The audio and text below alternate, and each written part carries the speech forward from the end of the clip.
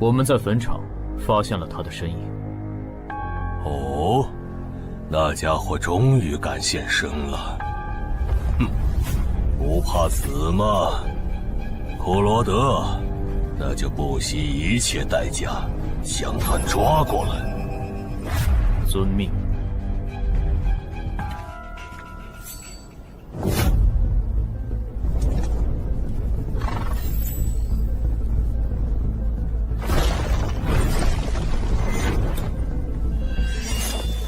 是不是打败你，才会放过我？那看来是没谈拢了。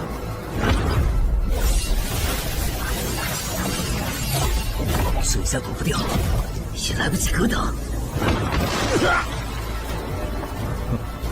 这就是你的实力。还没分胜负呢。敬酒不吃吃罚酒，那就把你变成亡灵带回去。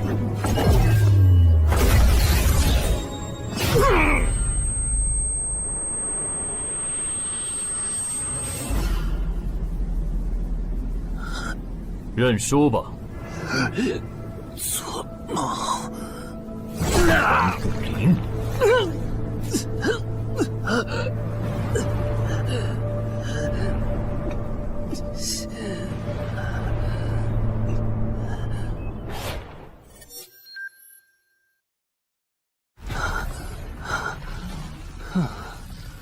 还好只是梦啊！等等，啊！不是，这地下室入口，竟然真的上到我家里来了！2030年，世界各地相继出现地下城入口。在经历了一系列探索、争夺、开发和地下城失控所引发的骚乱后，各国政府确认了5件事：一，入口无法被破坏，但攻略地下城可以使其关闭。2. 如果未能在规定期限内攻陷地下城，那么该地下城入口将翻转，地下城内的怪物将涌入这边的世界。3. 步入地下城并存活的人类将成为冒险者，自此踏上超凡之路。4. 地下城内的怪物等级越高，攻略该地下城的收益越高。5. 最高等级的地下城 BOSS 连核弹亦无法完全消灭。过去10年，地下城入口逐渐被公众所接受，有关地下城和冒险者的情报也被允许逐步公开给公众。冒险者周刊报道显示，冒险者人员十分稀缺，但却人均千万富豪。这一消息令冒险者这一职业变得非常受欢迎。对普通人来说，冒险者就是一步登天的门票。所以你过去3年的冒险家生涯，为你赚取了超5亿的财富。当然，对于刚刚成为传说级冒险家的我来说，这只是个开始。但少有人知道，每一位高等级冒险者的背后，都有许多普通冒险者和无辜平民的牺牲。而我们的主人公陈海，恰好是知晓这一秘辛的少数人。你还真是给我出了个大难题啊！能让人一夜暴富的地下城，可对我来说也没啥用啊。毕竟我又不缺钱，而且我记得地下城的死亡率好像很高，搞不好我会死。要不把它上交给官方冒险者协会算了，说不定可以换点特别的好处。嘿嘿嘿嘿。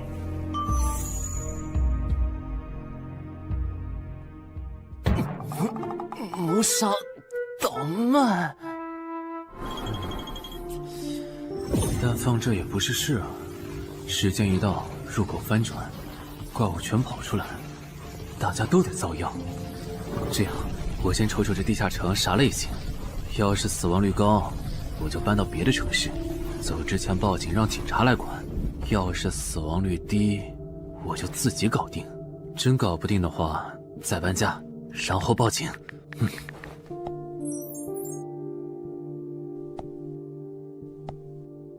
嘿，运气不错，是 Level 2的狩猎型入口。地下城入口的等级可以靠入口的规模判断。陈海家的入口太小，只能是入门级。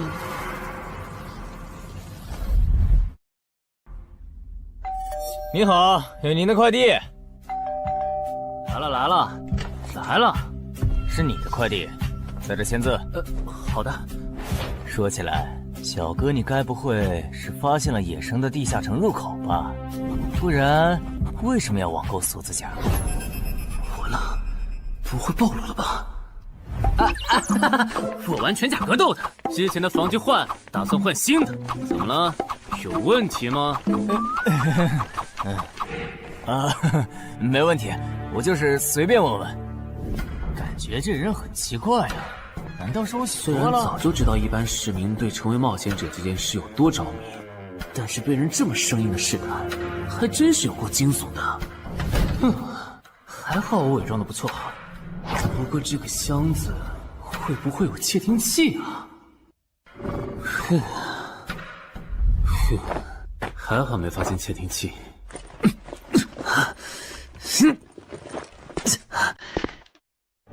忍住，还有胸口也有一点点闷。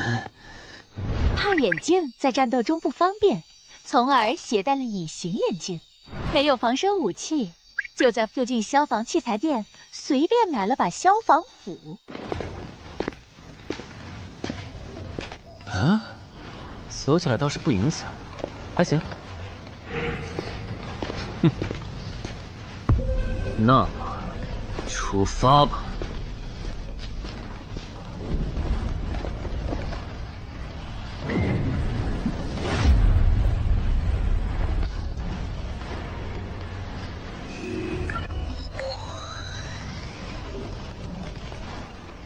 啊，不是地区地形吗？那看来我的首战对手大概率是豺狼人了。讨厌，这套锁子甲没白买。说起来，根据官方提供的情报，新人进入地下城后会激活冒险者面板，脱离条件也会出来。我的呢？来了。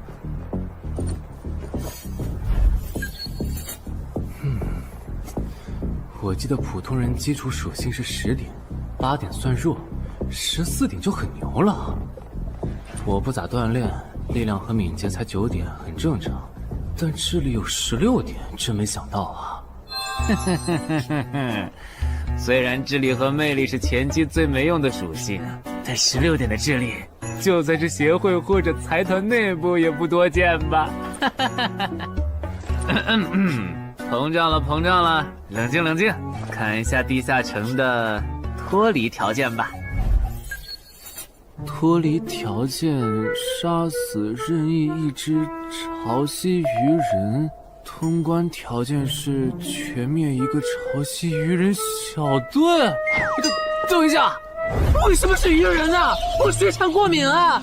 就不能给我安排点正常的对手吗？啊！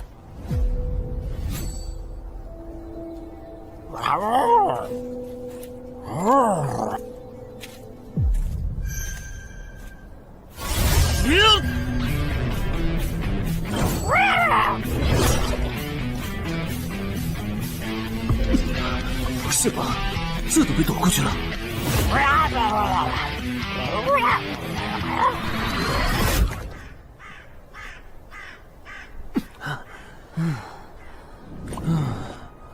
不是，这个地下城的难度标注是不是搞错了？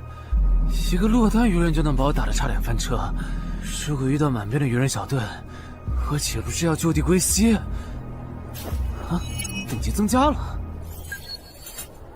，Level 2菜鸟，我的称号我与潮汐鱼人5-5开，这玩意儿侮辱人是不是？算了，今天就到这里。还是等我请个健身私教，把基础属性练上来了，再来挑战这个地下城吧。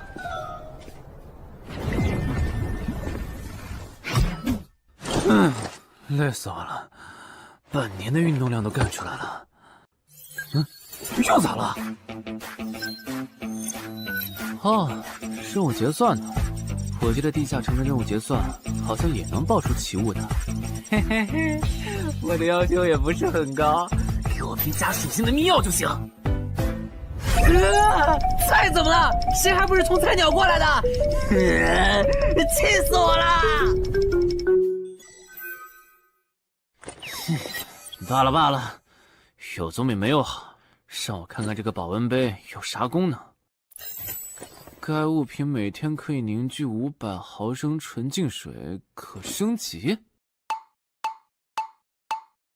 这垃圾东西谁要啊？气死我了！你好，我预约了安教练。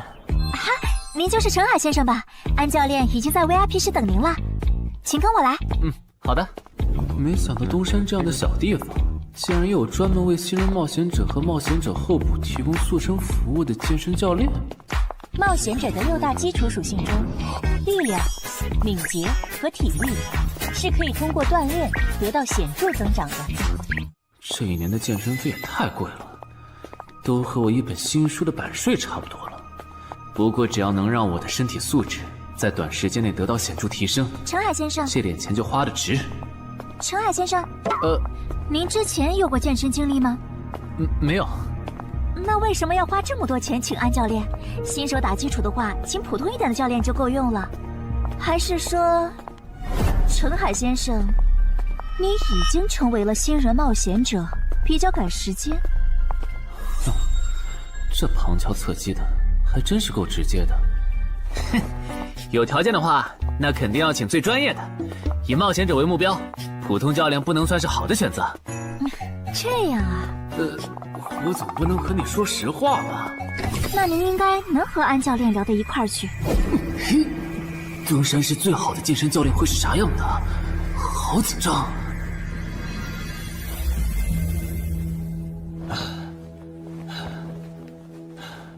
啊！和我预想的完全不一样，我还以为会是个肌肉兄弟，结果到头来，这不是个小白脸吗？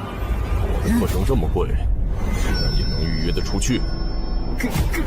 开玩笑的吧？就是你想成为冒险者，跟我来吧。3、4。我撑不住了，教练。 5，真的撑不住了。好，你到这里吧。30公斤举了5次，换算一下，你目前的单次最大重量应该在35公斤。作为健身小白，结合你目前的体重，你这个卧推成绩算是偏弱的。什么情况？虽然我知道我的身体能力低于平均线，但是这也太弱了吧？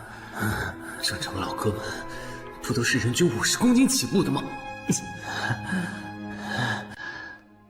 陈海先生的基础有点差呢。35公斤的极限数值换算到冒险者面板上的力量属性，应该只有9吧？普通人的力量、体能和敏捷数值是相对平均的，不会偏差太多。他现在这个状况，要在1个月的时间里变成冒险者，几乎不可能。那一般要多久？这个看你，如果天天练的话，差不多1个季度就能达到3个11了。这个11是你成为冒险者后面板上给出的约束，换算下来的话，就是比普通人略强。明白了。所以，办卡吗？那就先办一个季卡吧。我去哪儿交钱？转给我就可以了。好耶，以后撸铁不孤单了。认识一下，我叫徐茂，是健身馆的签约冒险者，以后多多关照。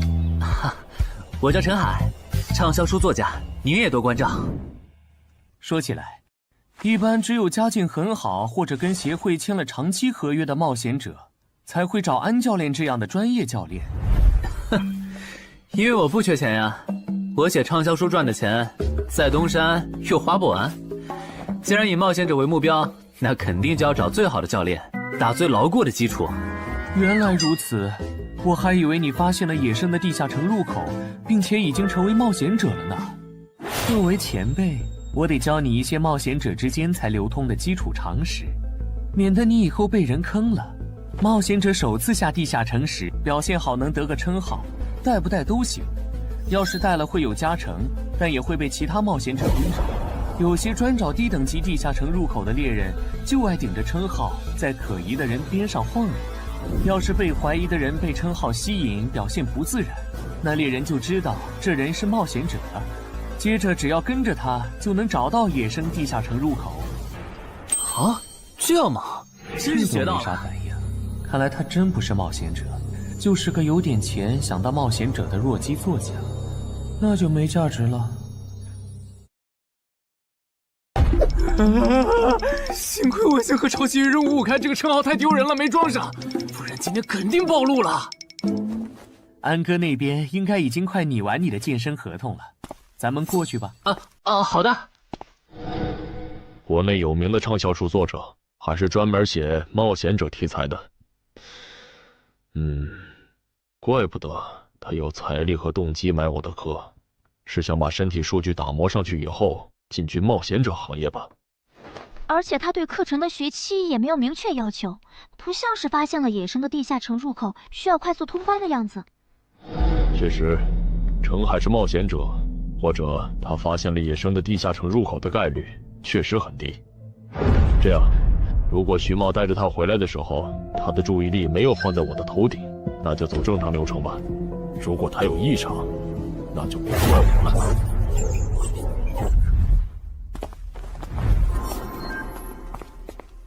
合同拟好了，你看完如果觉得没问题就签吧。好的。怪问，不是吧？连健身馆的3A 级教练也……这边。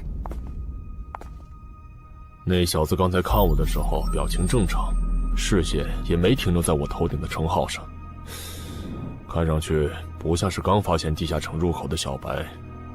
徐茂，你没做多余的事吧？怎么会呢？我可是健身馆的签约冒险者。那就没有持续关注的必要了。签好了。这份是您的，请收好。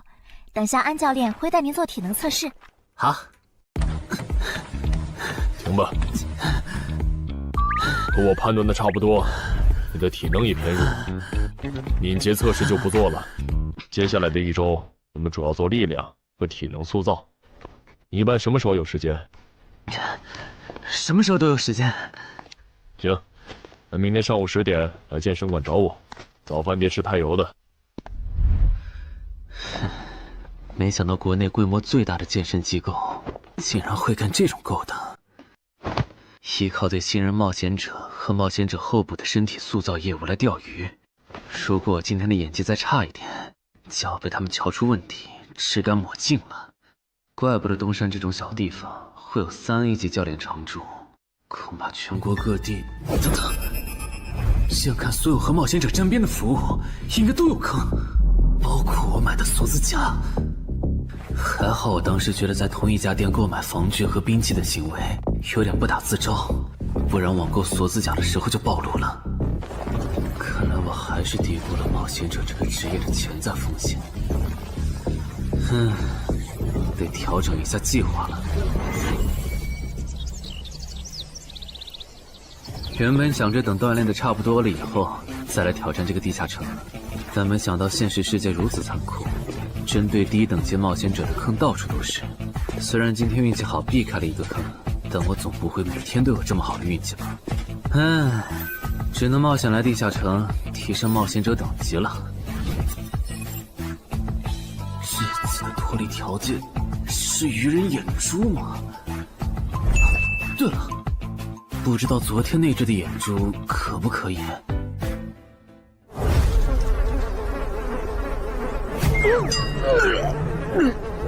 早都被啃光了呀！看来这附近有类似野狗的生物。不过好在眼珠还在。好耶！今天可以不用战斗了，等下只要记录一下这地下城的地形。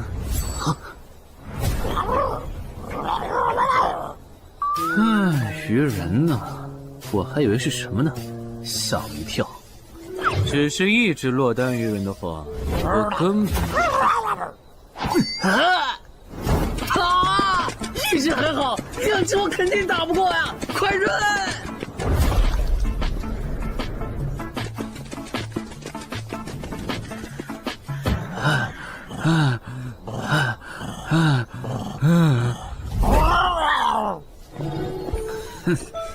你都死到临头了，还这么嚣张，没发现吗？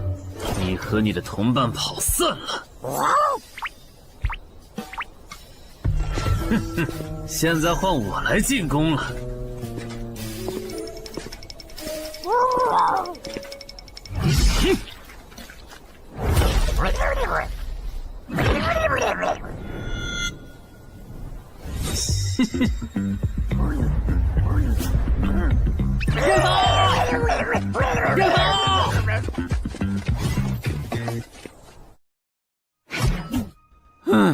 累死我了。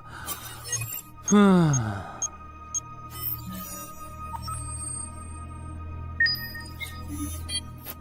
是吧？这次的评分明明更高，为什么反而没奖励啊？入门级地下城的暴力原来这么低吗？不过如果其他冒险者也是这个情况，那么他们是怎么赚到钱的？还是说有什么常识是别人知道，但我不知道的？明天找机会去问徐茂和教练。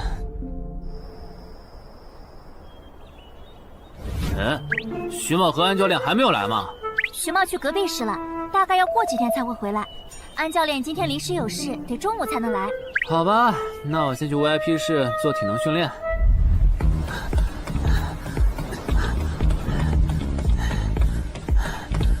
我外出的这几天，他都是这个训练强度。对，那可真够拼的。这样看，用不了多久，他就能把力量和敏捷提升到11了。对，如果他能一直保持一个季度下来，力量、敏捷和体质恐怕都能到12。说起来，教练你就没考虑过把他吸收进健身馆吗？这种有钱又有行动力的好苗子，只要不出意外，以后绝对能成为中间冒险者。你回来之前我就问过了，但被他拒绝了。他想通过黑市的路子成为冒险者，然后当独狼。陈海，你这也太拼了，练这么猛很容易受伤的。还是说你打算今年就成为冒险者？能尽早成为冒险者，肯定要尽早。拖久了，以我的财力恐怕就上不了车了。毕竟时间越往后，冒险者名额的价格也就越贵。倒也是啊。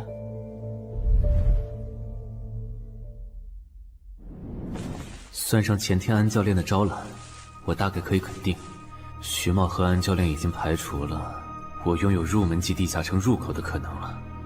接下来可以找一个合适的时机。发什么呆呢？在想事情？没，可能是太累了，有点走神。你这样肯定不行，频繁的超负荷运动只会累积伤病风险，真受伤了反而会拖慢你的塑身进度。我也意识到了，后面应该会减少训练量。对了，截止到现在，你的前期投入都赚回来了吗？还早着呢，照现在这进度，起码得等我到11级才有可能回本。为什么是11级以后？因为1到5级的冒险者挺好混的，有老手带着，完成任务就能撤退，死亡率极低，没想法的就可以这么混等级。而6到10级后，任务变难了，怪物的情报就值钱了。上阶段的混子在这阶段就去收集情报，死亡率虽然变高了，但还能接着混。只有到了11级，地下城的难度提升到混都没法混的时候，才是我这种冒险者开始盈利的时候。这个阶段的冒险者对实力的提升最为迫切。装备、奇物、技能书，一切能提高生存率的东西，都能卖出很高的价格。不是，我不明白，11级后的地下城那么危险，为啥6到10级的冒险者不提前准备？不提升有很多原因。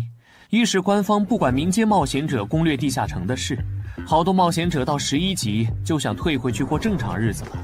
二是地下城的东西只能让一小部分冒险者在精英地下城混下去。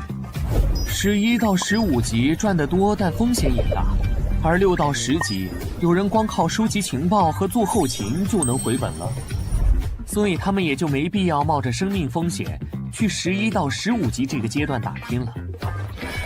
原来如此，所以冒险者在6级，不，在更早前就已经完成分流了。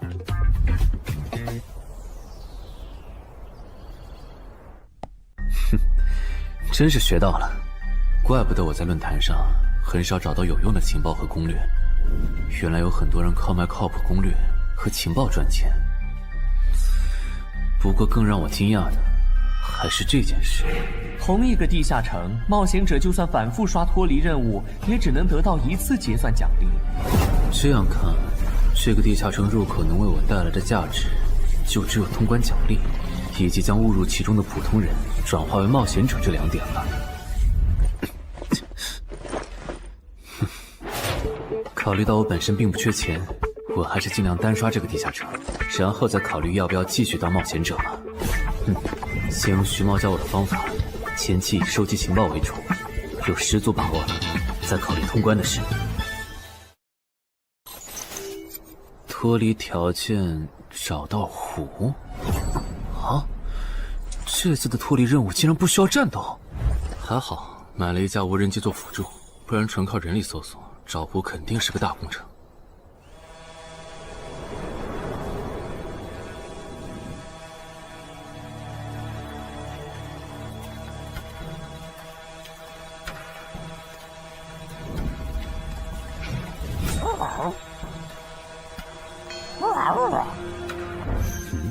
这是什么？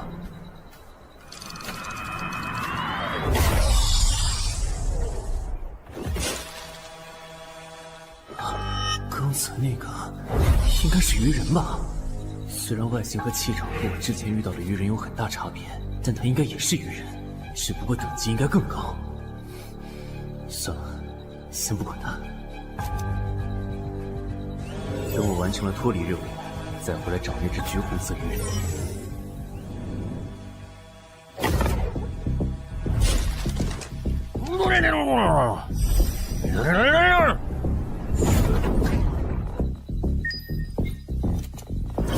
找到了！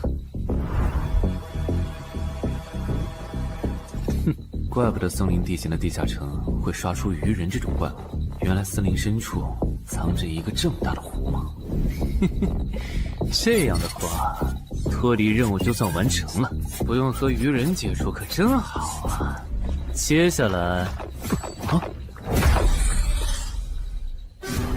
是那只橘红色的特殊鱼人。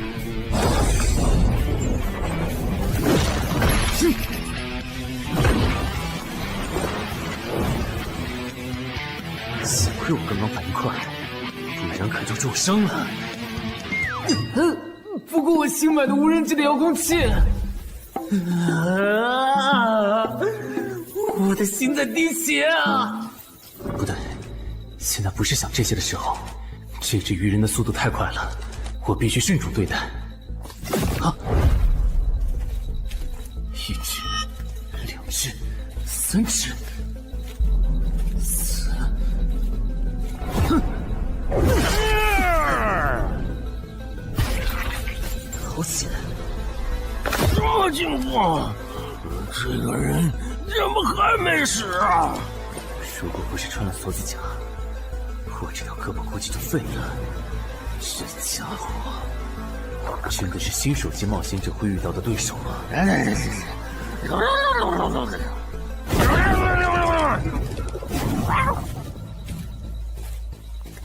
如果只是和这只橘红色鱼人单挑也就算了，关键我还得抽出一部分精力来处理身后这几只杂兵。不管怎么看，这个地下城的难度绝对超纲了呀！要不逃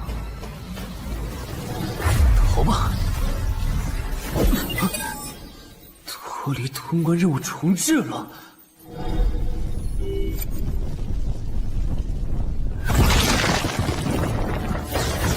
我说全岁，你这样很像是在虐尸出气，有吗？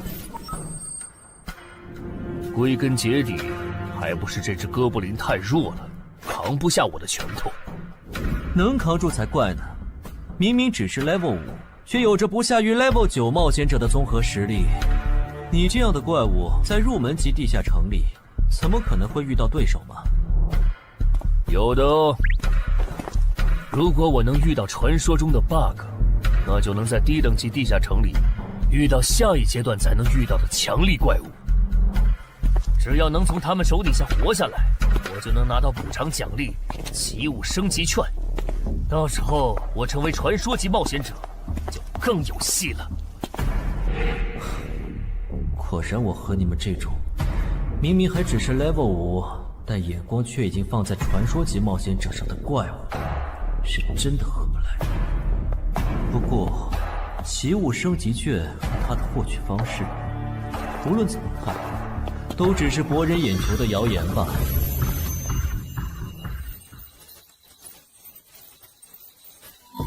在高战力异常鱼人个体的追杀下活过3分钟，任务完成后将得到额外补偿，奇物升级券。不是吧？我都准备逃命了，你给我整这个，要玩死我吗？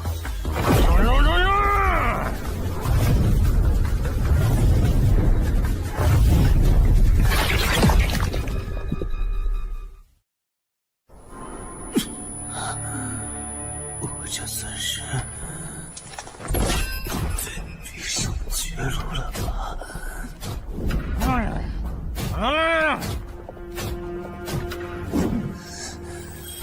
早知道当初就不该成为冒险者，好好当个畅销书作家不好吗？虽然嘴上这么说，但我其实很清楚，这些年因为写冒险小说的缘故，我一直对地下城有向往，向往自己成为冒险者，体验那紧张而刺激的冒险者生涯。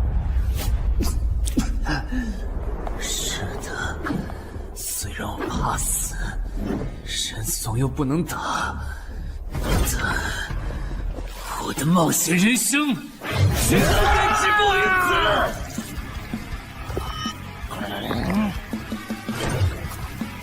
想想，我现在还有什么牌？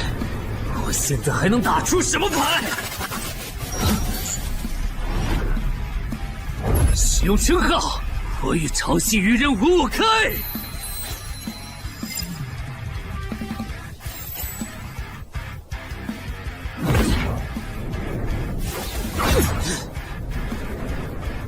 身体变轻盈，力量也变强了一点。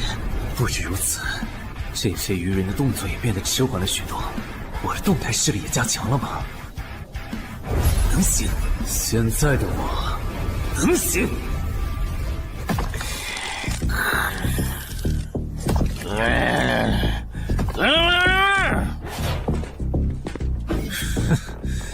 没想到高级鱼人说的话，我竟然能听懂。就剩你了，头目。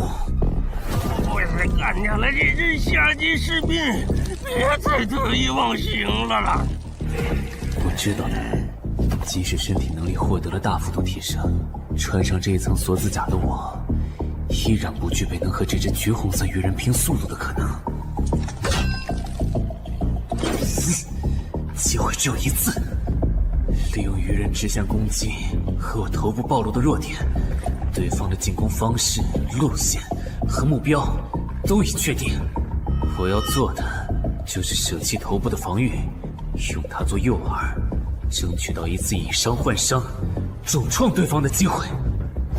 如果这一次机会我没有把握住，那么吃到教训的他，必然不会再给我翻盘的机会了。这种生死皆在一瞬间的体验，真让人血脉喷张，沉醉其中，无法自拔。就是现在！我这不是技能干的吗？可能真的。开什么玩笑！我居然会被这种弱者可恶！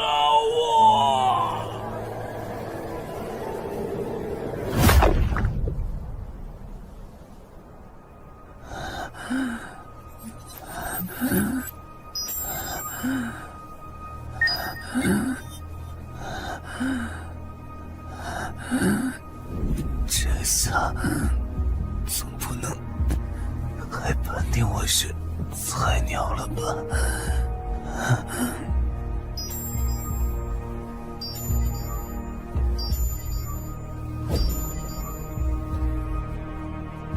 平平无奇的保温杯吗？对，平平无奇保温杯。使用起雾升级圈。啊！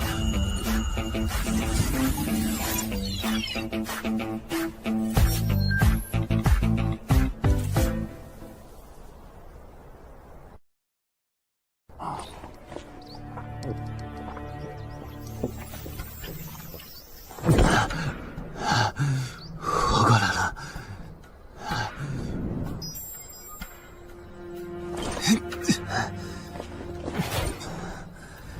已经愈合了。冒险者面板，冒险者等级竟然提升了，不过还是菜鸟。感知也提升了一点，还获得了一个新称号——至死地而后生。哼，倒是个意外之喜。再看一下通关任务重置后变成什么了。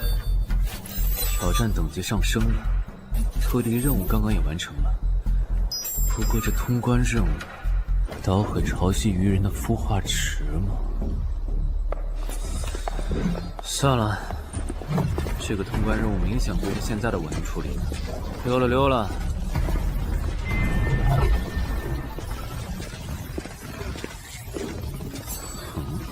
是错觉吗？怎么感觉这个地下城入口变大了？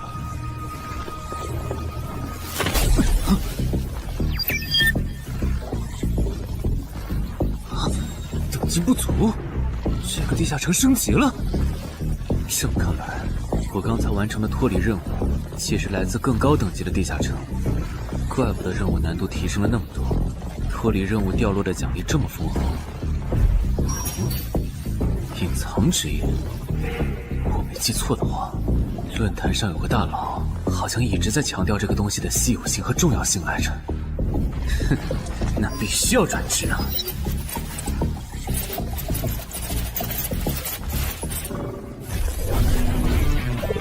啊，什么情况？感知竟然提升了，死亡行者也算是新职业了。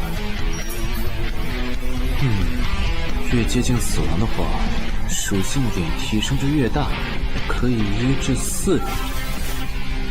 啊，刚刚啥玩意儿？我家？这就是感知16以后的世界吗？即使闭上双眼，我的大脑依旧能够准确勾勒出客厅每一角。真不敢想象，20点感知的人类眼中的世界又会是什么样子。说起来，我与潮汐鱼人555开这个称号的效果，刚刚在地下城已经体验过了。这个至死地而后生的称号，效果又会是什么呢？被逼入绝境以后，就能得到力量、敏捷、感知，每个加4点的加成。这个称号的触发条件和死亡行者的触发条件差不多哎。等等，也就是说，死亡行者搭配至死地而后生，极端条件下可以给我带来8力量、8敏捷、9感知的提升。哈哈哈哈！这也太超模了吧！胆子再大一点，以后遇到打不过的敌人，我完全可以靠自残触发效果让属性提升。等干掉敌人以后，再用稀奇古怪的回血药水把状态拉回来。而且回血药水的用处也不止于此，有了它，我再也不用担心健身过度肌肉拉伤了。反正每天都能回一次血，完全可以想怎么练就怎么练。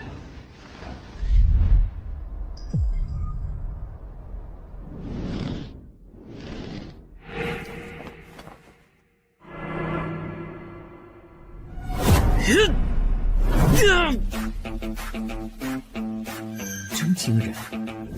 谁能想到，不久前还只是个健身小白的他，只用了不到2个月，就达到了正常人要用1年才能取得的成果。就他那训练量，换别人来早就去 ICU 报道了。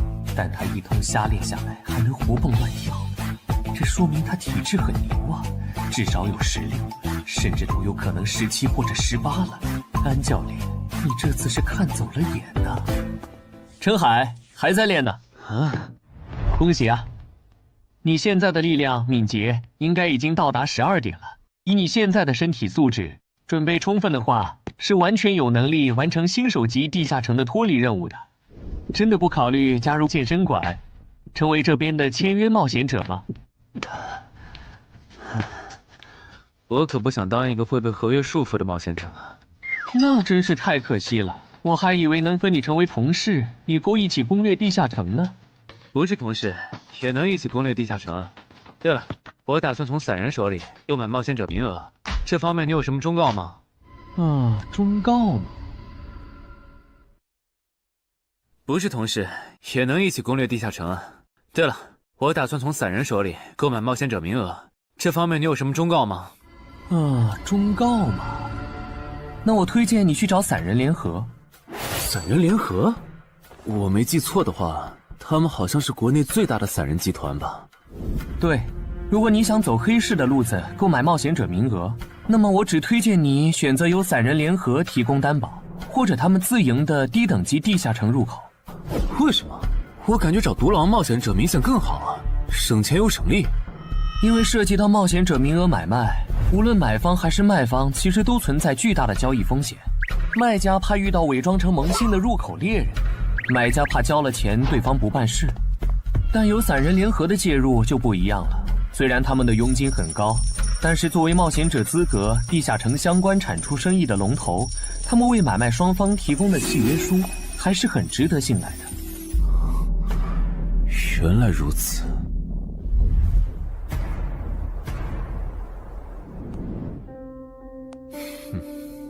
查了一下，整个漳州只有云霄市的这个老廖稍微靠谱点，找了散人联合做担保。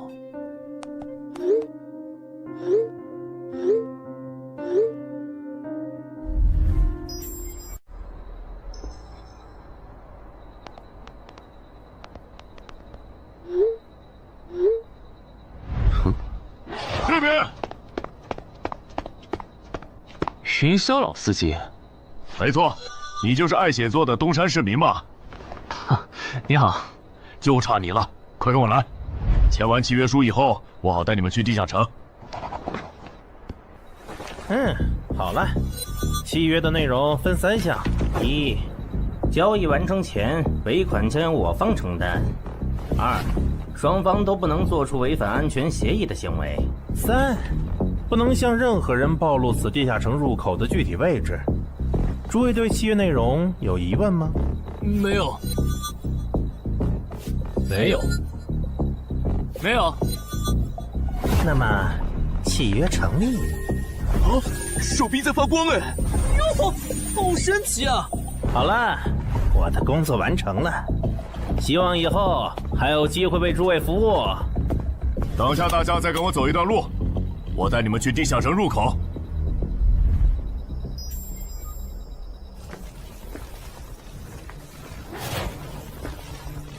这个地下城入口的位置确实隐蔽，难怪没有被官方和云霄市的资本发现。好了，大家排好队，按顺序进入。我先走一步，给大家带路。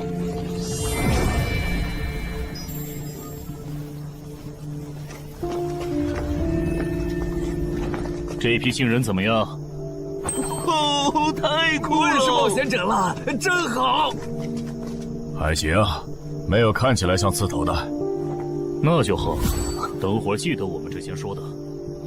卖家原来有2位吗？好了，大伙儿看向我这里，学着我的样子对空气喊：“冒险者面板！”冒险者面板。大家可以在冒险者面板的个人信息栏查看到自己的基础属性，往下滑动，可以在任务栏查询任务。不是吧？我的基础属性原来这么低的吗？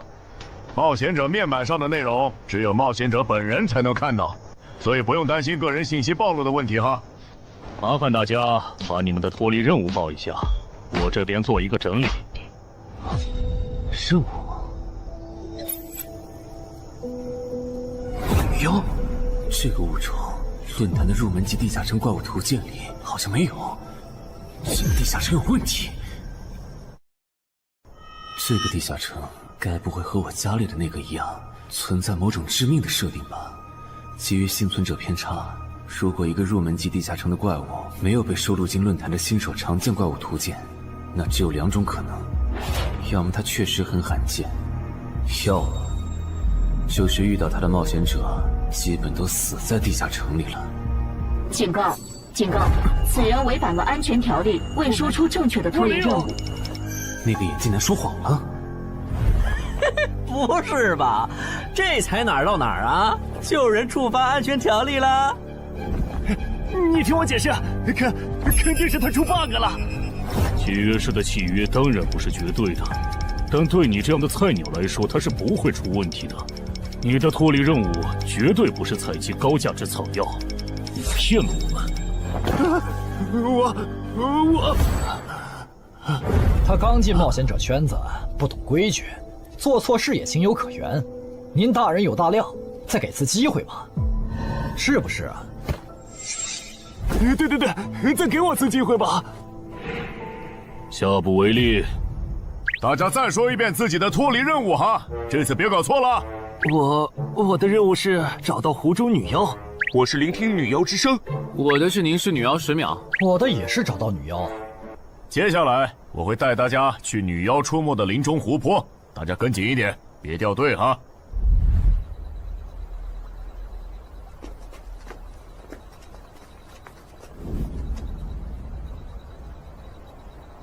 冒险者面板。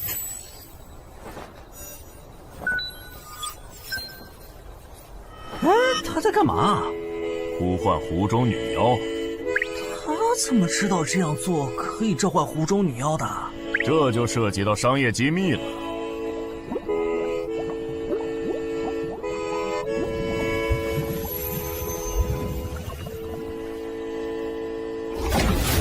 女妖出来了！我的脱离任务完成了，我的也完成了。8、9、10。大家把耳塞戴一下，女妖马上就要唱歌了。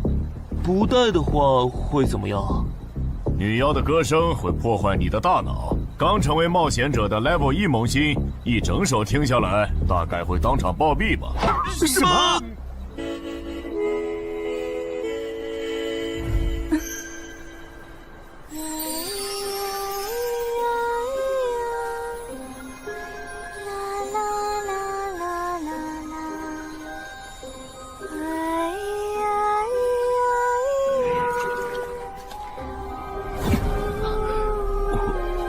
被醒了，就听了这一小会儿嘛。还好我戴了耳塞，歌声听得不真切，不然恐怕已经死掉了。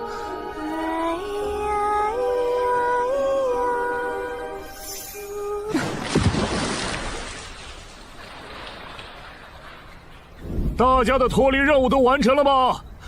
都做完了，那咱们就原路折返回去了哈。搞笑，让我们原路返回？来之前我已经查过了，地下城里的植物和矿产都是很值钱的。你这么急着赶我们走，不会是想要独吞这个地下城的产出吧？我们可是付了钱的，为什么不能在这个地下城采集高价值草药和矿产来回血？等一下，咱们的契约书里可没有这条。但也没有不准我们完成脱离任务后采集高价值草药和矿产的条例吧？原来冒险者还可以在地下城内采集草药和矿产的吗？你不知道吗？其实大部分冒险者并不具备通关能力的，他们主要的盈利方式就是搬运地下城内的物资和收集怪物情报。你是觉得脱离任务已经完成了，我们又碍于契约不能对你出手，所以可以发难了是吗？不然呢？真是笨蛋！但有一点你没考虑到，那就是我并没有和你们签订契约啊。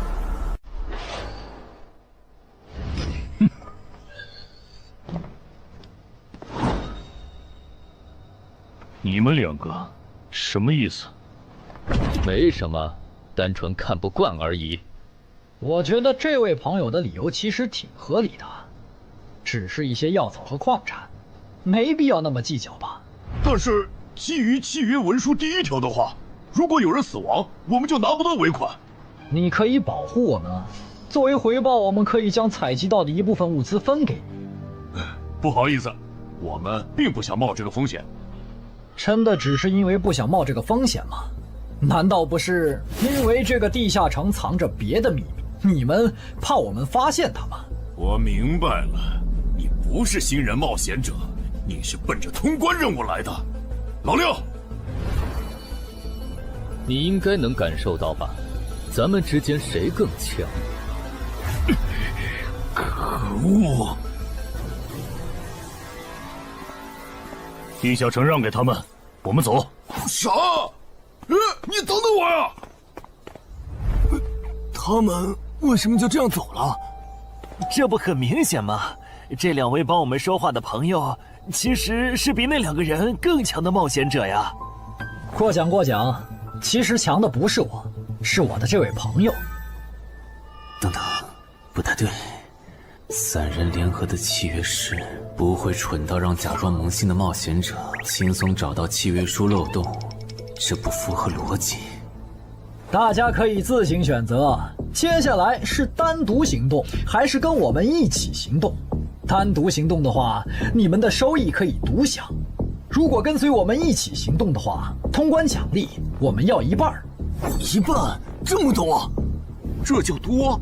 你没仔细听吗？是通关奖励的1半。这2位资深冒险者的目标是通关。新人冒险者的通关率一般只有10%，甚至更少。就算分出去1半，我们也领先了90%的新人冒险者。大叔，你别得了便宜还叫委屈啊！所以这其实是好事。对新人来说，第1次通关时间是重要分水岭。新人冒险者越早拿到通关奖励，未来的冒险者之路就会越顺畅。那就是说，就算我只拿到1半的通关奖励，也会比绝大多数同等级的冒险者要强吗？如果你没有浪费这些开局资源的话，确实是你要强一点儿。请让我也加入你们，也包括我。我也要。那帮没良心的，签契约书前都说好了，只涉及脱离任务，其他不包的。任务一完成，他们就变脸了。差不多得了，都走了这么远，他们不可能再跟着了。你不用演了。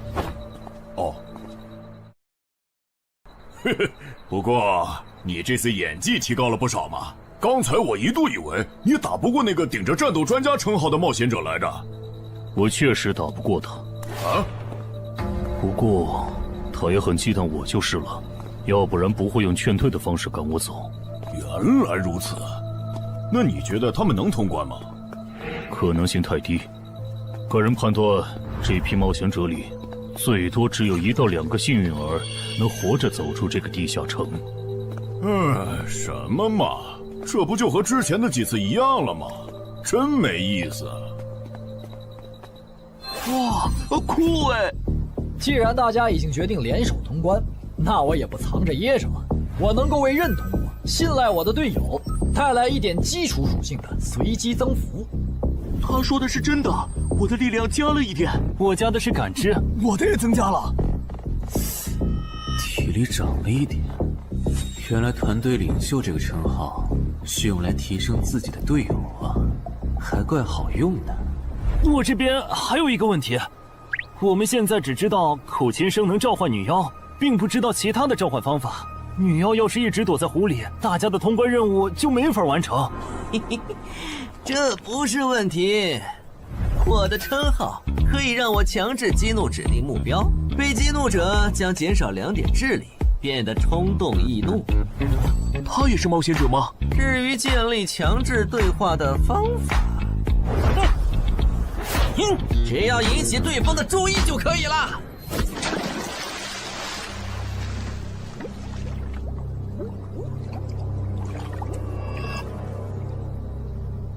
蠢货，你过来呀！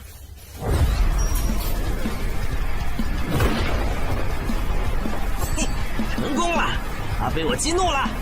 剩下的交给我吧。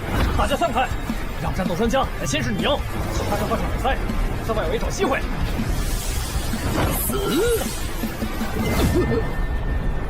穿过去了？开什么玩笑？竟然是灵体！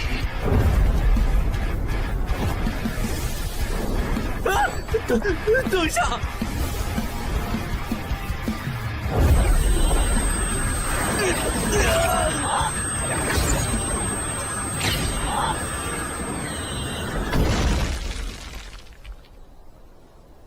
还好有2-3，只是鼻子出血。不是吧？这个女妖原来是个妖魂。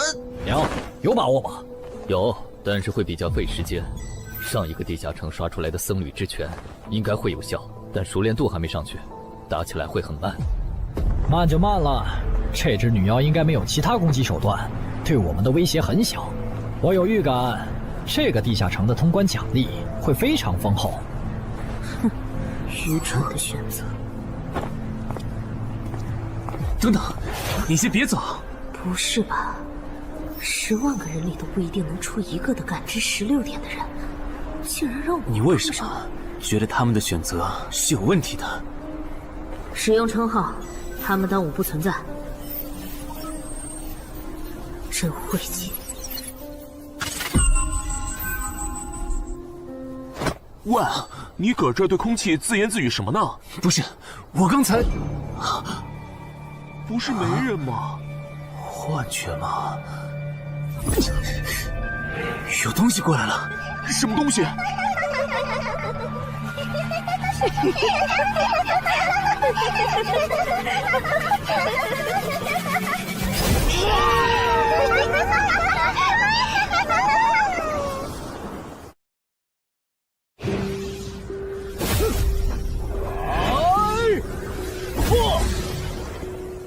有效果了！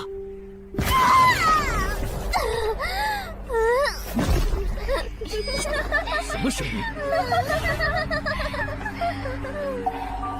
我们搞错了，这个地下城不止一个女妖，那2个卖家没安好心。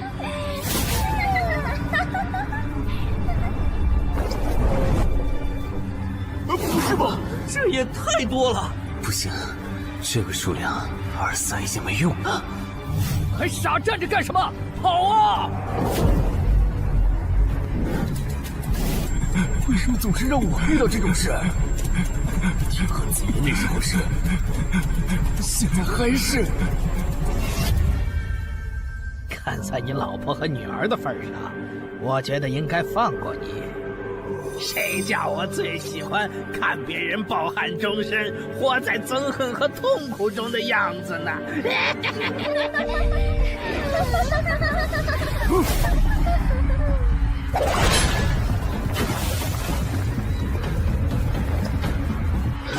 你们以为我是谁？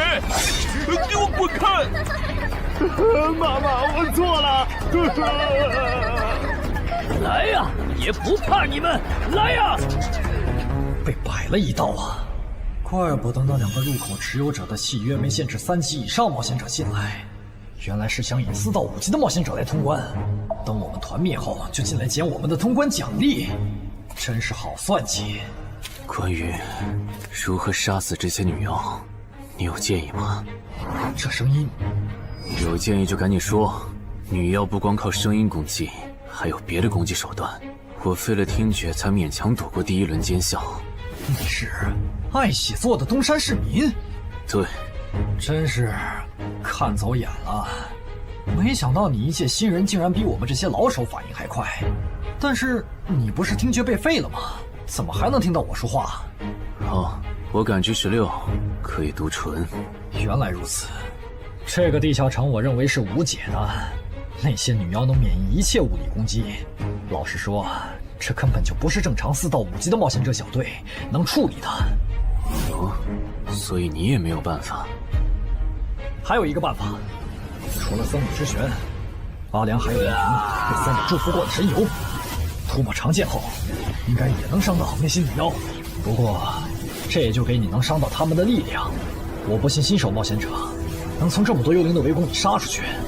但总不能坐以待毙吧？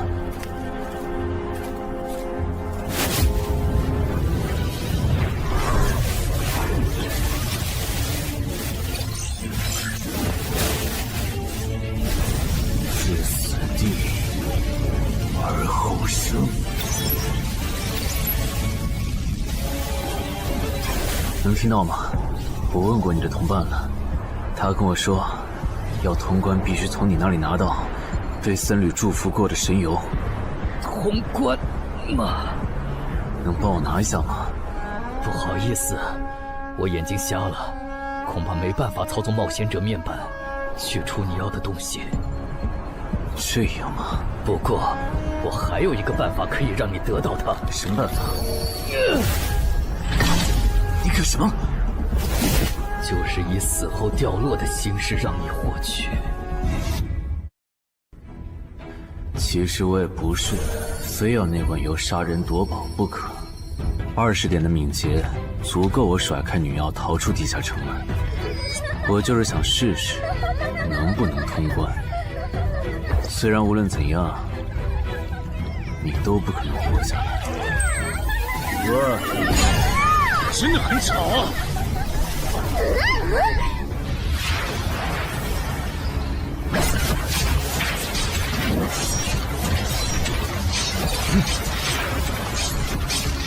对邪恶生物伤害加0点，那么开始反击吧！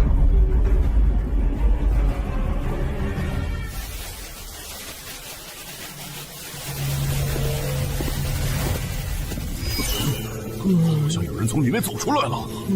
哪有人啊？你看错了吧？不是，我真感觉到了。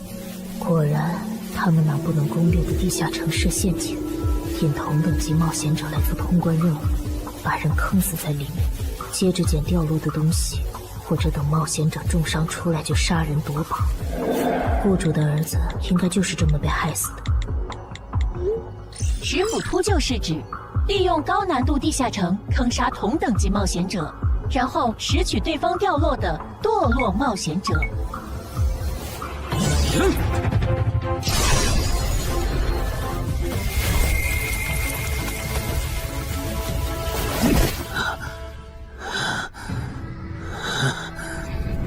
好险！如果再多几只女妖，我恐怕就要被逼出回血药水这个点牌了。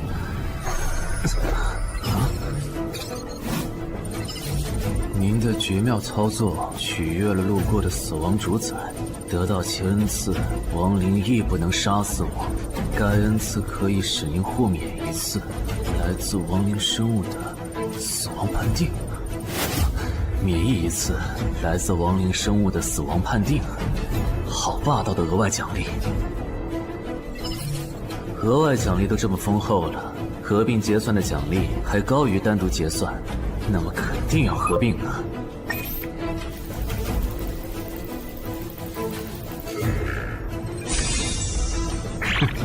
果然，除了稀有级奇物和新称号以外，还给我报了2个专属技能。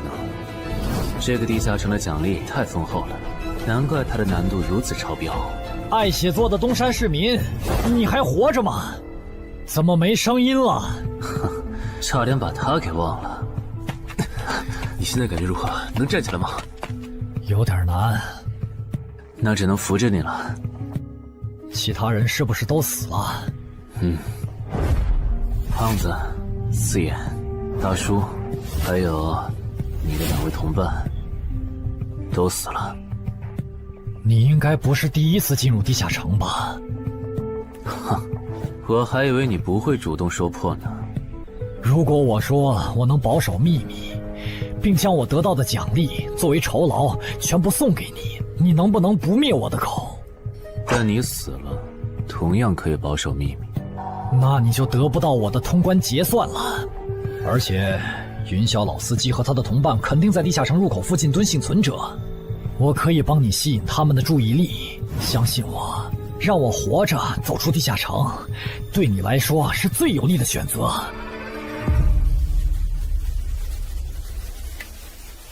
看到了吗？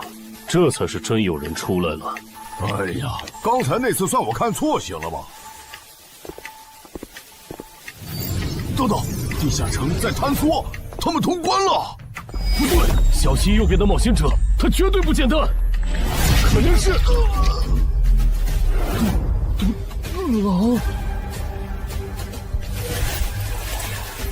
先干掉一个弱的，接下来到你了。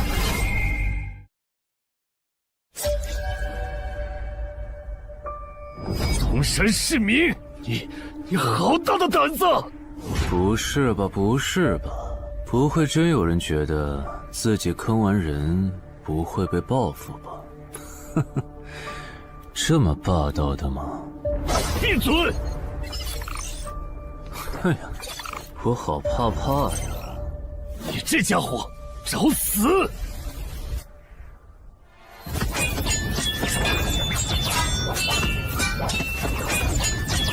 这俩人相互厮杀的程度，有些7级甚至8级的冒险者都没这么夸张的速度。不可能！带上这个称号以后，我的速度竟然还是没你快，真是离谱他妈给离谱开门，离谱到家了！你的敏捷难不成有17，甚至18？可，你猜？冒险者面板，哼，不比速度了。不比了。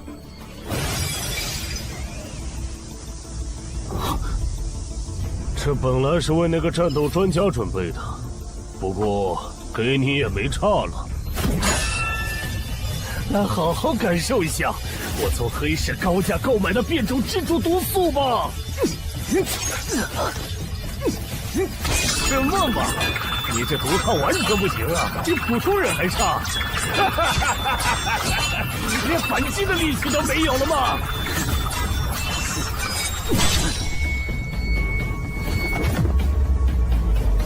太慢了，太慢了！你这样是伤不到我的。哼，蜘蛛毒，这就是你为我们准备的手段？怎么样？喜欢吗？作为7级地下城蜘蛛地穴的特殊产出，可以极大的削弱低等级冒险者的力量、速度和体力。迄今为止，因为他而败在我手上的5级冒险者已经有4个了，而你将会是第5个。然后呢？你应该不只准备了这点手段吧？全都亮出来吧！哼，不会吧？难道这就是你的全部了？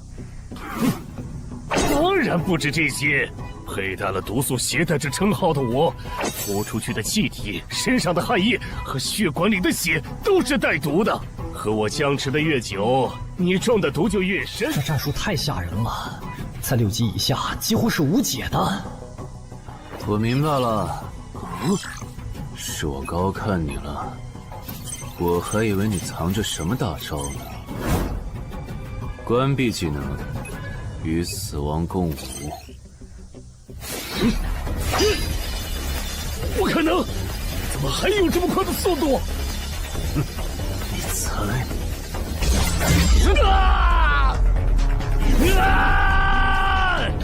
也太得意了！太慢了！你这样可是伤不到我的。不可能，绝对不可能！你明明只是个独狼，怎么可能比杀了大量5级冒险者的我还强？没什么不可能的，在舒适区里泡着的你，永远也看不到与死亡同行之人所看到的风景。但是，溺死的往往都是会水的，散人只有劣势更弱小的散人，才能积攒出大量的财力和武力。我的路才是正确的。对普通人来说，或许你才是对的。不过，在我看来，与死亡同行之人，如果走到了极致的话，未必不能超越死亡。不是吧？那么强的人，竟然这么轻易的被……啊！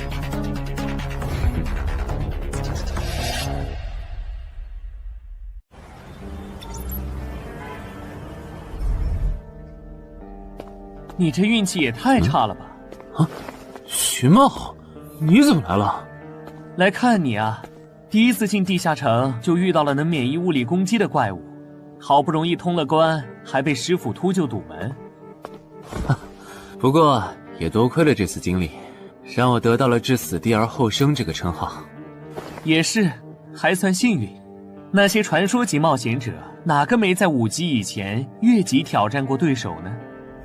对了，个人建议不要让别人知道你的主要称号，情报泄露是很致命的。冒险者要防的不只是地下城的怪物。原来如此，学到了。虽然女妖之森的入口持有者，官方说是被另一个幸存者杀了，但我查过，那人主要称号侧重团体战斗，单人作战能力没强到能杀掉2个石斧秃鹫，所以怎么了？我脸上有什么东西吗？没什么，我只是突然想起来，高教练月底就要回东山了。你这边养好伤以后，记得回健身馆报道。关于你的塑身计划，要进入第2阶段了。好的。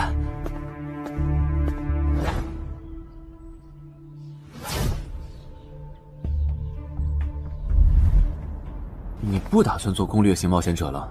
没错，这次地下城经历让我明白，我没当传说级冒险者的本事。与其在这阶段的地下城拼命，还不如到6到10级的地下城多弄点钱，然后就隐退。哎，不过你和我不一样，你有成为传说级冒险者的潜力，但前提是你得改掉独狼的习惯。为什么这么说？独狼玩法在10级前的地下城能提高任务结算评分，多拿奇物、称号和技能，但11级到15级的地下城难度大增，光靠个人根本过不去。如果你想成为传说级冒险者，10级前就得组建自己的攻略团队，不然在11级到15级时，要么会掉队，要么就会被官方财团收编，就没机会再往上提升了。团队嘛。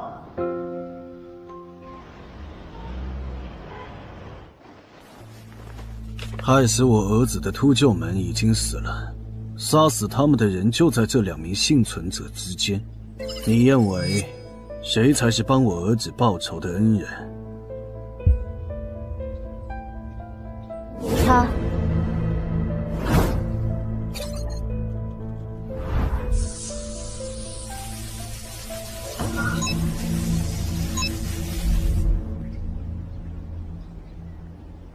小矮，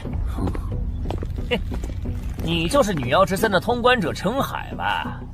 我们对你在女妖之森得到的通关掉落很感兴趣，你开个价吧。不卖。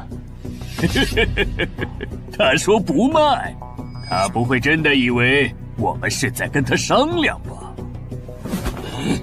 那我换种说法，把你在女妖之森得到的东西交出来，立刻马上，不然有你好看。你们在干什么？不许骚扰我们医院的病人，走开！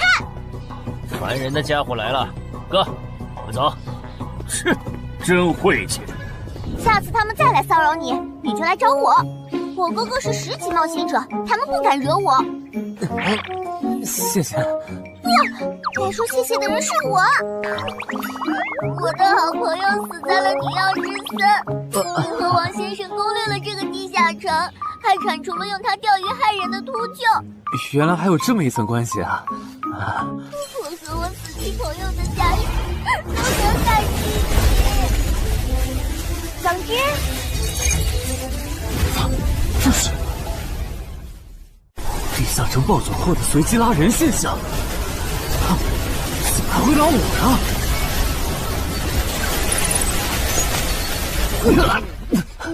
突！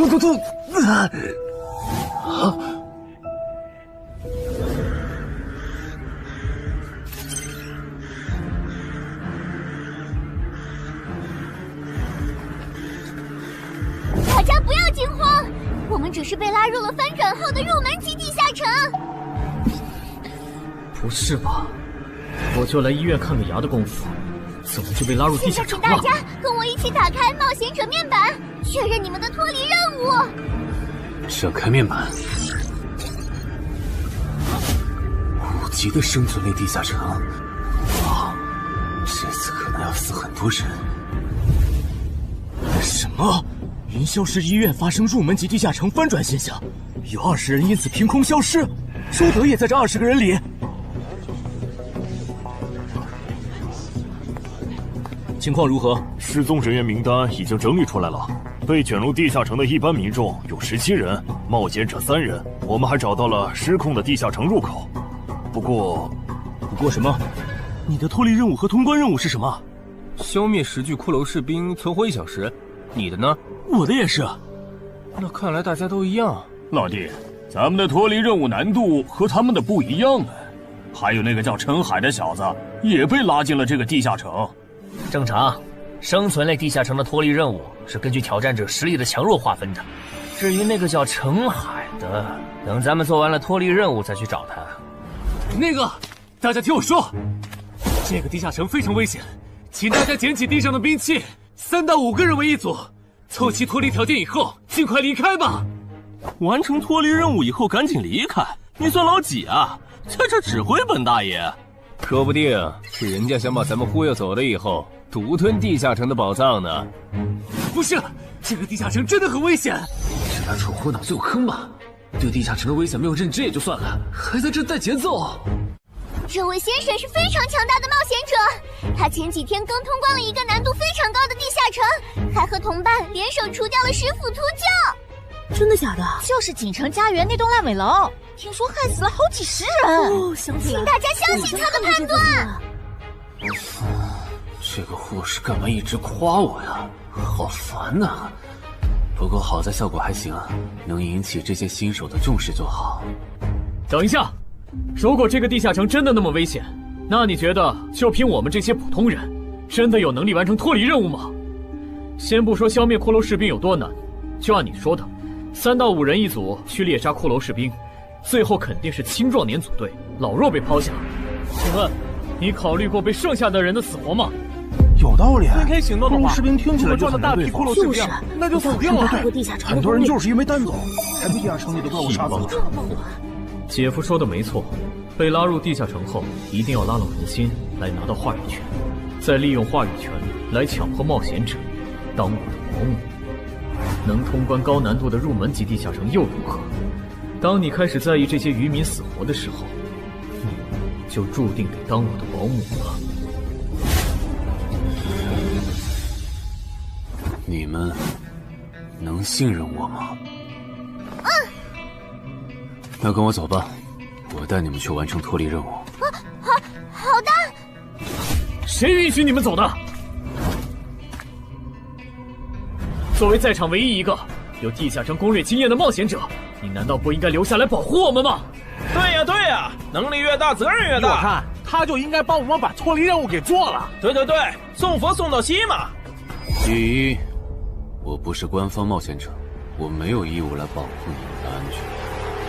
第二，不要对我道德绑架，不然我真的不介意走之前打断你的腿，把你留在这里自生自灭。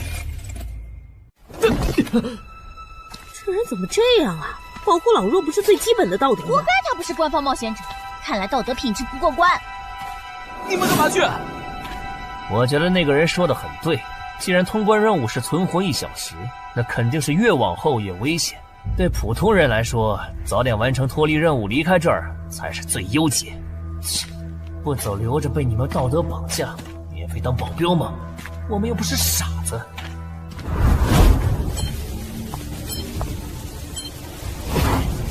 是他。这个地下城有什么问题吗，尚科长？这个地下城最大的问题在于，接下来的1个小时，能有几个人活着走出来？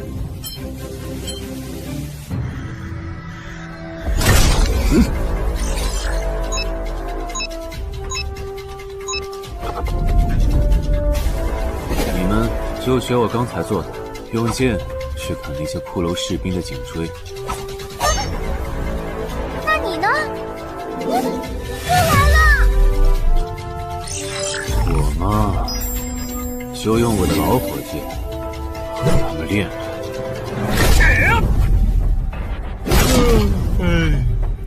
打完这批记得换班啊，老哥。好嘞。骷髅士兵不刷新了，看来并不是无限的。好消息是新人的压力小了，坏消息是我这样的老手完成任务更难了。这周围的骷髅士兵被咱们刷光了，换地方吧。好。受伤的人往后退，剩下的2人一组，交替清理从地里爬出来的骷髅士兵。再战40分钟，大家就可以回家了。好。亏我之前以为当冒险者有多难，结果就这儿啊！是啊，这些骷髅根本就没有那个老手渲染的那么危险。等这次结束，你也是个有名的冒险者。这些骷髅虽然弱，可不代表这地下城难度低。正相反，骷髅越弱，越说明地下城有极厉害的 BOSS。更让人烦的是，这地下城怪物也太少了。虽然我以老弱不宜参战为由，劝退了近半的冒险者，但是分到我这的怪物才4个。最后10分钟，这地下城难度肯定飙升。要是接下来10分钟都没有新的骷髅士兵刷出来，我就得自己想法子凑够剩下的6个骷髅士兵了。脱离任务做完了？嗯。你呢？还差几个？8个。把机会都让给他了吗？那你先回去吧，我们继续刷骷髅。等做完脱离任务以后，咱们3个在外面集合。10年来没有一个人通关。不止如此，这个地下城的幸存者们也非常奇怪，几乎所有的都是新人。怎么会有这么奇怪的地下城？正常不都是冒险者越强大生存率越高吗？因为这个地下城有一个被称为强者坟墓的机制。同样的脱离任务，新人的难度只有老手的1/10。当新人完成脱离任务离开的时候，实力远超冒险者的地下城 BOSS 会主动追杀冒险者。好多老手都栽在这机制上。朱德，快点察觉到，这个地下城的本质是谁最先完成脱离任务，谁才能活下来的竞速比赛。好心的冒险者哥哥，护士姐姐，再见。拜拜。再见。等下遇到的骷髅士兵，我多分给你一点。你先完成脱离任务，和他在外面会合。好的。有人完成脱离任务出来了。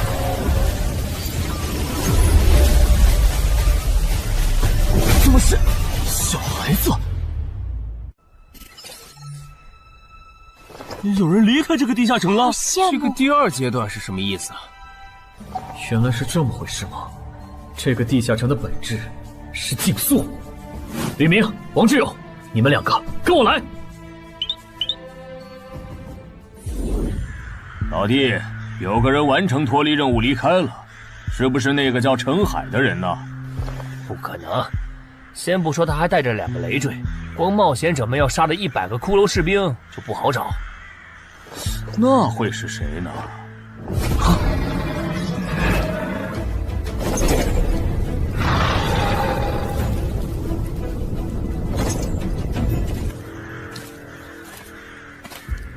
叫我们跟着他出来，都走这么远了，也不解释一下。如果遇到大群的骷髅士兵，咱们3就完了。闭嘴吧，他这么做肯定是有原因的，你没注意到吗？他是看到任务栏变更以后才叫我们出来的，恐怕他比我们更清楚这个地下城发生了什么。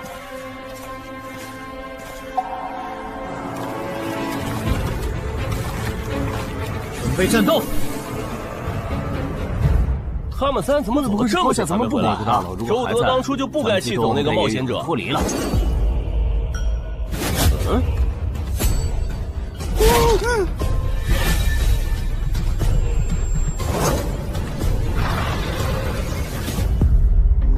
周德、吕明，你们2个王八蛋，竟然拿我当挡箭牌，用完就丢！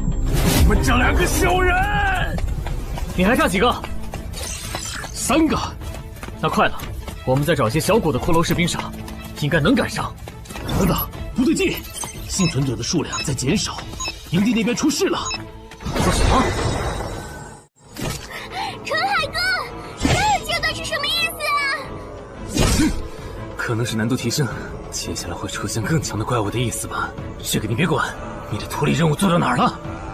我看看啊，陈海哥出事了，其他人都死了，现在只剩4个幸存者了。什么？左2，右2，去左。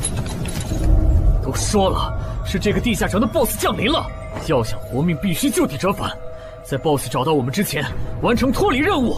别开玩笑了，就咱们2个人，怎么可能在那么多骷髅士兵的围攻下完成脱离任务？王之勇在的时候都做不到。听不懂人话吗？我们已经没有时间去找骷髅士兵了。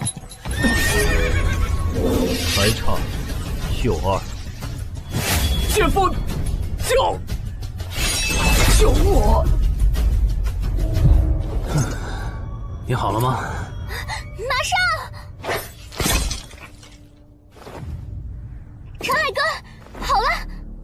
常先留下，你先走。可是，跪下！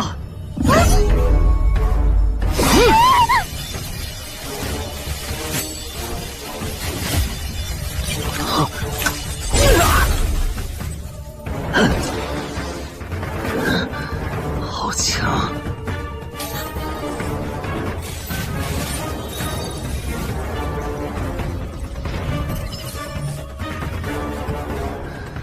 明白了吗？你留下来，只会碍事。我知道了，我去外面等你，你一定要活下来。好了，现在只剩下咱们2个，我猜你是不会放我走的，对吧？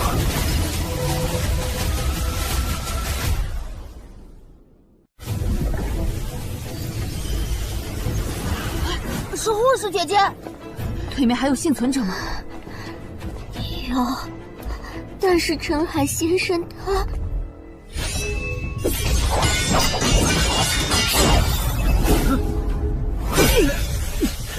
好强，想下去不行，速度和力量我都不是他的对手。就算能大概猜出他下一个动作，可因为一直忙着抵挡，一次出错的话就得死。要走！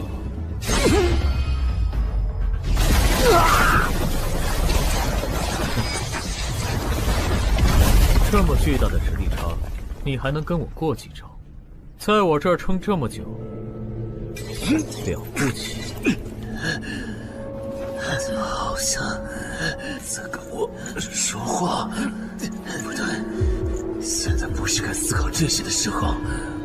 想一想，再想一下，到底该怎么做，我才能活下来？没戏了，把这边的情况汇总给漳州吧。就说云霄市医院地下城暴走事件，17名普通市民卷入，仅2名幸存，3名低等级冒险者卷入，无一生还。你在说什么？不是还没到时间吗？这才过去5分钟。就是。我能理解2位的心情，但是请不要再做不切实际的幻想了。这个地下城里的 BOSS， 就算是9级的我，也没有把握面对他能存活15分钟。你要等的人，哪怕是5级冒险者中的佼佼者，最多也就能坚持5分钟。你从地下城出来到现在都过去5分钟了，他还是没有脱离地下城，这意味着什么？你应该清楚吧？怎么这样？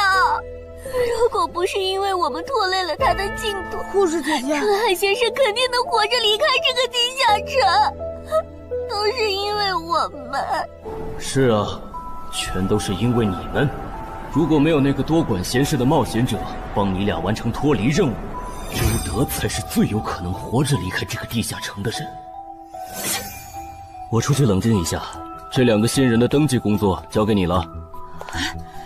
那这个地下城入口怎么办？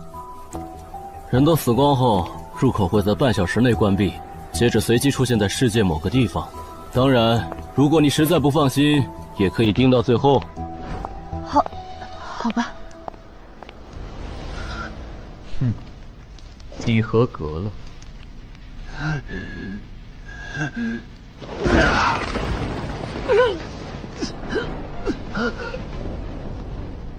我很期待你成为亡灵后的表现。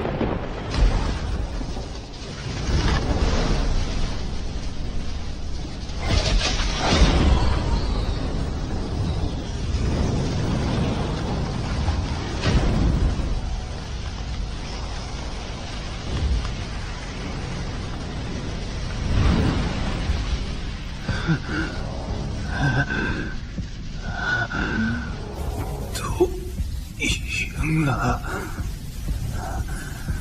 对这个 BOSS 来说，完整的我更有价值。在他回来之前，是死亡主宰的恩赐。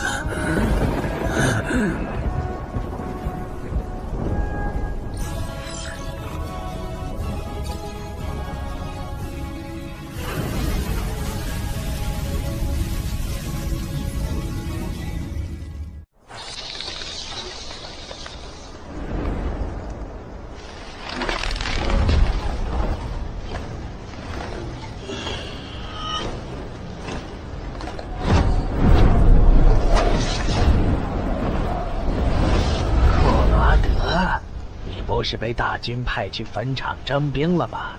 怎么回来了？切，白跑一趟！我还以为是谁激活了骸骨大军发出去的万念邀请函呢。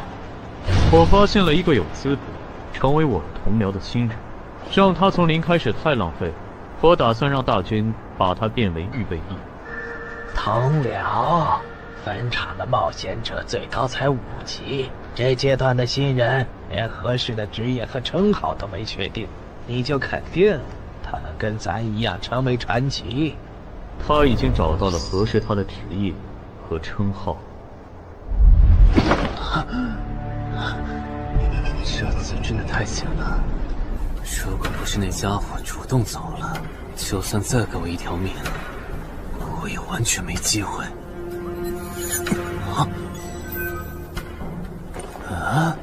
通关任务都显示完成了，为什么没有弹出来脱离选项？不会是必须完成脱离条件以后，我才能离开吧？在那个怪物意识到我没死之前，那得抓紧了。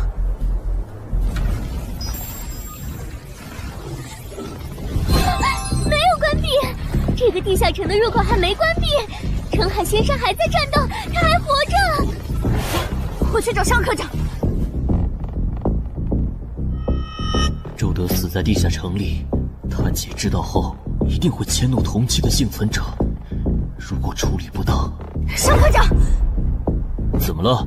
慌张成这个样子？那个地下城入口没有关闭，结束的时间明明已经到了，但是他还在。怎么可能？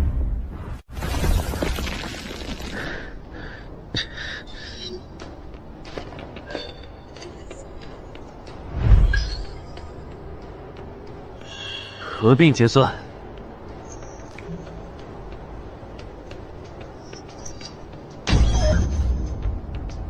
原来那个亡灵骑士叫库罗德呀。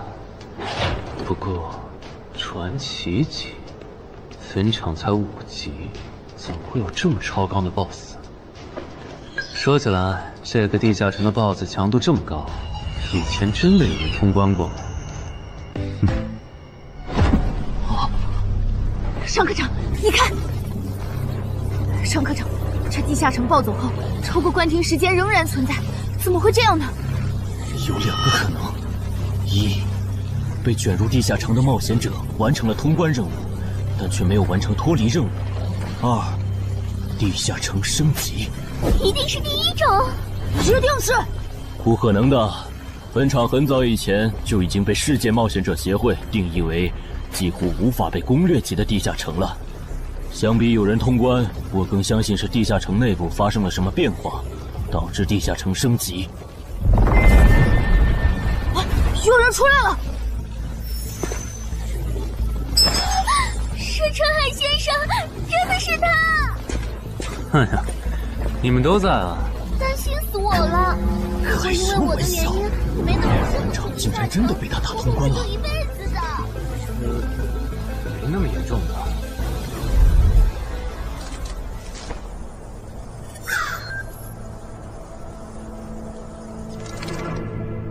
吴王，这是你驻守坟场以来第一次主动觐见吧？库罗德，你知不知道，就在刚刚，你成为了全球首个通关坟场的冒险者。首通？我？对，你要火了。坟场这个地下城虽然等级很低，但是在冒险者圈子里很有名气。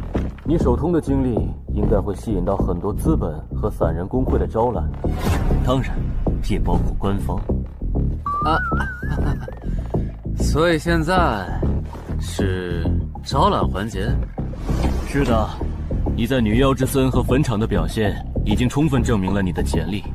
像你这样的超级新人，整个冥省1年下来也不会超过10个。作为云霄市地下城负责人的我，当然不可能错过。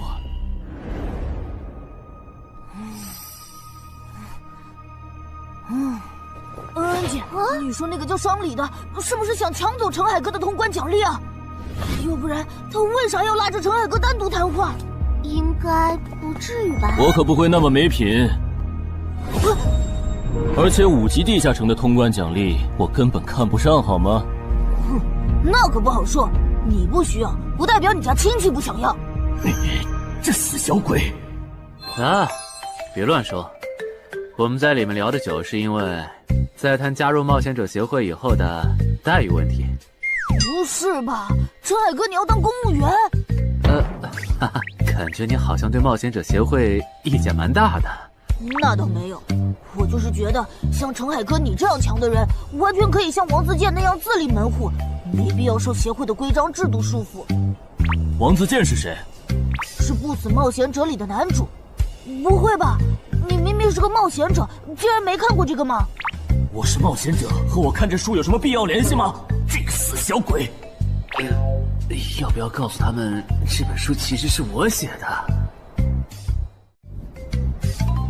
你是陈亥？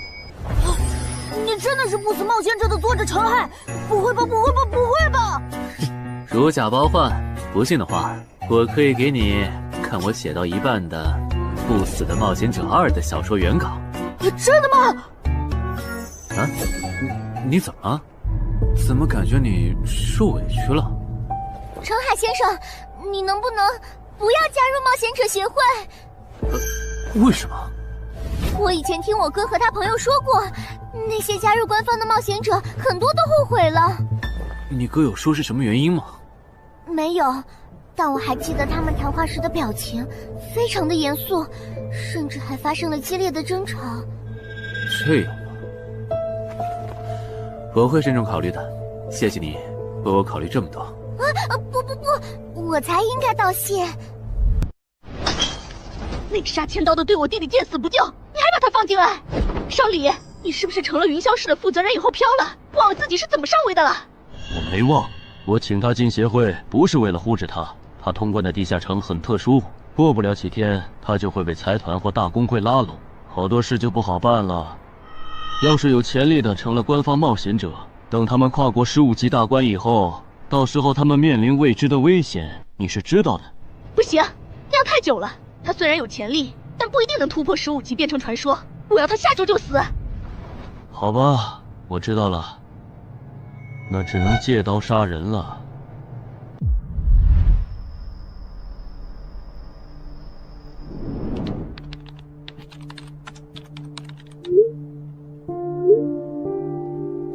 坟场，这个地下城的情报不是早就挖无可挖了吗？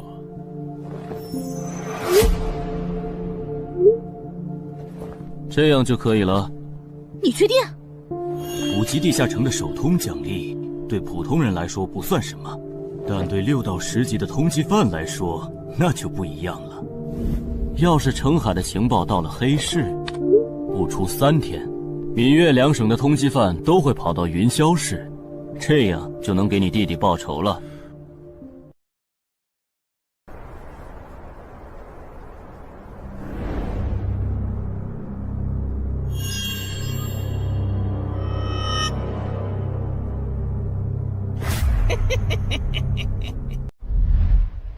我的个人信息要3天后才能录入官方的冒险者系统吗？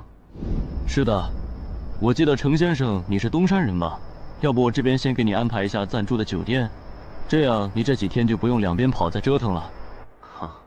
不用，刚好我要回东山办点事，那我3天后再来云霄。好的好的，那咱们3天后再联系。前提是3天后你还活着。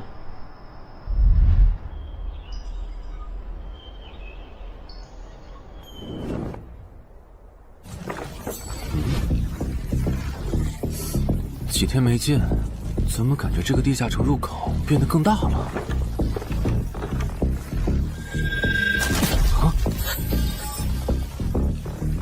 准入等级6级，也就是说，这个地下城的等级现在介于6到10级之间了。我现在是5级，按照之前的升级速度，只需要再打1个到2个5级地下城，就能升到6级了。上次翻论坛的时候，我记得东山这边好像有一个5级的地下城正在招募人手，我看看还在不在。好耶，还在。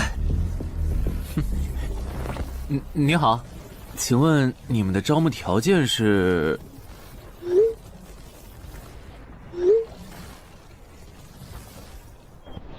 黑市金币？你问这个干嘛？我闲着没事翻论坛，发现论坛上的冒险者彼此之间做交易时，使用的货币不是现金。冒险者之间做交易，除了用地下城入口和掉落物，就是用黑市金币当货币。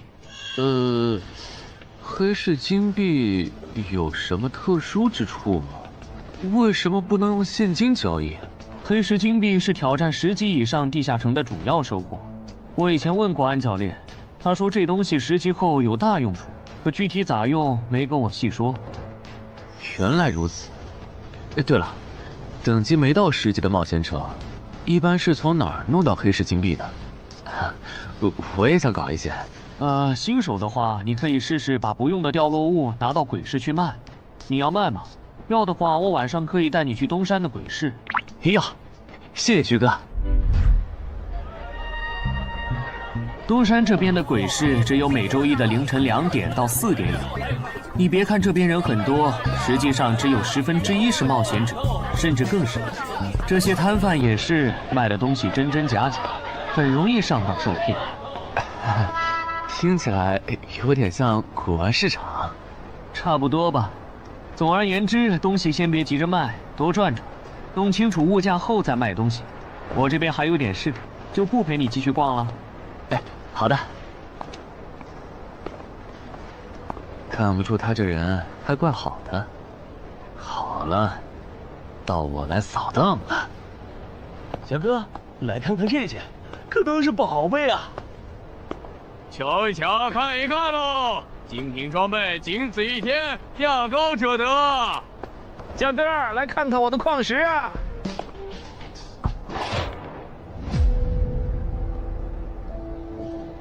看他求购的内容，这个人想要攻略的地下城，该不会是女妖之森吧？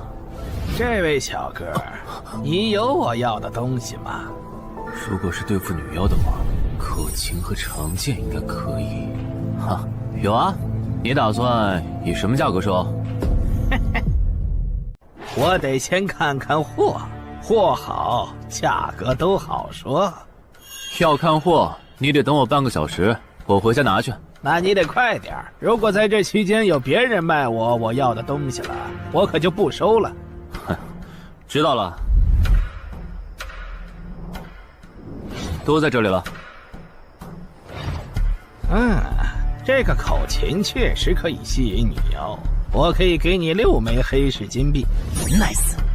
至于这把剑，这剑携带圣化属性，对邪恶生物伤害加2点，能够有效攻击女妖。哦，有点意思。爷呀，你这把剑我可以给你8枚黑市金币，咱们加个微信吧。之后我这边如果再有需要，交易起来也方便。好啊，加好了。慢走啊，赚大发了。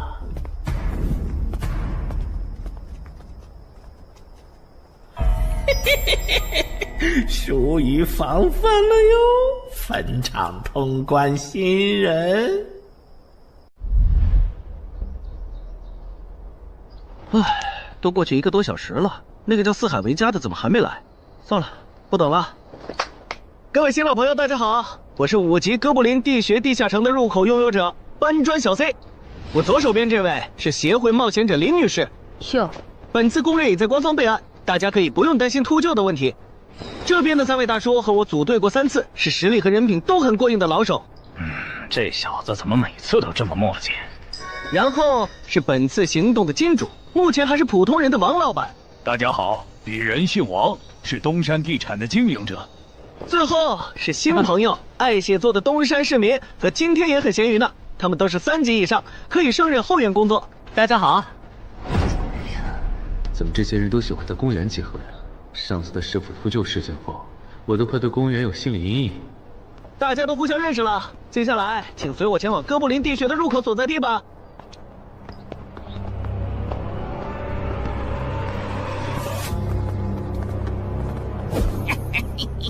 我就知道，他没用黑市金币购买装备，一定是用来换东山这边的低等级地下城的攻略门票了。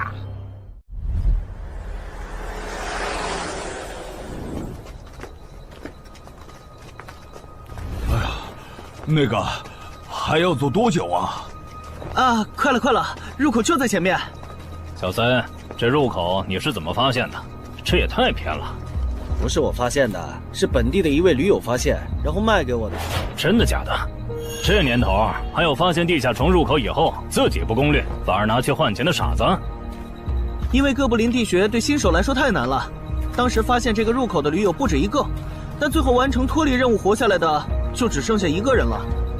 人家已经是冒险者了，这地下城在开放期又攻不下来，还不如卖了，换点能用的东西。剩下的钱分给死去同伴的家属，这选择挺合理的呀，不是吗？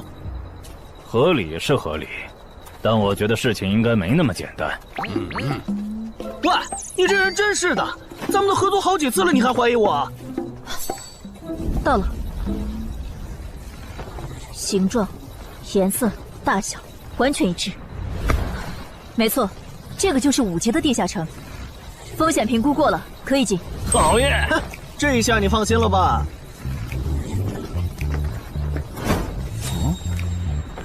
喂，我再跟你们说一遍啊，进了地下城，里面的哥布林归我们管，你们就负责保护王先生，都没意见吧？我这200斤肉就交给2位了。脱离任务呢？通关任务大家都一样，但如果我的脱离任务是狩猎哥布林，那我们会优先满足你的脱离任务，然后再考虑通关。这么容易就能拿到通关奖励，那我更没意见了。我也是。你们脱离任务是什么？杀死2只哥布林。哦，我的也是。看来咱们的任务类型都一样，只是数量上有差异。王老板，你放心，脱离任务是按冒险者等级来的。2到3级冒险者得进入地穴，4到5级冒险者要干掉一些哥布林。你是新手，只要找到哥布林地穴就行，很简单的。原来如此，怪不得我和他的任务不一样。哎，大家听我说，考虑到东山市民和咸鱼小姐的工作是保护王老板，所以等下遇到哥布林，优先让给他们完成脱离任务，没问题吧？没问题。那好，咱们出发。只用交手就行吗？感觉也不难呐。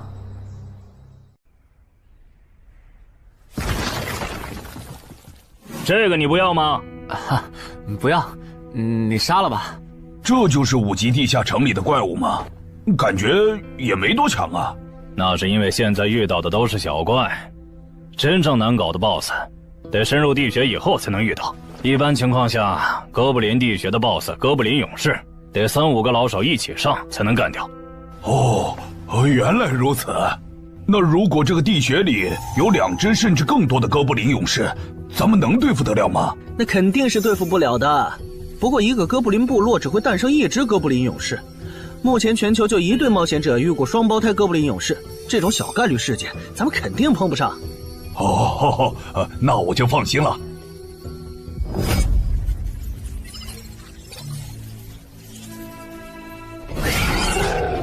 速战速决，别让他们逃回去报信。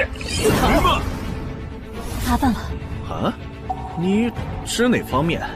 从我们踏入地穴到现在，已经遭遇了4波哥布林，很明显，这地下城的小怪数量多得不正常。我们可能中大奖了。搞不明白你们这些富人究竟在想什么？你都这么有钱了，为什么还要成为冒险者？说来惭愧，鄙人成为冒险者主要是为了减肥。减肥？等等，减肥和成为冒险者有什么必然联系吗？这联系可大了。我特意托人问过，目前已知的职业里，有一种不需要锻炼，只要打坐消耗多余的体质，就可以不断变强的。你不觉得这种职业很适合我这种有钱，但是又下不了苦功去锻炼的人吗？花这么多钱竟然只是为了减肥，你们有钱人的世界真难懂。你们在聊什么？嘿嘿，能让我也加入吗？哦呦，连锁子甲都准备了吗？程先生真专业。你之前进地下城的时候也穿了这一套？对啊，如果没有这套防具，我早就死在地下城里了。相反，我倒是很不理解，你们为什么不穿防具？搞定！换班了，下一波哥布林你们处理。行，接下来我们负责打头阵。提升机制，你不知道吗？在地下城内借助的外力越小，完成任务后得到的结算评级就越高。原来还有这种设定吗？我说你的脱离任务咋比我简单？原来是靠全副武装过了地下城。我看你到现在也没有几个有用称号，说白了，你就基础属性等级高些，跟新人比也强不到哪儿去。其实难搞。虽然知道野队不靠谱，但是没想到会这么不靠谱。8人组里竟然有2个新手要保护。你们3个等会儿再聊。拦路的哥布林小队已经清理掉了，可以继续前进了。好的。怎么有3个岔路？正常的5级地穴不是最多只有2个吗？看来我之前的担忧没错，咱们遇到了 bug。这是还不能透露给大众的地下城情报。平均每50个低等级地下城就会有一次实际挑战难度比当前等级高，甚至高很多的特殊情况，也就是 bug。bug 主要分3种情况，第一种是小怪数量的提升，第2种是 BOSS 数量的提升，第3种是 BOSS 强度的提升。比如我们现在遇到的按照他这个说法，就很接近第一种。我之前经历的地下城好像多多少少都有点问题。请问，出现 bug 的地下城，结算奖励会比平时多吗？这个要看地下城的实际攻略难度提升了多少。听说运气好，能出14、15级冒险者都眼馋的宝贝。所以，我们如果继续深入，可能会遭遇更多的哥布林。是的。听起来有点危险呢。要不这次就算了，咱们回去吧。反正我也成为冒险者了。不能回。这个地穴的哥布林数量虽然变多了，但 BOSS 的强度没变化呀。我们只要把 BOSS 解决了不就行了？只要速战速决，在大多数哥布林发现我们之前，找到并杀死这个地下城的 BOSS， 其实和正常通关没多大区别。BOSS 的强度没变化，只是你的猜测。要是 BOSS 强度大幅提高，无法快速击杀，等他的援兵一来，咱恐怕就得被困死在这地下城了。所以就要放弃啊？这点风险都不肯担，那还不如尽早转职当后勤算了。这是一点风险，情报不足就去挑战等级比自己高的地下城，简直就是找死。那个，要不这样好了，咱们举手表决，想要继续的留下，想退出的就原路返回。这主意行啊，2不耽误。来去自如，这你满意了吧？现在开始举手表决，要留下的举手。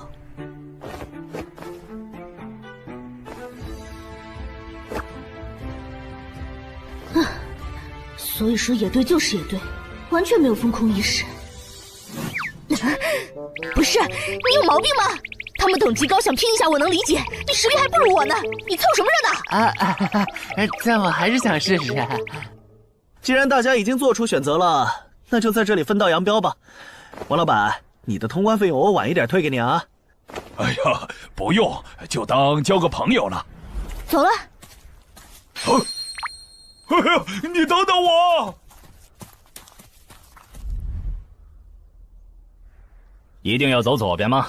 我觉得右边更好啊。那就猜拳，谁赢了听谁的。要是平局怎么算？靠谱吗？这两人平局就走中间呗。我怎么感觉上贼船了？石头，剪刀，不，好耶！我赢了！哎呀，早知道出剪刀了呀！可恶！等下 BOSS 出来了，你不用上，你就负责清小怪，别让哥布林打扰我施法。没问题。那个，你为什么那么不看好他们呀？这个地下城真的有那么危险吗？你怎么知道我不看好他们的？啊，我毕竟是做生意的嘛，基本的察言观色还是会的，所以，我选择退出主要是因为这个称号，它的效果是为佩戴者指出前方的危险。之前的地穴，我就靠它发现地穴深处有俩能要我命的家伙。我听了官方冒险者给的消息，我认为这个入门级地下城是少见的双 BOSS 地下城。一般单 BOSS 地下城要3到5个同等级冒险者才能打通，那双 BOSS 的话，咱们这点人肯定不行。你信不信？我要是跟他们把话说开了，明天情报商人那儿就会有我和我这称号的情报。为啥要我牺牲自己的利益去拦着他们作死？大家又不熟。再说了，作为临时队友，我在保证自己安全的情况下，都尽力劝他们了。不听那是他们的事。那你为什么肯和我说这些？你不用担心，我不会害你。你又不在冒险者这行混，没必要为点情报费招惹我这种有潜力的人。说出来也没啥。哦，这样啊。怎么了？不能再继续前进了，外面有更致命的危险。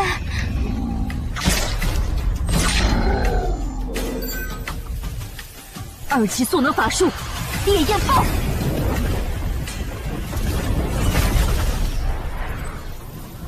原来林开战前套给我的元素护甲是干这个用的呀！不愧是官方冒险者，虽然同为5级，但他的称号、职业、技能和装备都已经毕业了，而且还是最难凑齐的一套法系职业。干得漂亮！换班，下一波哥布林你们来处理。好的。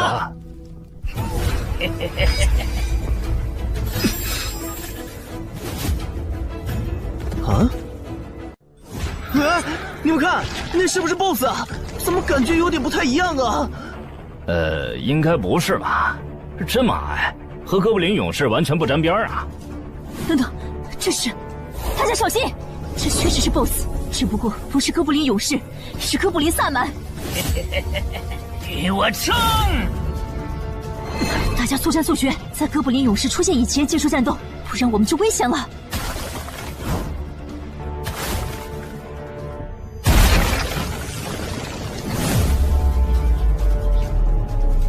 开什么玩笑？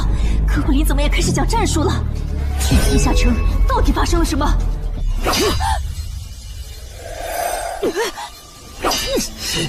快走！我来会会这家伙。林那边好像遇到麻烦了，你们出个人去帮忙。你在开玩笑吗？这么多哥布林，我们哪抽得出人手？快去帮他们呀！这边我一个人能行。可是，走啊！待在这儿，影响我发挥。我会尽快解决掉哥布林萨满，然后来帮你。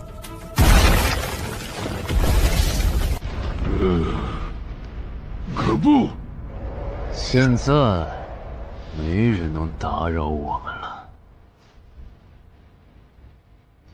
来。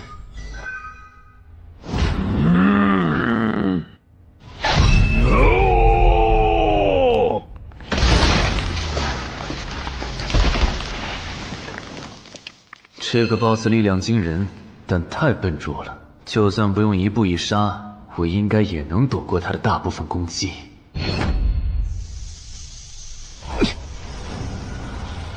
不怕了吗？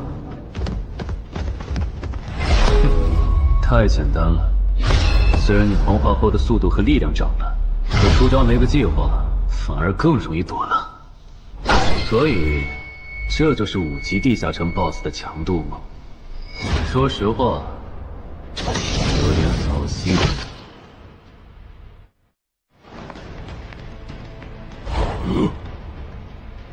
你这种程度，连当我的开胃前菜都不配。可不！连死战到底的勇气都没有了。这样看，我以后不用对5级地下城抱有期待了。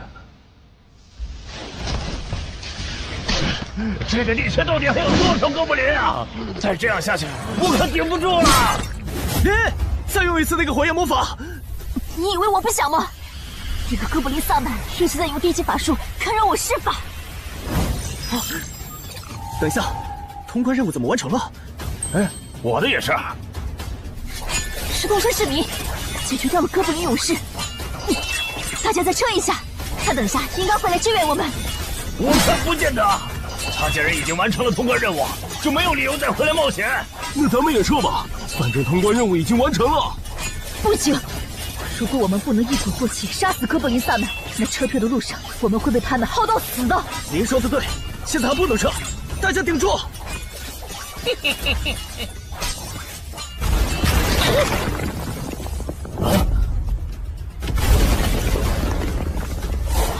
石头山市民，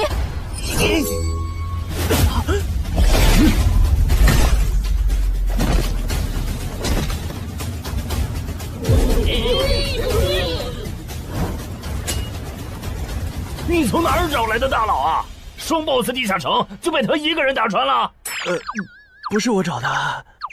关于我的事情，麻烦大家帮忙保守秘密啊！明白。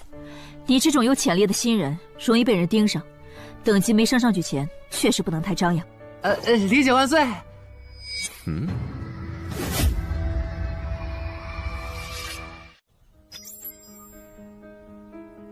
不能出去，外面有更致命的危险。啊，更致命的危险？就是有一个危险程度远比双 BOSS 大的冒险者守在外面，我们出去就会被杀。那怎么办？回去找其他人，说服他们一起抱团冲出去。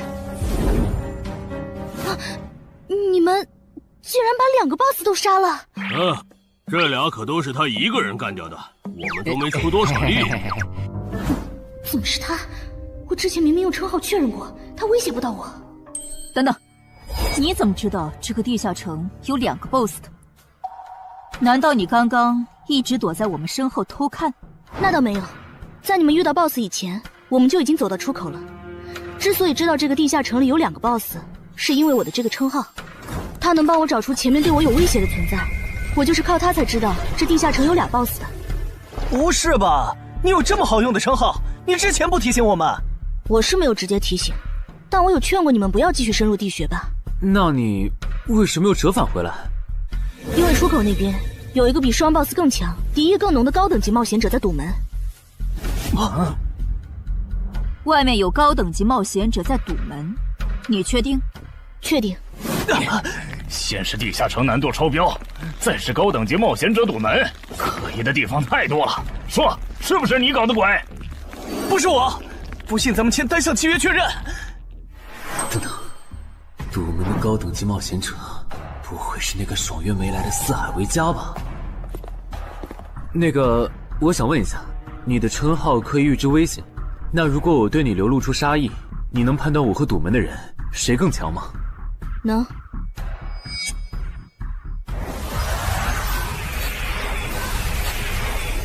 现在，我和外面的那个高等级冒险者，谁强？外面的要强一些。明白了。那摆在我们面前的，就只有一条路了。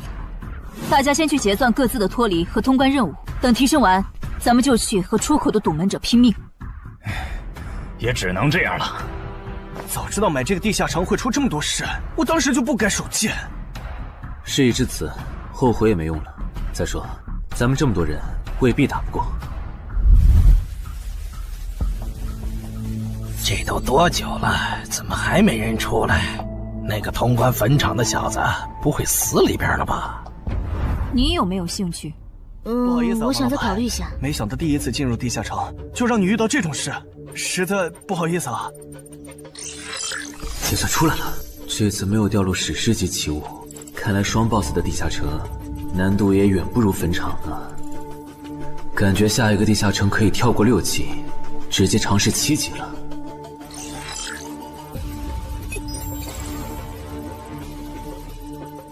不算置死地而后生的话，能在一会的战斗中派上用场的，应该就只有扮猪吃老虎、奇迹生还者与传奇过招、自适应、暗行艺术和守护者。与传奇过招这技能比置死地而后生差点，能让我状态拉满，但要扣4力量、4敏捷、2感知。至于暗行艺术，应该适合扮猪吃老虎搭配，靠扮猪吃老虎走到目标的视野盲区，然后换暗行艺术逐渐接近目标，最后再切到置死地而后生，从而打出完美的偷袭。至于守护者，最合理的应该是依靠与传奇过招的感知加2，提前确定目标的下一步动作。要是目标跑去攻击别人，就切换称号守护者去阻拦他。围绕这2个称号展开的战术，感觉都还可以，但如果硬要选一个，还真不太好选。先瞅瞅新得的职业技能和奇物有啥效果，再决定下一步吧。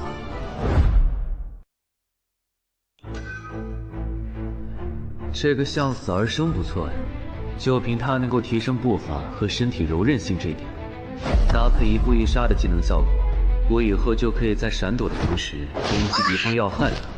好技能啊！还有这个假死技能，考虑到在现实世界，冒险者死后是不会产生掉落的，我完全可以利用这个技能装死，然后找机会偷袭反杀，兵不厌诈。只要那个堵门的不是脑子有毛病，非得跟尸体较劲，我就能狠狠地阴他一把。当然，这是万不得已的选择。要是可以的话，我肯定想光明正大的赢。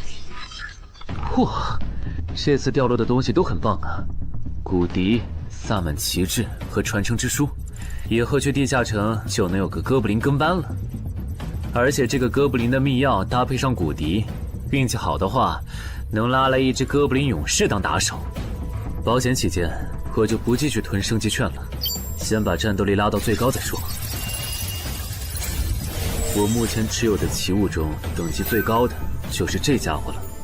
把奇物升级券用在他身上，肯定是最优解。就这样，对传奇亡灵库罗德的头盔使用奇物升级券。只能升到史诗级。那算了，先用装备熔炼炉把这几个用不上的给熔炼了，看能出什么好东西，再决定奇物升级券用在哪儿。不是装备型的奇物不能熔炼吗？那我手里没用的装备，估计也熔不出啥好东西。没办法了，用奇物升级券提升被污染的名剑吧。使用奇物升级券。好酷的剑！头盔和武器确定了，那装备祈愿券就用在防具上吧，正好替换掉我买的锁子甲。厉害！这套铠甲穿起来比我之前用的锁子甲还轻便。东山市民，你那边完事了吗？差不多吧。你们整理完了吗？完事了，再给你们上一轮 buff，就可以出发了。你的装备好酷啊！这些都是你在这个地下城那再等我一下，我招个怪物随从。啊！喂，别无视我呀！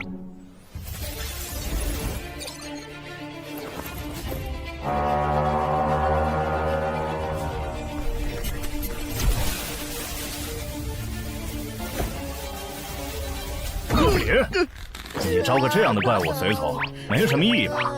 这小东西连半个战力都算不上，不帮倒忙就不错了。别急，我还没完事。接着，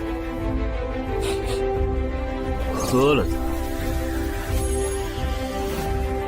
它。不。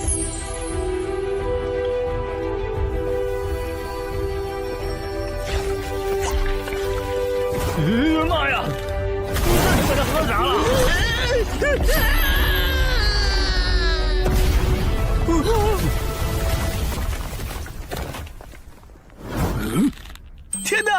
要变成 BOSS 了！那边有适合你的衣服和兵器，自己拿吧。你的随从不会失控吧？毕竟是 BOSS 级别的哥布林。不知道，不过你可以让他用称号看看这只哥布林对我们有没有敌意。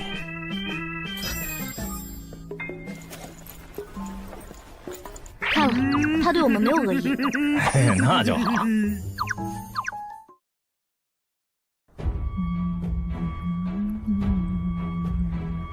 法师护甲1级，属性强化，胸之坚韧。好厉害，体质竟然加强了2点。属性增益只有1个小时。法师护甲能给没穿护甲的地方加点防护，虽说比不上你身上这套的防护力，不过有总比没有强。我的，好耶！你没事吧？没事，休息一会儿就好。嘿嘿，终于出来了！啊，怎么还混进去了一只哥布林勇士？说好的有人在出口堵门呢，这也没有啊。估计是藏起来了，你用称号看一下他在哪儿。好。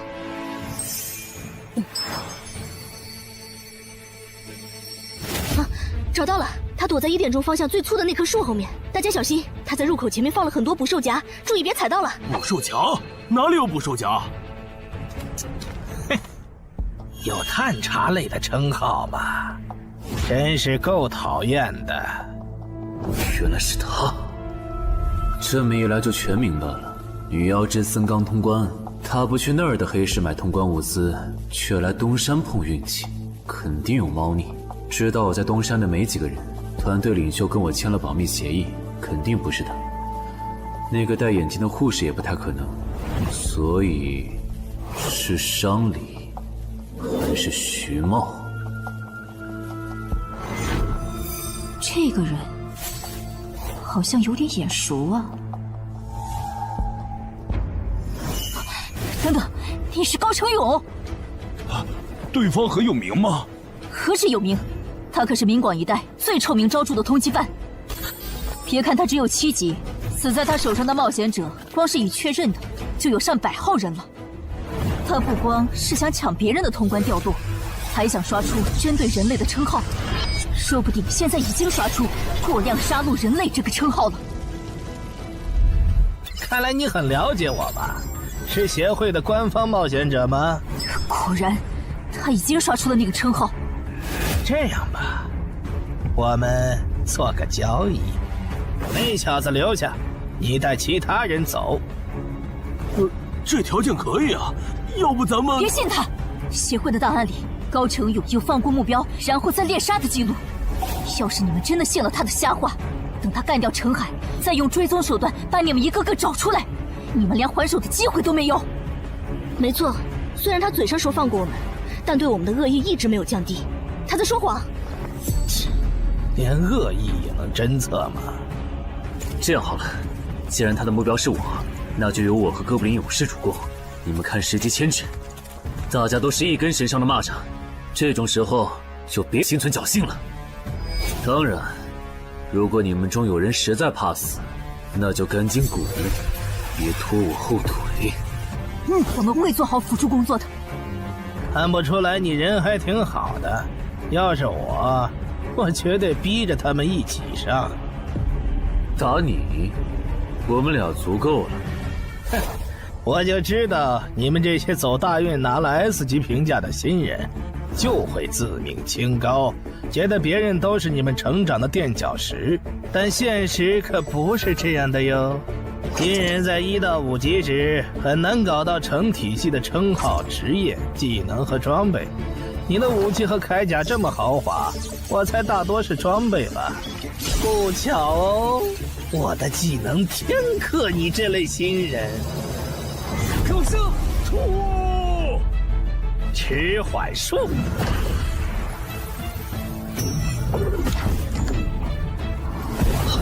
速度变慢了。这一晃，迟缓战术可不只是速度变慢而已。遇到使用长镰这种冷门兵器的我，被上了十环术的我，也根本接不住你的招。你是这么想的吧？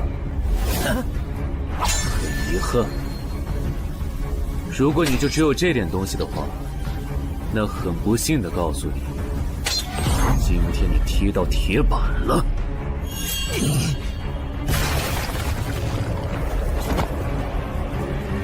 开什么玩笑！我百试百灵的组合技，竟然被他这么简单的破了吗？这真的是只经历了3个地下城的新人该有的水平吗？嘿，那个高成勇也没有你说的那么厉害啊！一上来就被澄海大佬没收武器了，感觉澄海大佬都用不上咱们了。不是高成勇不厉害，是澄海太强了。现在的他，恐怕和明省分部重点培养的那位超新星是一个水平。如果我说我认栽，那把长镰我也不要了，能放我一马吗？换位思考的话，你会吗？说的也是。消失了，历经披风的效果是隐身。唉，一想到超新星要死在我手里，我就感到惭愧呀。如果你没遇到我这样的新人杀手，大概会成为传说级冒险者吧。可惜，今天你就要死在这儿了，是你选择的死战。澄海，小心，那人没走，就在你周围。你这娘们儿！你在看哪儿呢？你不可能！你怎么知道我在这里的？因为我感知20，你的一举一动在我这儿都是明白。蛮感知吗？这个人你来上。好嘞。老天，真是不公平！我想问一下，散人冒险者如果要加入协会，录入个人信息大概要多久？工作日的话，半天。这么看来，就是云霄市协会泄露消息的。我申请加入东山的官方冒险者协会，不过我前天口头上答应要加入云霄市的，他们还没录入我的个人信息。现在换到东山，程序上合规吗？当然，我代表东山市冒险者协会欢迎你的加入。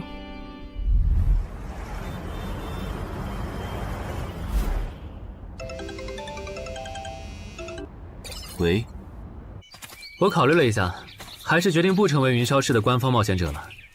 为什么？你的个人信息明天就能录入进系统了，怎么又变卦了？哈，因为我刚刚除掉了一个 A 级通缉犯，叫高成勇。东山的冒险者协会知道后，邀请我成为本地的官方冒险者。这样嘛，也挺好，成为家乡的官方冒险者，做事会更方便一些。对，我也是这样想的。那我挂了。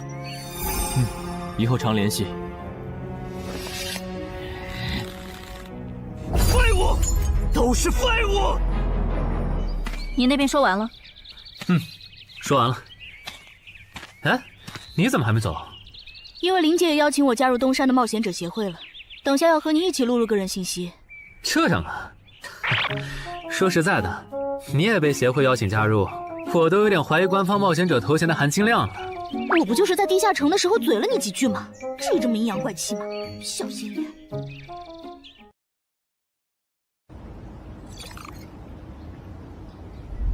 请关闭称号和职业技能，用你自己的力量对着他出拳。好。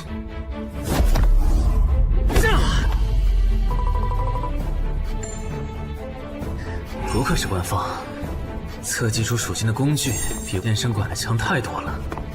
12点，那我呢？他们测完了吗？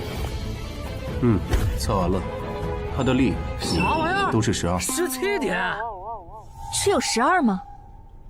这跟他之前的表现差太远了，我以为他至少14甚至15呢。只有12点却能杀掉9级的高成勇，主流的职业称号肯定够大。等我激活了职业和称号，再测一次，肯定压过你。澄海先生，你的个人信息已经录入了，这是你的证件。这么快？特事特办，你可是以一己之力打穿了双 BOSS 地下城，还单枪匹马完胜高成勇。另外，6到10级官方冒险者每年得通关2次协会指定的同级地下城，不然就得从攻略组调走去情报或资源采集组，把时间花在身体塑造和实战训练上，半年通关1个地下城就行。没问题。还有就是，总部时不时会有借调任务，借调时你表现出色就有奖励，奖励能换协会里的称号线索、转职证书和奇物。不过一般只有9级以上的冒险者才会被借调，你暂时不用考虑这些。有一个问题。你说。称号线索是什么？称号线索是总结好的称号获得办法，你回去用证件 UID 登内网，看看协会称号图鉴里有没有你喜欢的。要是手里有没用的奇物或图鉴里没有的称号线索，就卖给协会，换自己想要的东西。了解。对了，你打算什么时候遣散你的随从？不能在这边养吗？我这只哥布林骨笛是随机召唤哥布林啊，送回去的话，下次召来的可能就不是这只了，那我不就亏了一瓶秘药吗？这你不用担心，除非你的哥布林勇士在那边的世界战死，或者你打算随机召唤别的哥布林。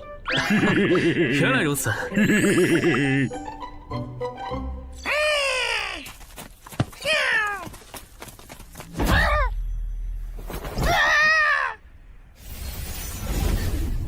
跟我来吧，我带你们去认识一下同事们。好。大佬好，我叫梁家坤，是东山这边的冒险者候补，目前的力、米分别是。哎，你别每次见到厉害点的冒险者，都跟报菜名似的，把自己的力米数值甩出来，这样很得罪人的。哎，有什么关系嘛？我的数值总不可能比澄海大佬的还高吧？不，你的就是比他高。你是东山这边的入口管理者？在东山专家级地下城没打通前，干不了入口管理者的活。好，所以入口管理者另有其人是吧？那他没来是因为在攻略东山这边的专家级地下城？那倒没有，他没来是因为在处理昨天突然涌入东山的通缉犯。据说好像是因为东山市出现了坟场的通关者，那些人都是奔着他来的。这样吗？坟场那个老手坟墓啊，哟，那可是出了名的 bug 级地下城，能产出奇物升级券。啊！你们这样看我干什么？我说错话了吗？你还没意识到吗？意识到什么？那个，我就是坟场的通关者。什么？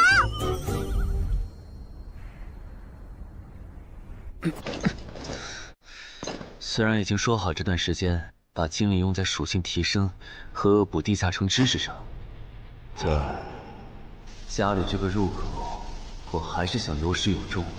一个人单刷的，我全力以赴的时候，大概相当于10级，完成脱离任务应该也没什么难度吧。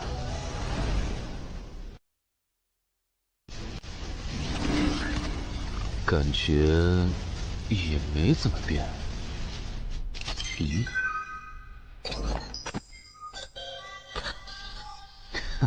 原来冒险者面板还能升级吗？那是不是等11到16级的时候，我的面板还会有变化？怎么感觉升到6级后的限制反而变多了？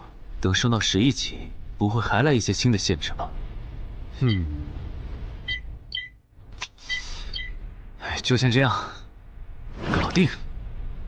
账弄完了，让我看看这次的脱离任务是什么。脱离任务从单选变成2选1了，这对不打算通关的冒险者来说倒是个好消息。不过，豺狼人，原来这片森林除了鱼人以外，还有别的怪物吗？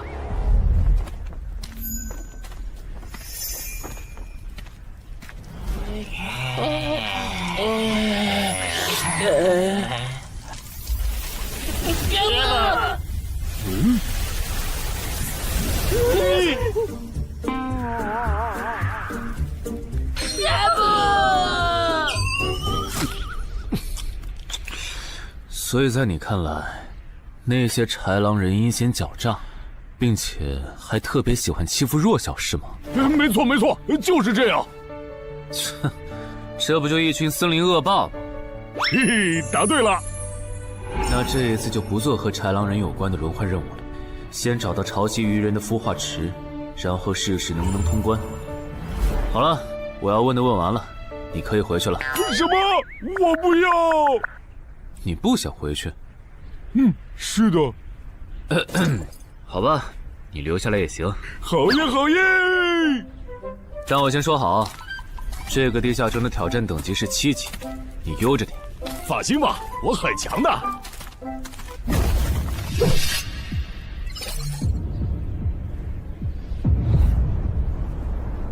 结果你还真组了个野队，让人家带你通关。嘿，还是5级的地下城，你这胆子够大的。嘿嘿，其实还好啦，虽然中间出了一些意外，但也因祸得福，认识了2位很有潜力的冒险者。你这就是幸存者偏差。那些散人如果靠谱，我儿几就不会死在地下城里。我知道，所以我是确认有官方冒险者兜底以后，才决定下去的。说起来，前几天的新闻我看了，你儿子的死好像不是意外。怎么可能是意外？我儿子下去之前，我给他准备了2件保命的奇物，可他还是死了。那2个弱鸡入口拥有者却活着，开什么玩笑？可惜那2个杀千刀的没撑到我出手，就栽在别人手上了。不然，我一定要让他们后悔来到这世上。那这人也算间接为你儿子报仇了，咱得报答他呀。他叫什么名字？叫陈海。我这次来东山，就是要当面感谢他。陈海，你认识？我组的临时野队里也有一个姓陈的，可能就是他。什么？科长，都打起精神来！那些豺狼人斥候说不定就藏在附近的灌木丛里，你们这样懒散很危险的。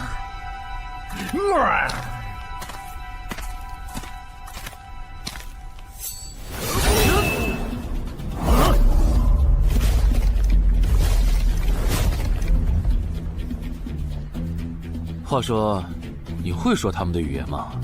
当然，需要我帮忙翻译吗？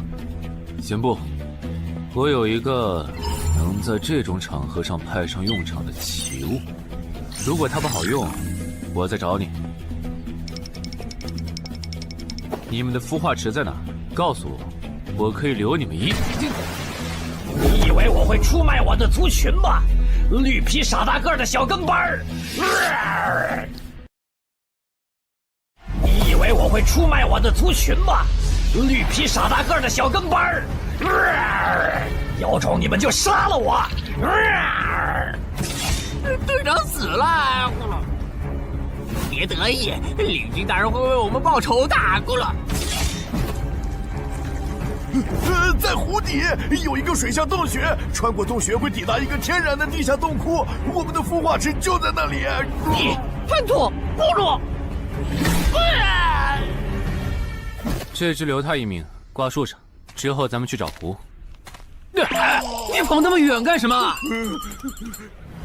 人类果然都不是好东西。那个冒险者很强。不好，是白战的霍格。去通知游击队，把湖里的鱼人引出来，给这个冒险者创造破坏孵化池的机会。好的，霍格老大。至于你，哇，这湖比之前用无人机航拍的时候感觉还大。得先找到水下洞穴，然后游好久才能到孵化池。就这要求，能把99%的冒险者都给淘汰掉。不过好在我有海之炎能水下呼吸，虽然不会游泳，但头盔里有库罗德水下战斗的经验。老大，我不会游泳，我可不可以先回去啊？你不会游泳？行吧，那我先送你回去。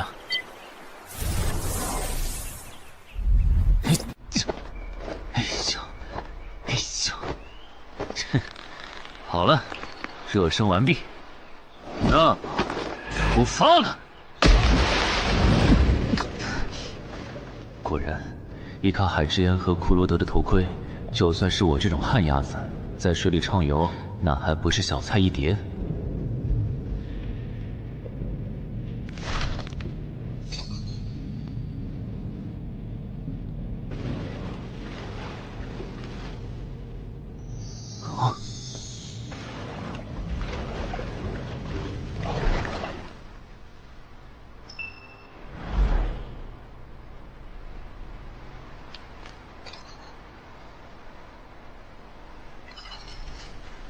常驻脱离任务完成了，看来这里就是鱼人的孵化池。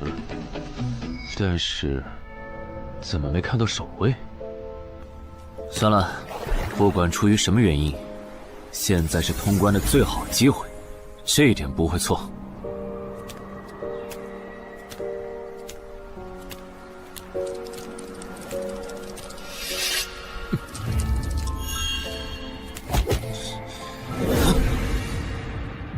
就一个咕噜，有点不够分呐，咕噜。都过去这么久了，竟然还有不知死活的笨蛋想要捣毁孵化池，咕噜。是啊，不过没想到的是，这次来的竟然不是豺狼人，而是人类啊，咕噜。原来守卫一直藏在上面吗？1对4，他们应该不会给我穿装备的时间，用至死地而后生，速战速决吧。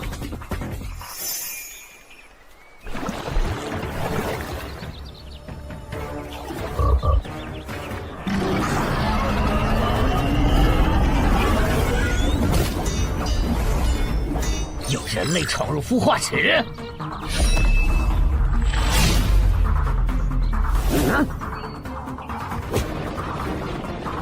霍格老大，鱼人撤了，应该是湖里的鱼人哨兵发现那个人类冒险者了，派个机灵点的去湖边盯着，如果那个人类冒险者逃出来了，就通知我。好的，霍格老大。这几只守卫的强度比哥布林勇士高不少，他们应该就是这个地下城的 BOSS 吧。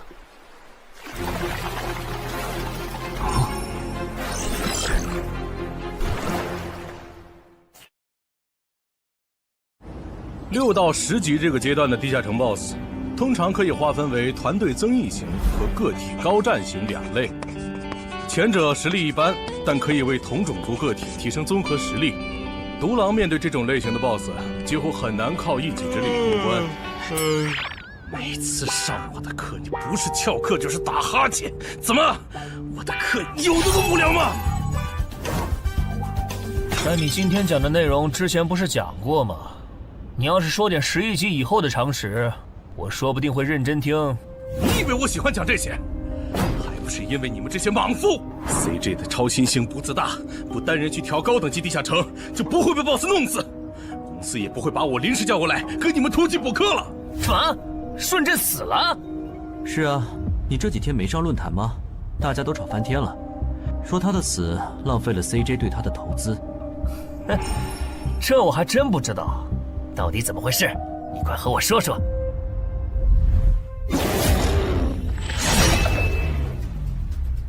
小心，这个人类是极其罕见的高感知个体，偷袭对他没用，大家一起上，咱们耗死他！这个鱼人 BOSS 什么情况？都被我杀了这么多精英鱼人了，他怎么还在旁边观望？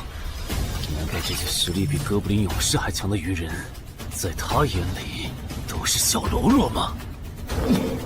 这个人类的实力和霍格好像差不多，好在他是一个人来的，可以用数量耗死他。这样的杀戮速度，等精英怪把他体力耗得差不多了，剩下的精英种恐怕也没多少了。到那时，霍格如果察觉到我方兵力空虚的话，恐怕……算了，还是冒一点险吧。终于感到心疼，要亲自出马了吗？奇迹生还者，这个很久了。邻居大人小心，这个人类冒险者和霍格一样强。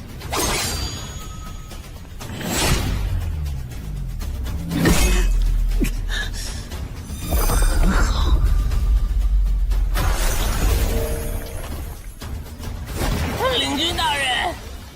别管我，他伤得更重，还不擅长水下作战。就算没我帮忙，你们也能轻松杀掉他。把脑袋给我带回来。是，领军大人。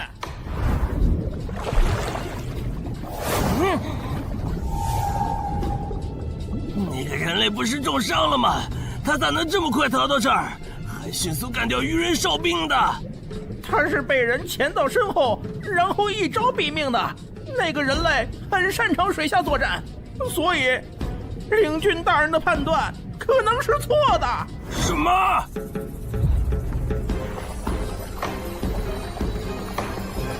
该死，总算活着逃出来了，多亏了这个奇迹生还者呀，不然我就得交代在这儿了。果然和我预想的一样，那个鱼人 BOSS 沉不住气，要是他再晚点，我就会被耗死了。怪不得团长说，独狼到了更高级的地下城会越来越吃力。一挑多肯定没胜算呢，看来我还是得找些厉害的队友了。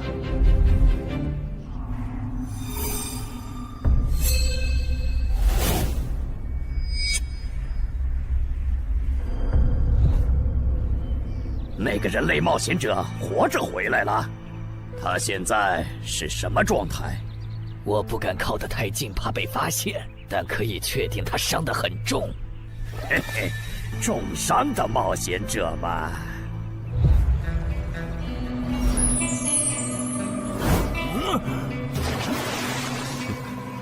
下次再找你们算账。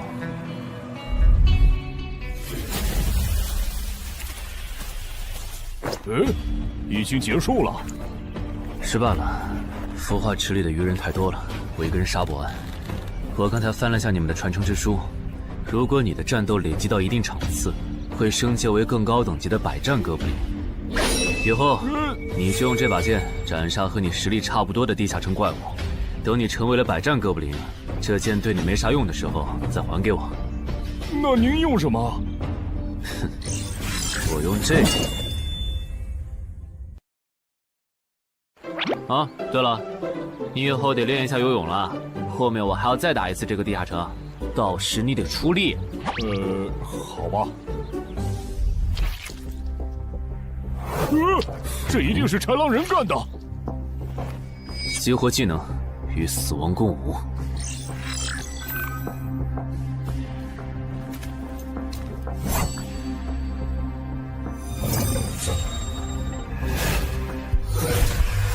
用脚破绽，好快！切！豺狼人，还好为了以防万一，把感知拉到20，不然刚才这只豺狼人就得手了。切！这个人类不是受重伤了吗？可他刚才的动作根本就不是重伤之人能做出来的。他不会是在钓鱼吧？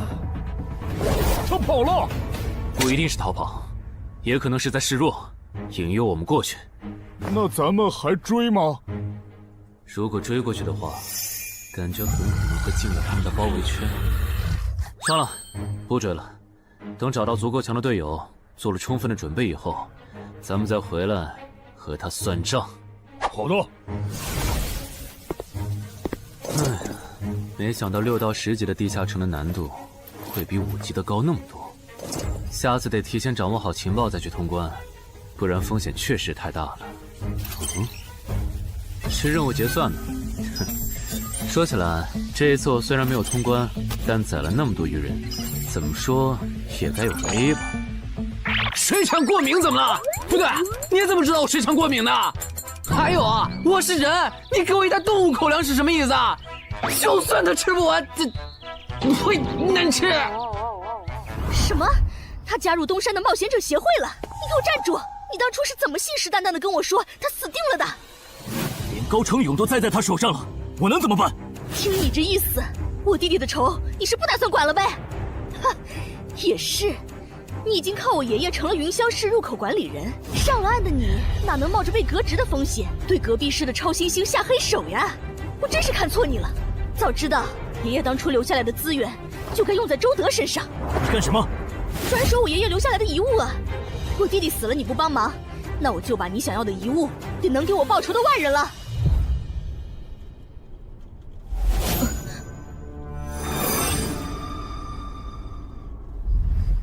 361、362、363。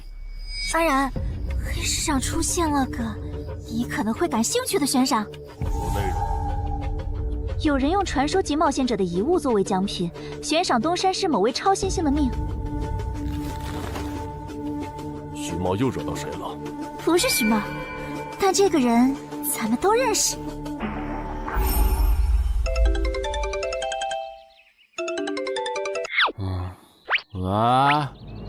陈海哥，你被人盯上了。我知道呀，这问题不是已经解决了吗？这次不一样，有人在网络黑市高价买你的命。哎呦，你别不当回事！发出这则悬赏的人出价很离谱。我哥说，如果不是你救过我，他说不定也要分一杯羹。具体怎么回事？你再详细说一下。就是我哥他们在网络黑市上看到，还真有你的悬赏。能查出来是谁发的吗？不用查，就从这则悬赏的报酬反推，发出者大概率是已故的传说级冒险者周建明的直系亲属。你怎么和他们结上仇的？他们为了你把遗物都掏出来了。不知道，我都没听过这个人啊。行吧，那我现在联系老大，让他说服对面撤掉这则悬赏。如果是误会的话，看能不能让老大组个局帮你澄清一下。好的，那拜托了。对了，这几天你就待在协会吧。传说级冒险者的遗物一定会吸引很多人铤而走险。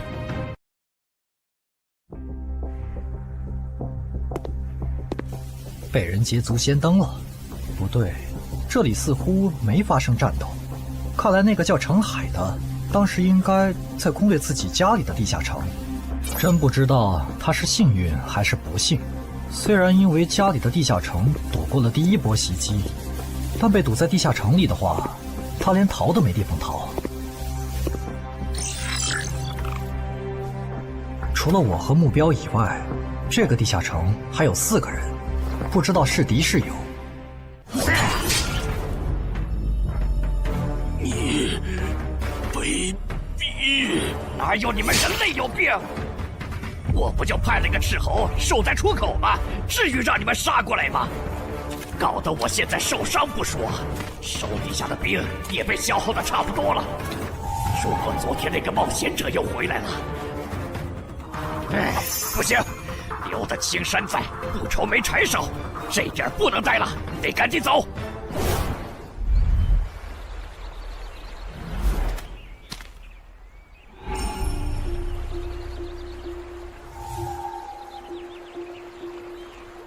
3个猎人，也就是说，目标那边顶多只有1个同伴吗？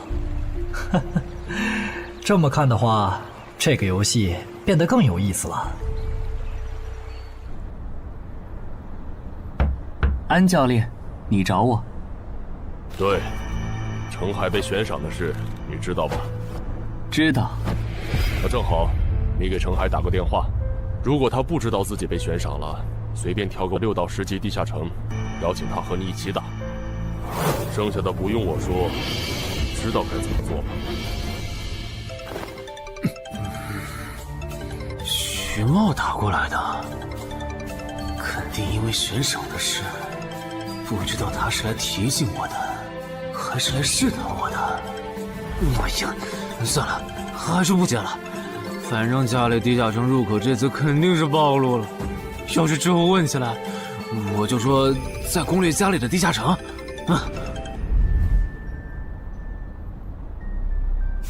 咱们来晚了，那个叫程海的，应该是被前面的人逼进这个地下城里了。我们还进去吗？进。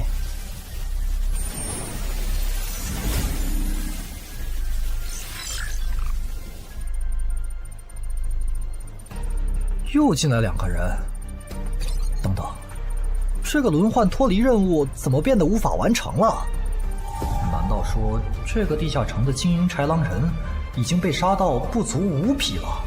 你好，那边的人让我问你，要不要一起开个会？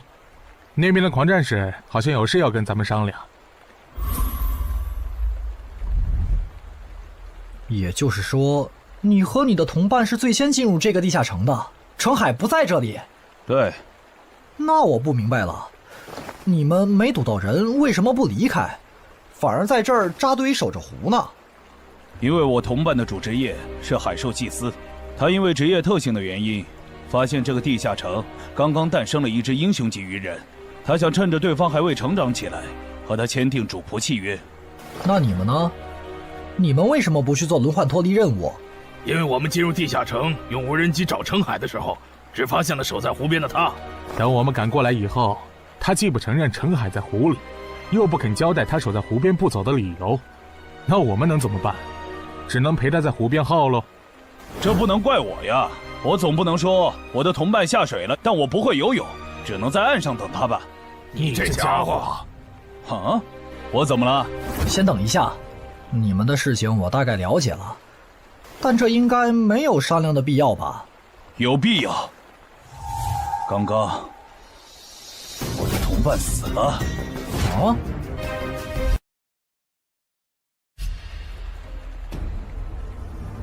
力量涌上来了。这样的食物外面有很多吗？除了偶尔出现的人类冒险者，附近的森林里还有一批豺狼人。很好，把他们带过来。现在恐怕不行，因为昨天和今天的冒险者已经把我们的兵力削弱到无法和豺狼人抗衡了。那需要多久？50个日升和日落。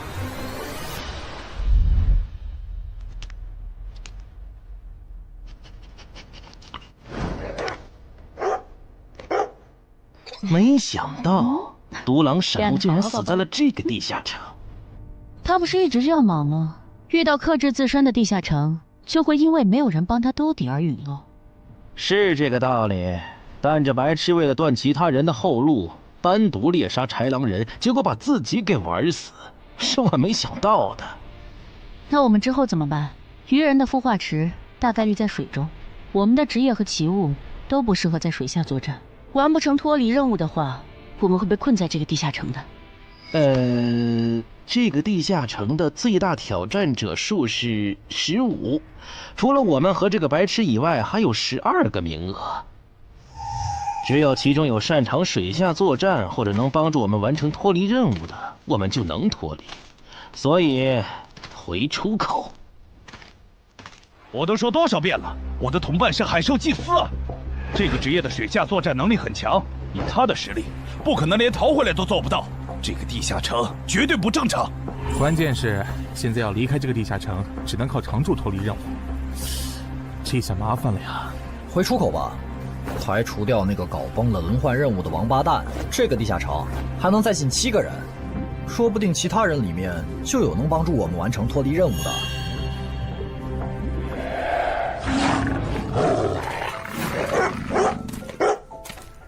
自杀者王二，他不是去月省了吗？怎么会出现在这里？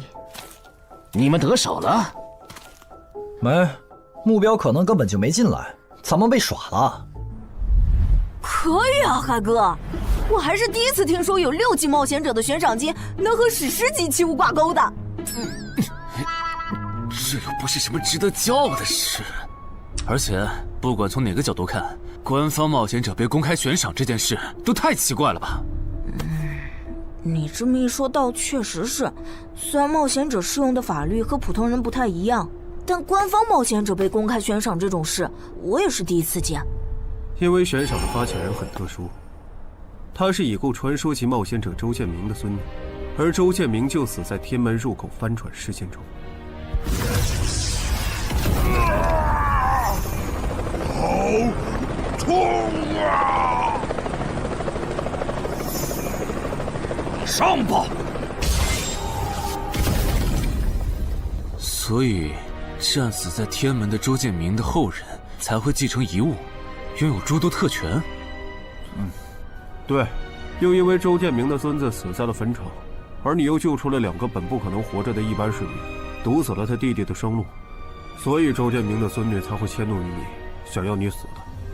照你这说法，我们的矛盾岂不是化解不开了？那倒不至于，老大已经约了民省负责人，也就是周建明的旧友，还有发布者，一起谈这件事情了。快的话，下午就能谈出个结果了。我们没来晚吧？没，刚刚好。嘿嘿，那就好。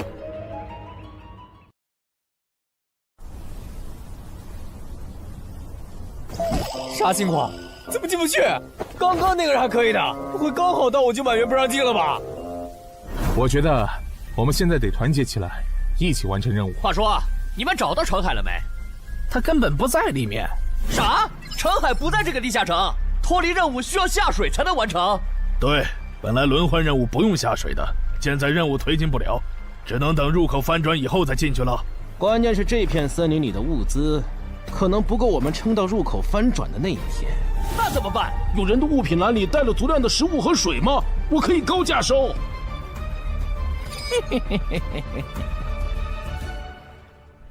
本来也没抱多少希望，不过没想到连刺杀者王二那样的高手都被困在这个地下城里。这样看，少了这些竞争对手，等我完成脱离任务出去以后，说不定真的可以燃制周建明的史诗级遗物了。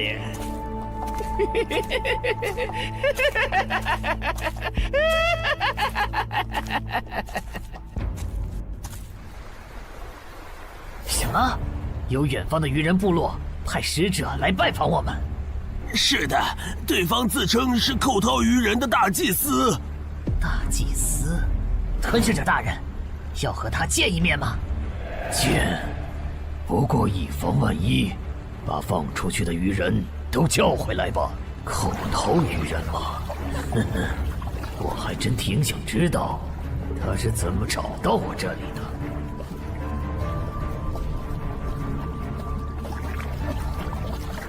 领军大人答应见你了，跟我来吧。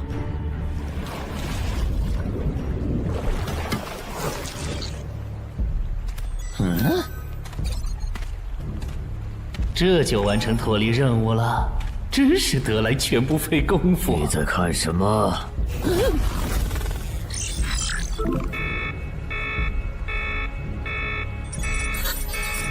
英雄级单位，7级地下城怎么会有英雄级单位？你在发什么呆？吞噬者大人问你话呢。别慌，他们看不到我的任务面板，只要找个理由搪塞过去。理由，有了。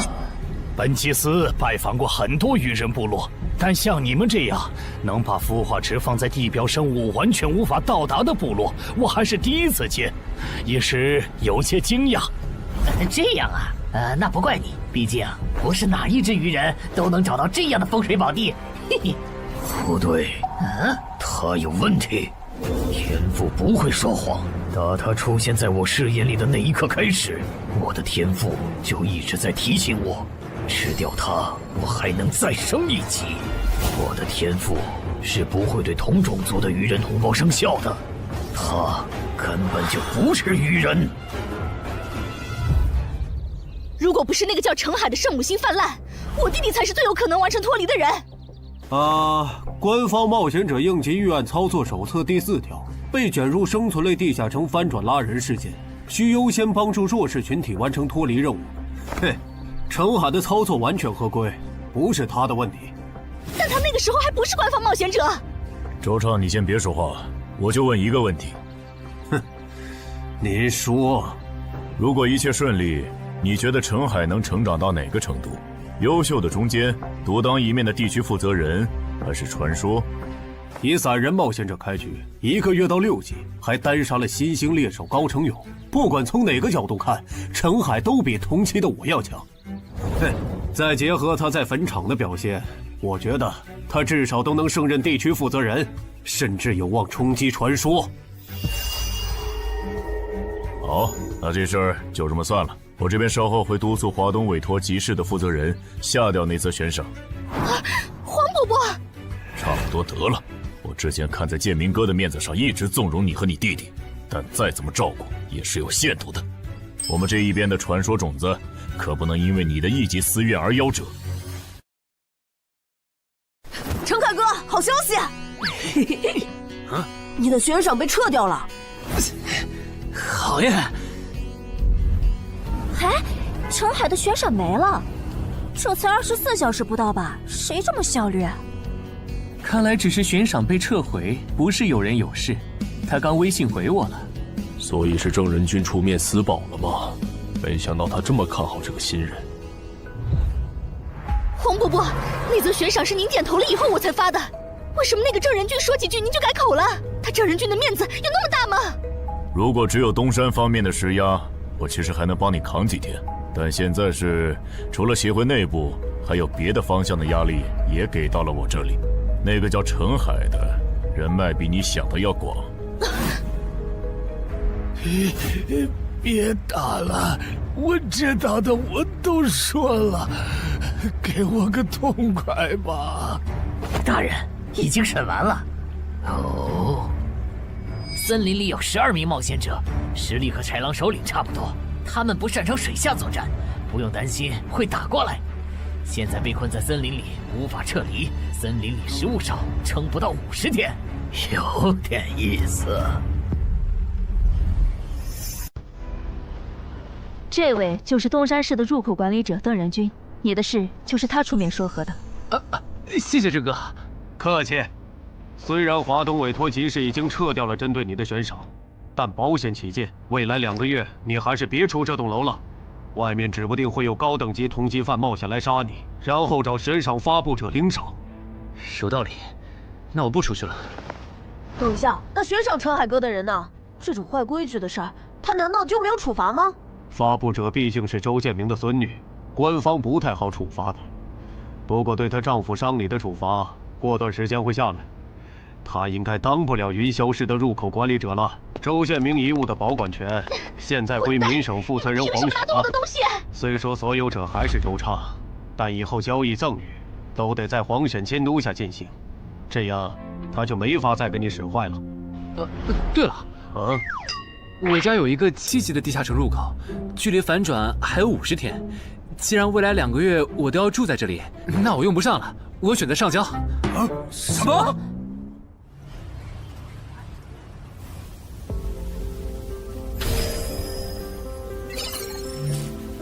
确实是6级到10级地下城，而且挑战人数已达上限，现在进不去了。哼，有意思。让后勤部过来安装几个微型摄像头，之后如果有人从这个地下城脱离，你就通知我。那澄海呢？按规章制度来。你隐瞒了地下城入口，违反官方冒险者的规定。不过念在你中途才进协会，又没培训过，就从轻发落。等你到9级时，多接一次协会例行任务就行。对于这个处罚标准，你能接受吗？能。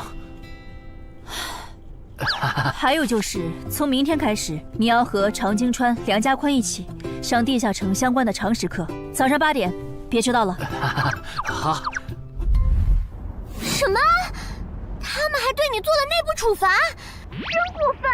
明明没有造成影响，而且澄海哥，你跟他们报备的时间也不算晚啊，为什么要处罚你？因为相关条例就是这样，而且他们的处罚程度也很轻，所以也还好吧。相比起来，我更担心那些进地下城的赏金猎人。我家地下城有点邪门，他们要是掉以轻心，很可能被坑死在里面。澄海哥，你人太好了，明明是他们要害你，你却还在为他们考虑。你搞错了，我只是怕他们被困在地下城，到时候导致入口翻转，连累到我。说起来，你刚才说除了东山冒险者协会和你哥哥所在的散人联合以外，还有其他人也在帮我施压。我哥哥说明省的富豪曹火旺对悬赏你的事特不满，他认为传说起冒险者后代比老弱妇孺更受保护的话，以后冒险者肯定会变成特权阶层。听说这事还惊动了华东地区的负责人，所以关于你的悬赏才会这么快被撤下来。好，那替我跟你哥哥道声歉，等风头过了，我做东，咱们一起吃个饭吧。曹火旺吗？一起吃饭。啊，小妹真是的，为了个不知道从哪儿冒出来的野小子，竟然让大哥你用掉了这些年积攒下来的人情。人家毕竟救了咱们妹妹，我这个做大哥的不能就这么看着。怎么又有电话？喂，我是乔火旺。你可能不认得我。没，我听朋友说了，是您出面施压，我的悬赏才会这么快被撤销的。你已经知道了，那我就开门见山了。您说，我儿子死在了女妖之身，我调查到那个所有者后来被你杀死了。这样看，你算是帮我儿子报了仇，所以咱们现在谁也不欠谁的，账清了。我今天给你电话是有别的事，我想以一介商人的身份和你谈一笔生意。简单点说，我和朋友都觉得你有前途，打算重点投资你。你以后要是成了地区负责人，选辖区时可以适当听取我们的建议。如果你觉得可以谈，咱们线下细聊。我是基础属性与称号常识课的客座讲师朱伟，很高兴认识大家。开始前，我想问大家一个问题。你们觉得对于新人冒险者来说，力、敏、体、智、感、魅这6种属性哪个最重要？这还用问？肯定是力量，毕竟脱离和通关任务大多需要击杀指定怪物才能完成。现在都知道，进地下城得备好防具和开刃武器，有兵器帮忙，哪怕身体弱得像软脚虾，也能击杀低等级怪物。对新人来说，力量够就成，多了那也是白搭。反倒是敏捷更能提高冒险者的生存率。这位学员说对了，在协会统计的数据中，刨除掉称号、职业和装备，对低等级冒险者的存活率和内战胜率影响最大的属性就是敏捷。敏捷影响冒险者在地下城内的存活率，这点好理解。但冒险者之间的内战，为什么也是敏捷占主导？很简单，低等级冒险者的称号、职业和装备都不成套，没法弄出有效的攻防体系，所以他们内战时谁先动手谁赢面大。这时候敏捷就很关键了。原来如此，怪不得我遇到的秃鹫和通缉犯不是速度很快，就是打法非常克制、速度快的冒险者。原来点在这里。极限加敏捷的冒险者到6到10级就不好使了。一是这阶段冒险者能靠地下城掉落完美攻防，二是地下城等级一高，怪物种类和数量猛涨，光靠敏捷自己单干没法应对任务和怪物都变强的新情况。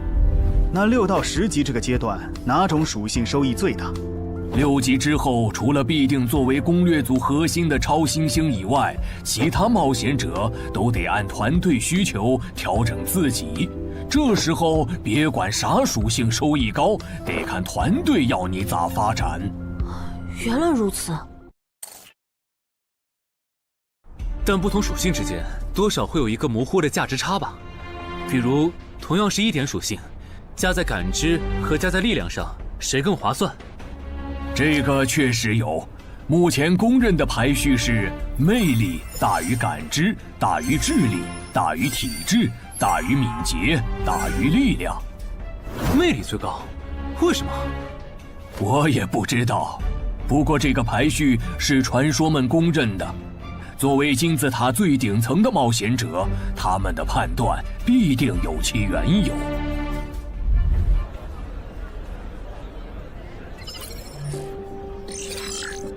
这英勇骑士转职成功，加1点魅力，还是隐藏职业。可我主职业就是近战，副职业再选同类，会不会最后效果1+1小于2啊？想什么呢？没什么。不想说就算了。对了，林姐让我问你，下午的冰击课你来吗？啊？这次好像有越省来的武术大师指导我们。停！第7局，长津川胜。强的优势这么大吗？算上大人绷带的效果，我等于是被14-0了，关键他的速度没我快，体力也没我好啊。你已经连输7把了，还打吗？打，我还没累呢。你呢？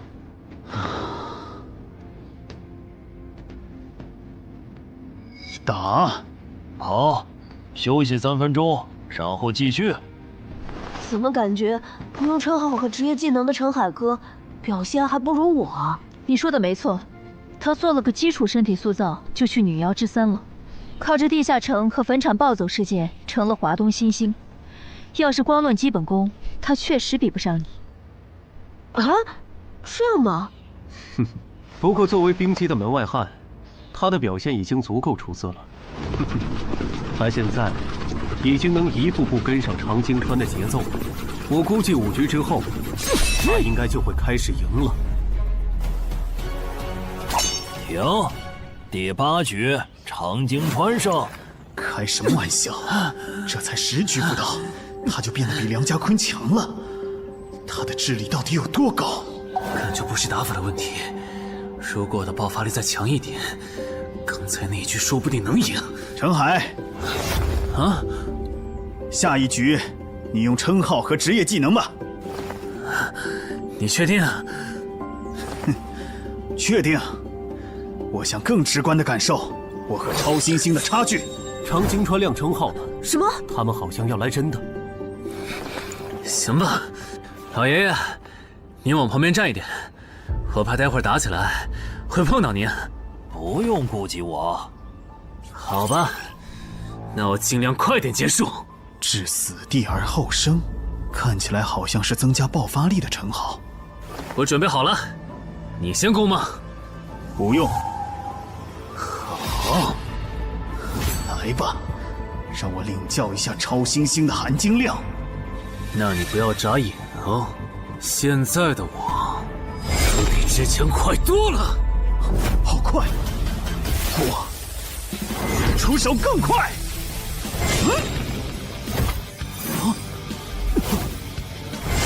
不可能！好快！你输了，今天就到这里吧。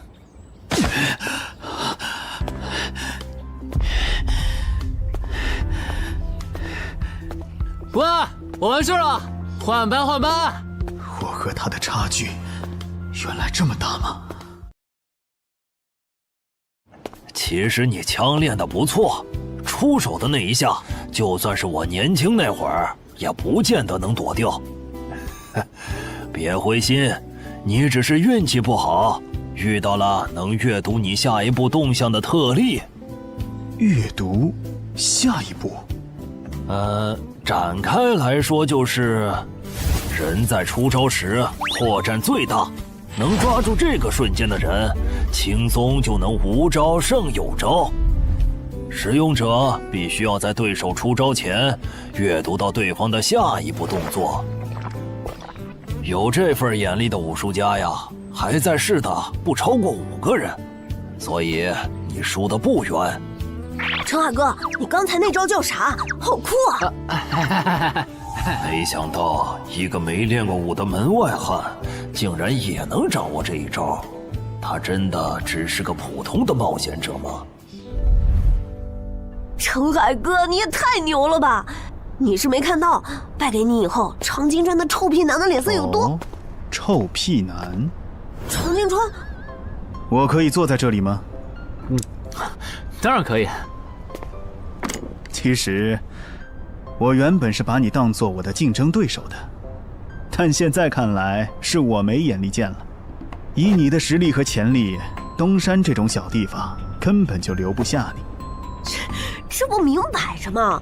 坟场那种全球公认的 bug 级地下城都被陈海哥打通了，他肯定不会自降身份来跟咱抢下任东山市入口管理者的位子呀。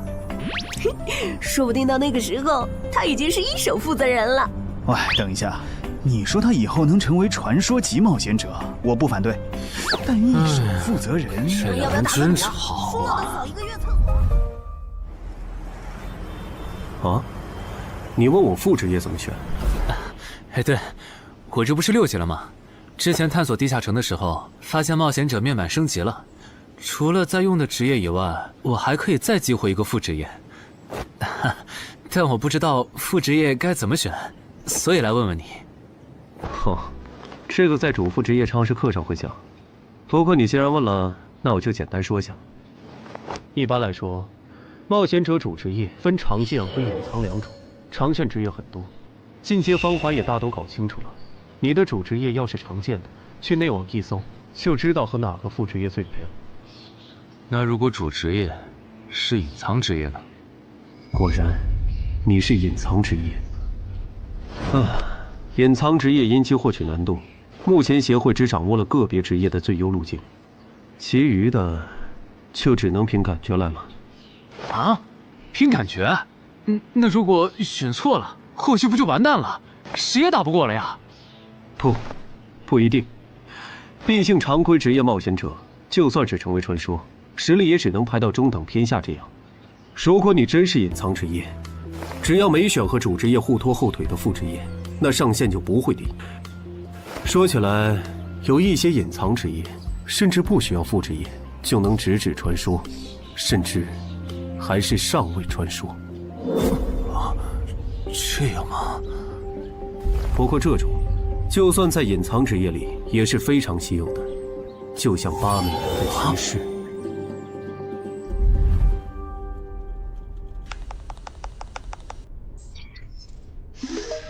内网竟然没有死亡行者的相关资料，那看看英勇之骑士吧。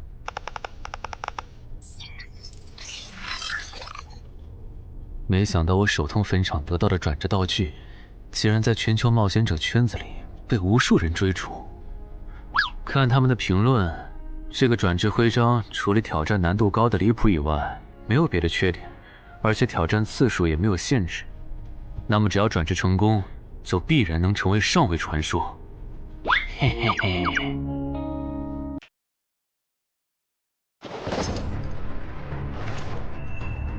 使用英勇之骑士试炼徽章。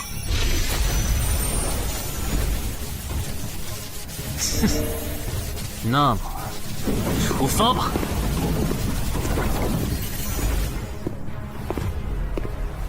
啊？不是吧？让我挑战他？啊？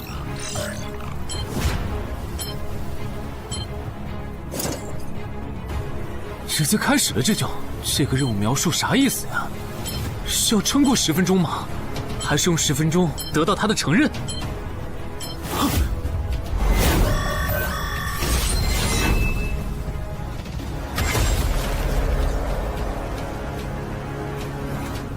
这家伙该不会比库罗德还强吧？完了，第一把先试试水，先弄清楚我和他的差距。这谁能撑过10分钟呢？我这种配置都3分钟嗝屁，10级以下，我不信有人能完成试炼。感觉得换个能保命的称号，但那样感知就不够18点，没法开一步一杀的隐藏效果。这么搞下来，说不定输得更厉害。等等，我不是还有那个吗？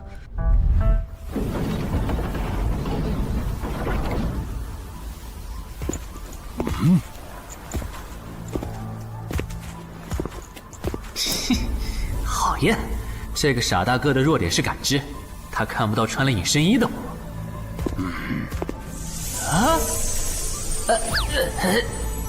那是什么？丢！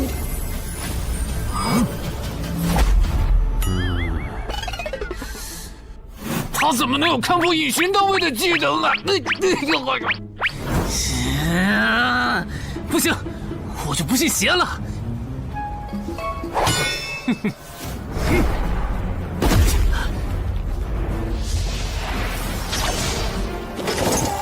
混蛋！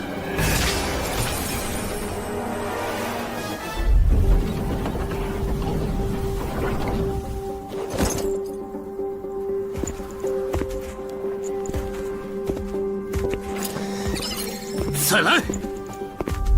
啊，那些冒险者还在我家？对，虽说不知道发生了啥，可要是时限到了，这些冒险者还不出来，那咱就得掌握更多这地下城的情报，这样以后入口翻转的时候才能处理好。换个地方聊吧。还是没找到乔敏吗？没有啊，周围都找遍了，没有他的痕迹。那看来他不是下湖了，就是去更远的地方找豺狼人了。希望是后者，不然我们的麻烦就大了。我希望他是去找豺狼人了。老七那边应该也发现了，这地下城难度会越拖越高。等孵化池孵出大量的鱼人后，我们恐怕都会死在这儿。你说什么？你家地下城的通关任务是捣毁潮汐鱼人的孵化池？对啊，怎么了？我先冷静一下，林，你来给他解释。好，目前官方已公布的地下城翻转规则，你都知道哪些？基本上都知道。入口翻转后，攻方守方位置互换，我们这儿会变成鱼人需要攻略的地下城。没错。那你知道来咱们这边的地下城土著也需要满足指定条件才能回到他们的世界吗？什么？等等，你的意思是那些土著也会有脱离和通关任务？是的，而且绝大多数情况下，两边的脱离和通关任务会很接近。比如捣毁潮汐鱼人的孵化池，换算到咱们这边，恐怕是破坏人类的重要设施。快，你再听吧，这下摊上大事了。他已经吓傻了。你说东山市下个月会有一个7级地下城翻转？对，地下城的土著是鱼人和豺狼人，类型是探索，通关任务是捣毁鱼人的孵化池。所以他们想要征调咱们的徐茂。是的，报酬是官方掌握的同等级地下城的随队通关名额。等等，郑哥不是14级的冒险者吗？处理一个7级的地下城不是很简单吗？因为你家的入口翻转后，我就没法随意出手了。啊？你不知道正常，这涉及到未公开的地下城翻转规则。当入口翻转后，我们的世界就会变成鱼人眼中的地下城。因为入口翻转前后规模不变的铁律，所以在有鱼人完成脱离任务之前，等级高的正人军不能动手。原来如此，怪不得坟场明明只是5级地下城，但却存在传奇个体。怪不得小鬼头脱离后，坟场就立刻进入到第2阶段，这样就解释得通了。这个规则不是强制性的，我不能出手，主要还是因为有人曾经尝试过这样做，结果导致入口等级提升，对面的高等级个体也能来到我们的世界。简单说，用同等级处理同等级翻转问题，是各国冒险者协会试过好多回后得出的最优方案。那军队呢？郑哥这样的不方便出手我理解，但军队和热武器明显更靠谱吧？用军队和热武器对付入口翻转，攻略地下城确实最效率，但过去10年来，所有这么做的国家，最后都后悔了。后悔了？为什么？因为那意味着 bug 要出现了。军队和热武器要是插不进来，地下城的实际挑战难度就会远超它本来的等级。如果军方很快镇压了翻转的地下城，那后面入口的挑战难度会接着涨，一直涨到跟这片区域守方的战斗力正好对上为止。再说了，从11级地下城开始，枪就不咋管用了。再往上，16到20级的地下城，里面有些怪物甚至得用核弹才能干掉。总结一下，军队插手，问题只是被推迟了，并没有真的解决。等到问题彻底爆发的那一刻，我们得直面那些能跟最厉害热武器硬刚的人。现在你明白了吧？不是我们不能用军队来解决地下城翻转问题，而是那代价对于人口众多的我国来说，有些过于沉重了。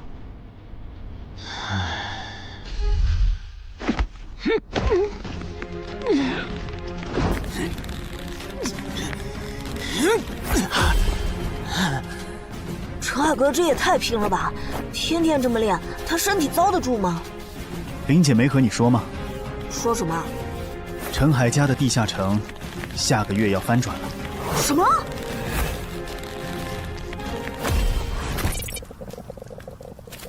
你那边怎么样了？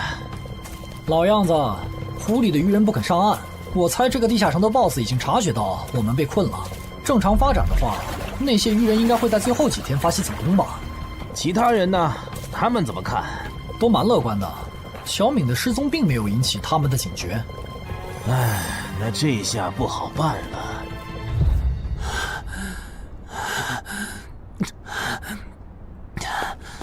给。啊？今天周四，你不用上学吗？上啊，谁让有些人闯祸，把地下城入口给搞翻转了呢？想上都上不了。应东山市入口管理人的要求，原定课程现在换成入口翻转规则普及课。因为本节课还有大量未准许披露给民间的内容，所以开讲前需要大家签署这份保密契约书。谁先来？我。我签完了，下一个谁来？给我吧。然后给我。那我收尾。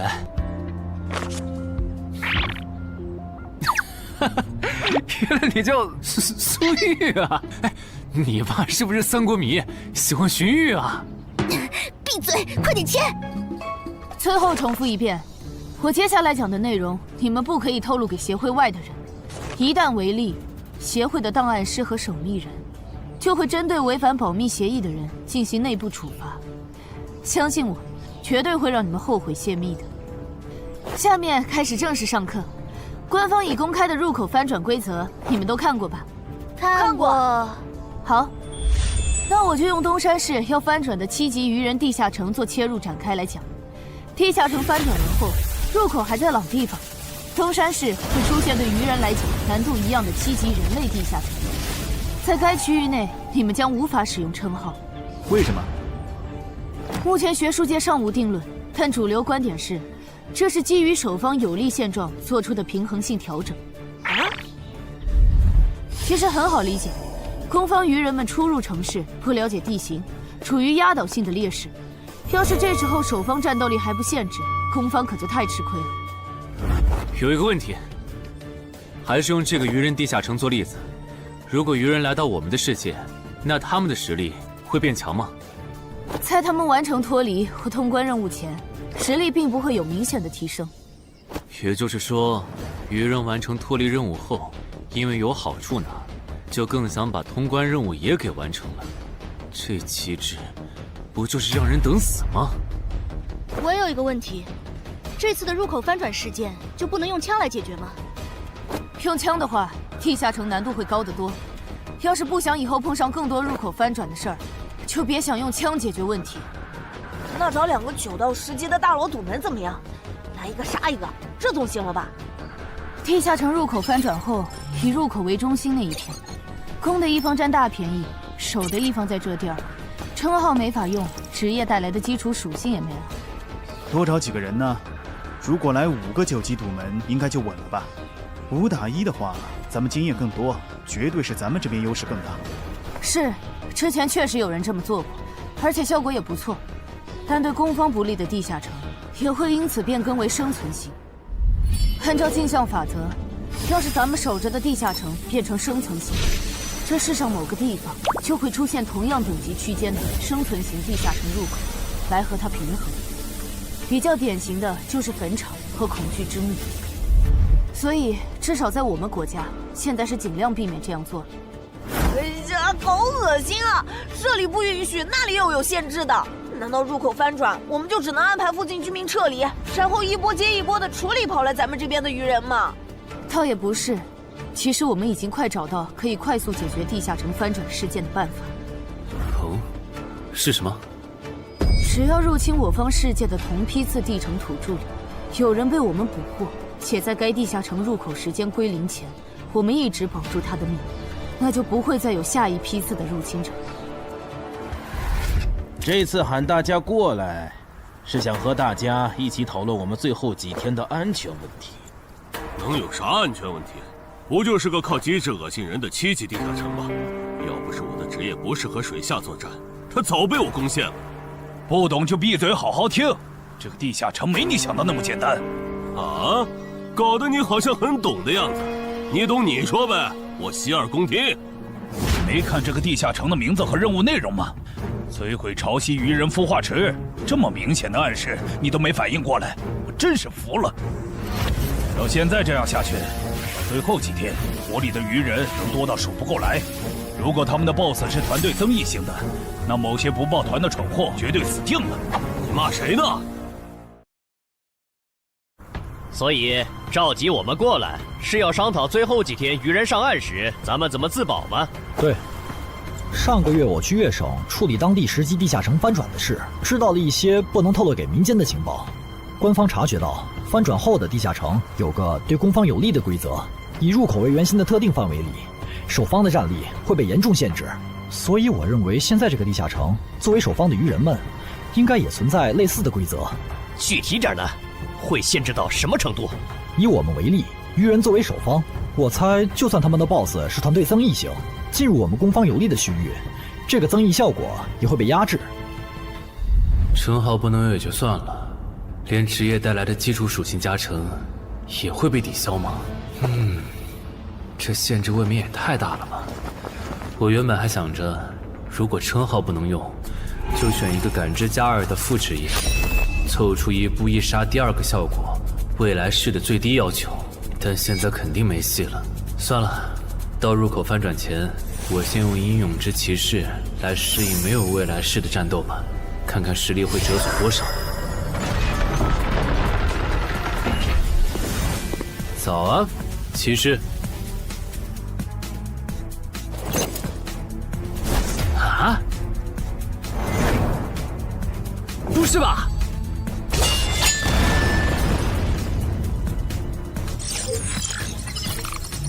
没了未来式和称号加成的我，实力原来会下降这么多吗？这么看的话，我还是得找个能加感知的副职业，至少要把未来式点出来。你找姚文忠？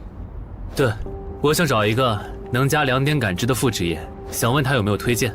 还有，协会内部是可以用贡献点兑换副职业的转职道具的吧？能是能，但这种和智、感、魅有关的副职业转职道具，所需要的贡献点有点多。你除掉高成勇得到的贡献点肯定不够。我知道，我来之前已经查过了。我有2个称号未被收录进官方的称号图鉴，我可以提交他们的获得线索来换取贡献点。行，那我叫姚文忠帮你整理一下。你现在就要定副职业，不再等等吗？距离你被强制征召进地下城还有半年呢，没准过几个月，新隐藏职业的最佳升级路线就能搞清楚了。不等了，我家地下城翻转后，我主职业的核心技能就会没了称号加成，得再加2点感知才能开启。这2点属性对接下来的我是刚需。行吧。这是协会掌握的能加2点及以上感知的副职业，你看一下吧。寻物师，你确定就要这个，不改了？啊，就他了，寻物师。行吧，那我现在就去联系福州的冒险者协会，让他们派评估师来东山看一下你手里的称号值多少贡献。如果价值大于寻物师的职业证书，我就向总部打申请。那麻烦姚哥了。您就是陈海先生吧？你可以叫我蔡奇，我的副职业是评估师。接下来由我为您评估至死地而后生和与传奇过招这2个称号的价值。好的。算完了，这2个称号虽然效果惊人，但他们的获取难度和激活所需要的前置条件太苛刻了，所以价值相比于同等级称号会有很大的折损。具体会折损到什么程度？请你放心，足够您兑换寻物师的转职证书了。和上次一样，别用称号和职业技能，对这个设备来一拳。好。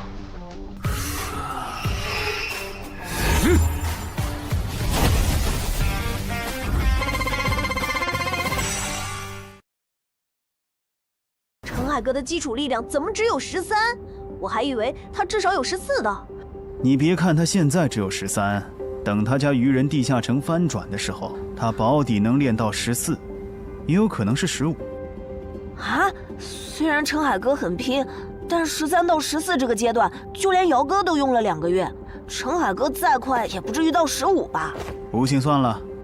说实话，我挺眼馋你这个达人绷带的。等你以后用不上它了，能不能考虑一下平价卖给协会？可以啊，不过那得等我的力敏双16以后。原来你们在做力量测试啊！我说怎么找不到你们？程海，你的副职业转职证书到了。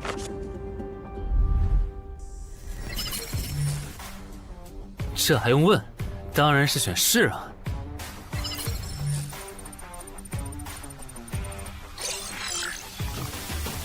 等等，不会吧？不会吧？蒙对了，死亡行者的最佳搭配竟然是寻物师。我原以为死亡行者的效果1和效果2已经够超模了，没想到它的效果3更加离谱。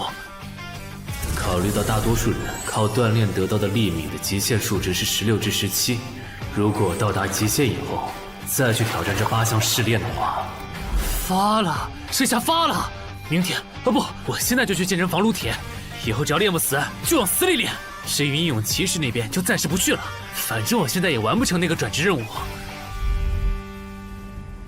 有没有搞错？他东山市的地下城翻转事件，为什么要拉我这个云霄市入口管理者去帮忙？因为你老婆在我这边的人情已经用光了，还有，你下个月就不是云霄市的入口管理者了。身为官方冒险者，被附近的协会征召，不是很平常的事吗？而且，别告诉我你不知道，东山市的愚人地下城是因为谁才闹到要翻转这一步的？11121、11122、11123。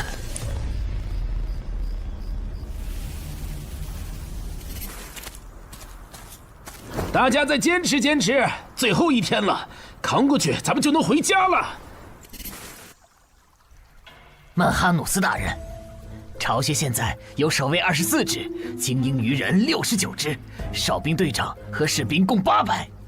很好，我要用他们来提升我的等级，杀死森林里的冒险者，把他们的尸体拖回来。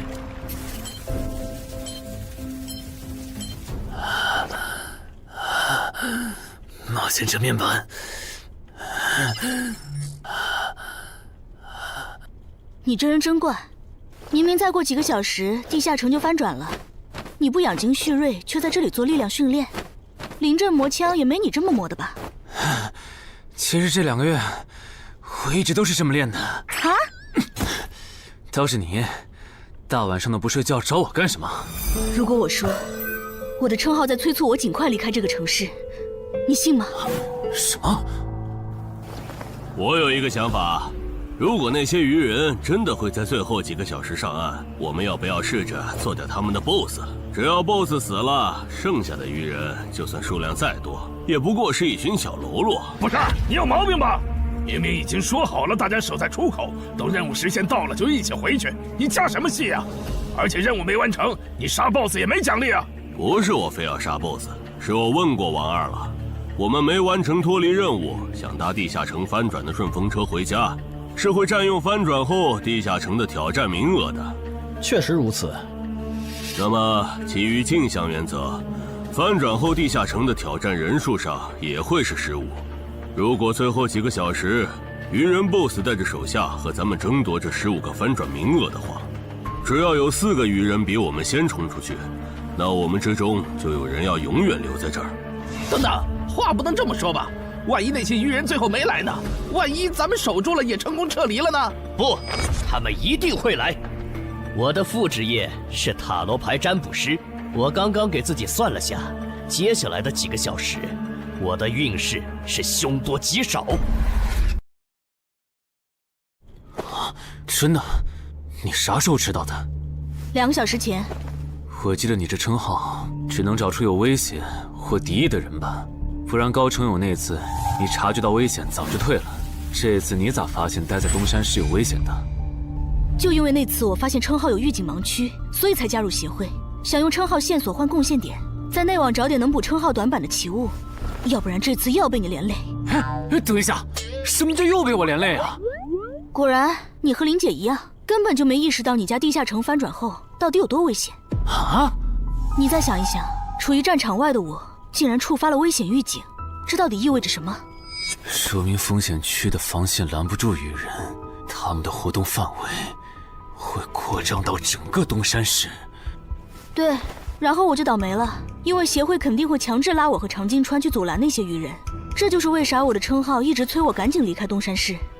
这些推测，你和姚哥、林姐他们说过吗？说过，但他们认为那15个冒险者回不来，最后能从你家走出来的鱼人也不会超过15只。鱼人单体作战能力不强，就算突破防线，有10级的陈华宫和乌龙也能快速抓捕他们。你信他们还是信我？信他们的话，我就拉着我爸妈去隔壁云霄市躲几天了。我是想信你，但光凭咱们俩又能做什么？毕竟在你预见的未来，连10级的冒险者都失手了。不，我们能做很多。有我预警，再加上你的隐身衣，咱们先去收拾那些弱小又落单的鱼人，把鱼人对咱们世界的破坏降到最低。结果咱们3抽到的不是塔，就是死神，都不是什么好兆头啊！别告诉我你们真信了。如果张志兴的副职业真那么好用，他又怎么会沦落到和咱们一样的处境？这个他刚才不是解释了吗？他出发前占卜到的运势是愚者，但他错误地解读了它，不然其实可以避开这个地下城的。而且你看，咱们之中最强的王二和郎奇夫妇，他们的占卜结果都对应着象征顺利和成功的女皇世界。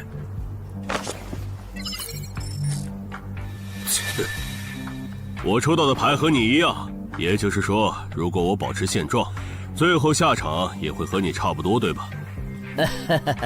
对，咱们很有可能走不出这个地下城。那你再占卜一下，如果按我的计划，大家合力干掉 BOSS， 把剩下的鱼人赶回湖里，我的运势会不会好转？行，等一下，先别占卜。你的计划还有完善的空间。这地下城里的鱼人，现在估计已经繁殖到好几百甚至上千了。如果他们的 BOSS 是团队增益型的，那我们和他们贸然开战，绝对会死很多人。所以你的意思是，咱们干脆什么也不做，就在这儿等他们打过来喽？也对，反正你们俩抽到的都是安全牌。不，你理解错了。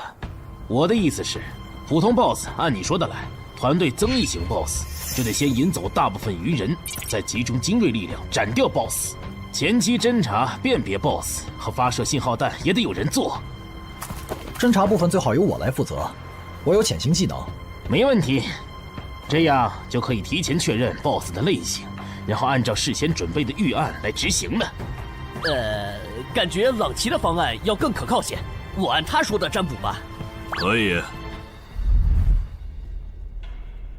这么做确实能低风险地解决掉一部分落单鱼人，但如果可以的话，我还是不想让失控之事发生。我打算再劝一下姚哥，但这需要你配合。你能和我一起去我家，用称号确认一下入口对面危险鱼人的数量和质量吗？没问题。没事的，我们大家都在呢，最后肯定都能出去。那个女生好像又抽到死神牌了，连续2次了，看来她大概率会死在这个地下城。愚者牌怎么解读？眼下这个情况，抽到它，意味着你将利用你和你身边的力量来达成你的目的。目的嘛。大家听我说，占卜的结果出来了，除了个别人抽到死神塔牌，大家整体的运势其实是变好了的。这说明主动出击会带来好的转变。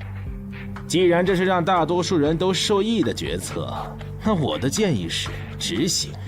至于抽到死神和塔牌的，就麻烦身边的人分精力照顾一下了。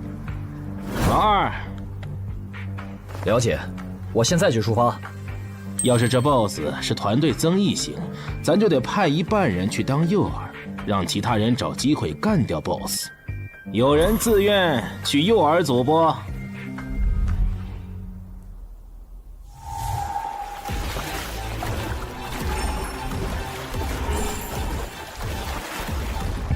坐镇后方，身边还有同种族精英保护，是团队增益型 BOSS 没错了，得赶快把这个情报同步给朗奇他们。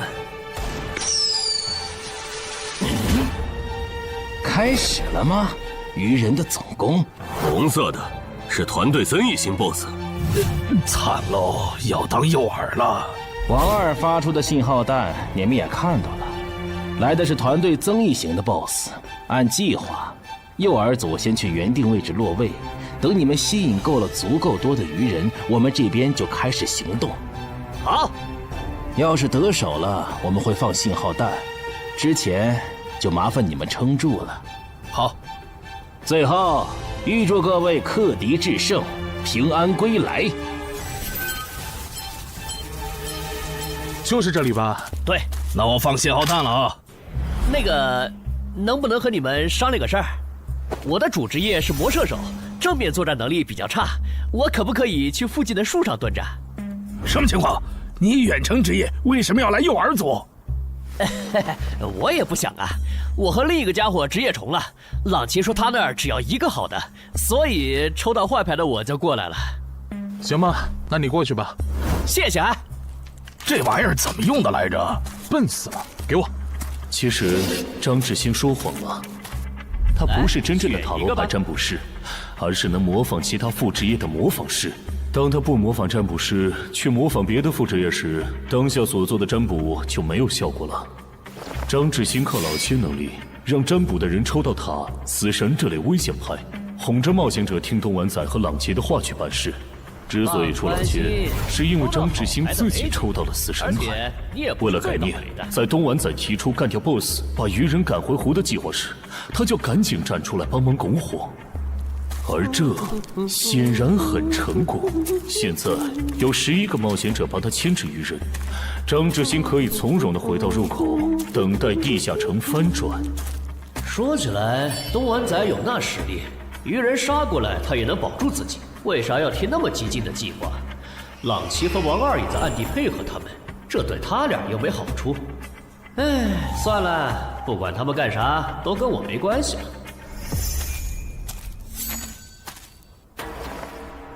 这好像是个一次性的异世界奇物，林军。这个就是刚才发送红色的发光物的武器，其作用8成是提醒他的同伴们我们上岸了。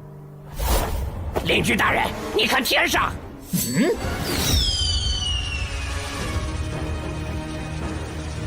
原来如此，这就是你们下的战书吗？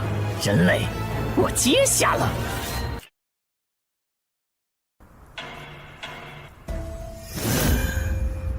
过去这么久了，怎么还没有冒险者的尸体被带回来？可能是因为那些冒险者藏得很深，领军大人光是找到他们就要费一番功夫。您再等一下嘛。那就再等一下，如果还是没有，我就亲自上岸狩猎。愚人怎么还没来？你说他们会不会没看到我们发出的信号弹呢？应该不至于吧，毕竟这玩意儿这么显眼。护住我身后，愚人来了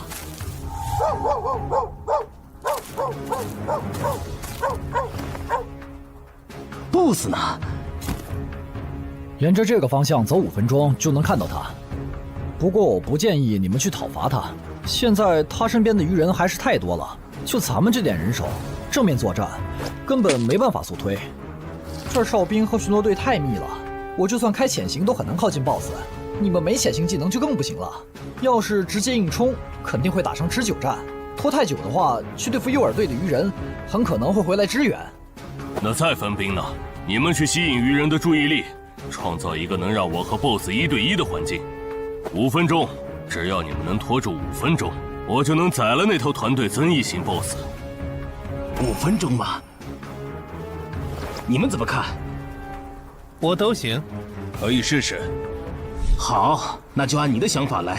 不过丑话说前头，你只有5分钟，明白？这么紧张的时候，你竟然还能犯困！不好，有人来了！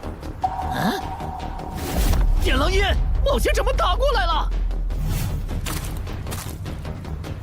果然，那2封战书是诱饵，这些冒险者想削减我的兵力，然后趁机杀死守卫不足的我。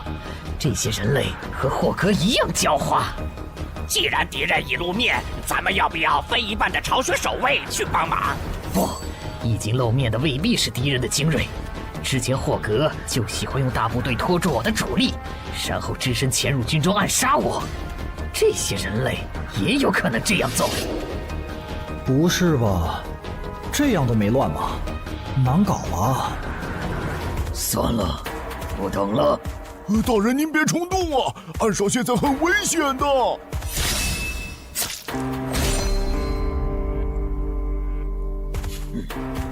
危险？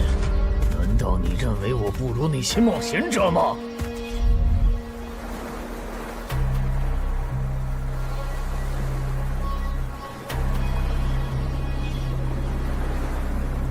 好香的味道，太香了！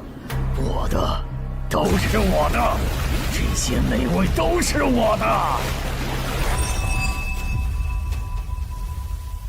不知道东莞仔那边咋样了？不过和我同组的那2个傻帽肯定是死定了。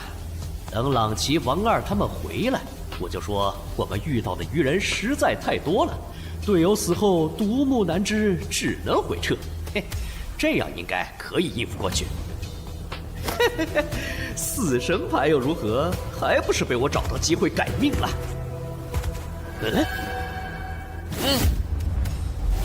那个鱼人怎么回事？绝不能放他活着离开，至少在地下城翻转前，不能让鱼人知道入口位置。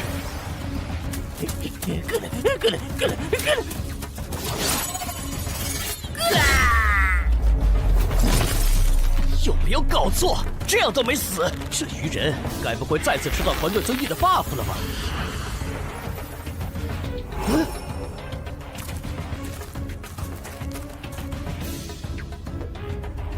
靠北呀！你干什么 ？BOSS 身边的护卫可还没有被引走呢。无所谓，大不了一起杀了。联军，不用提醒，我看得出来，他很强。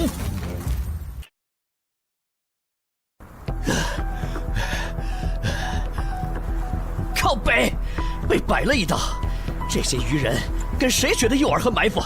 我差点被他们给阴死了。不会吧 ，BOSS！虽然咸吃你有点浪费，但没办法，谁让你落单了？而我又需要快速提升等级呢。这个地下城的 BOSS 怎么会出现在我这儿？东莞仔和朗奇他们到底在干什么呀？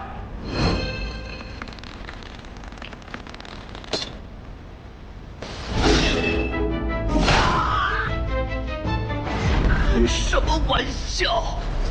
堂堂霸气魔射手，竟然会栽在一只低等的鱼人的手上！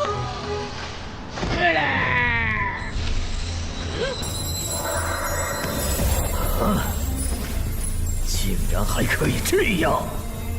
原来低等级的鱼人击杀高等级的人类冒险者可以升阶。小子，大人，你把发生在你身上的事一字不差的去说给鱼人领军，然后让他分一点鱼人来我这边。我需要新的炮灰，还有我的战利品也催一催。好的，曼哈努斯大人。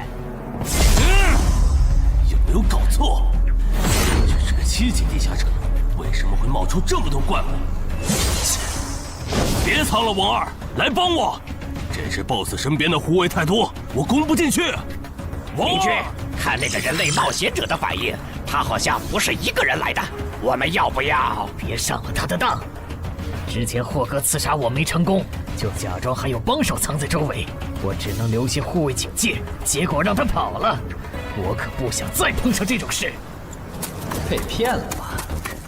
正如已故的冒险者张志新隐约察觉到的，东湾仔、王二、朗奇确实各有算盘，区别在于东湾仔主职业是狩猎大师，他想要杀掉2个不低于自身2级的不同 BOSS 完成进阶；王二的野心更大，他想要得到传说中的奇物升级券。不是吧？他怎么又变大了？有什么问题吗？你怎么看起来表情怪怪的？啊，没，总感觉心里毛毛的，好像有什么事情要发生了。王二经常和闽月两省合作，处理过不少地下城翻转事件，所以知道很多不能向民间公开的情报。这里面有2条情报，一是 bug 级地下城能产出奇物升级券，2是精英级地下城只要出了英雄级 BOSS 就会变成 bug 级地下城。可惜后面进来的人都不擅长水下作战，王二也不擅长，只能眼巴巴看着奇物升级券没了。暗杀者王二，我记得你好像也接 BOSS 相关的委托是吧？你有需求？我打算独立狩猎这个地下城的 BOSS， 想请你压个阵。独立狩猎 BOSS， 这个人该不会也知道奇物升级券的产出机制吧？你有水下作战的能力，你刚才没跟我们说实话。不，我是旱鸭子。不过我认为在任务时限结束以前，湖里的鱼人不可能不上岸，我们迟早会和他们开战的。就算击杀了 BOSS， 也不能通关啊！难道说杀 BOSS 这件事对你来说有额外的好处？好处嘛，是有一点。我的主职业需要我独立狩猎海陆空3种类型的 BOSS 各一只才能升阶，鱼人种 BOSS 一般不会很强，我不想错过。我考虑一下。可以，没问题。从他刚才的描述看，他的主职业应该是狩猎大师。如果他没说谎，那他应该可以帮我牵制住这个地下城的 BOSS 和精锐护卫。只要在这个基础上把鱼人都调出来，我应该就可以潜入鱼人的巢穴，杀死那只还未发育完全的英雄级鱼人。你的委托我可以接，但我不喜欢和人签契约，口头约定可以吗？事成之后再根据我出力的多少来结算报酬。没问题。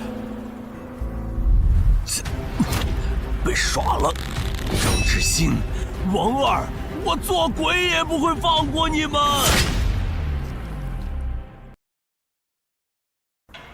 这就是你说的杀死人类的冒险者后会进化？为什么他没有？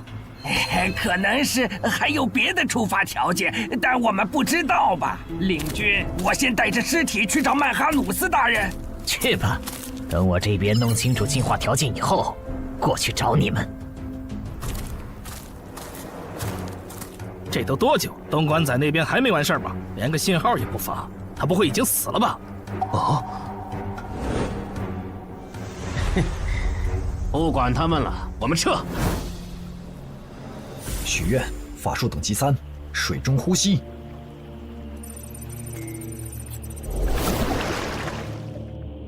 啊！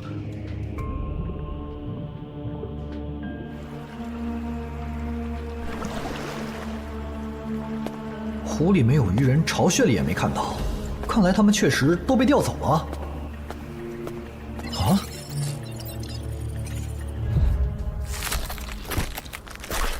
曼哈努斯大人，这是您要的尸体。可以，但我要的炮灰呢？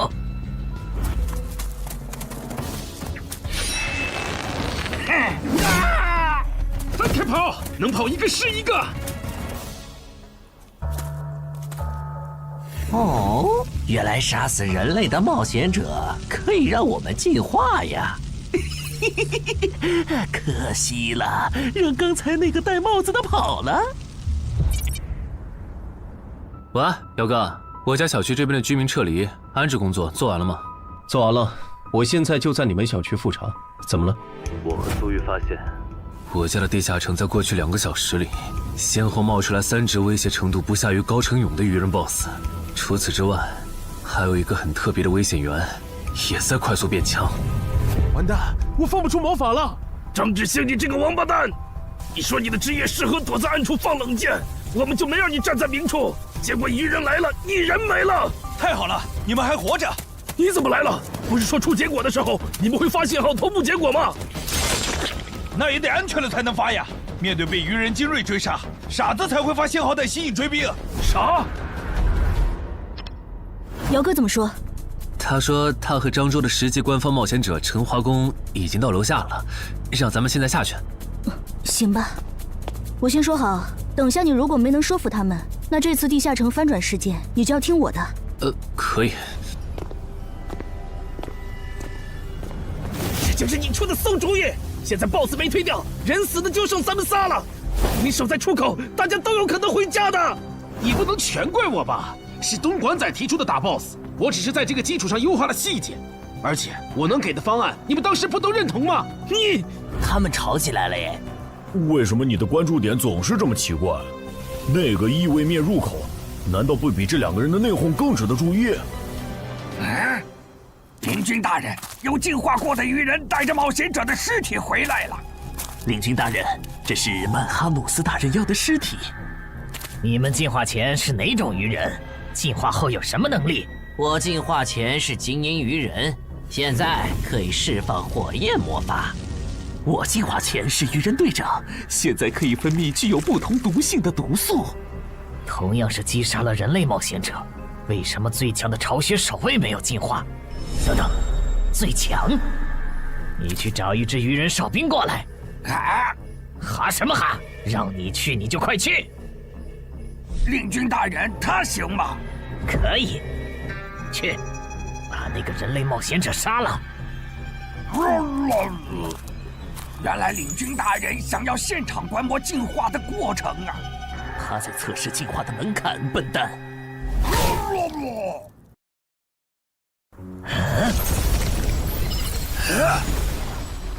原来如此，所以进化的先决条件是等级差吗？难怪我和巢穴守卫没能进化，因为我们和这些冒险者的等级差没达到引起海之母布里伯杜普注意的程度。这样的话，把森林里的鱼人都叫过来，我有事要说。遵命。那边的，带着这些人类冒险者的尸体去找曼哈努斯大人。好的，领军大人。可惜那只英雄级鱼人不在这里，不然 bug 级地下城的任务的合并结算，说不定除了能拿到奇物升级券，还能掉落史诗级装备呢。啊！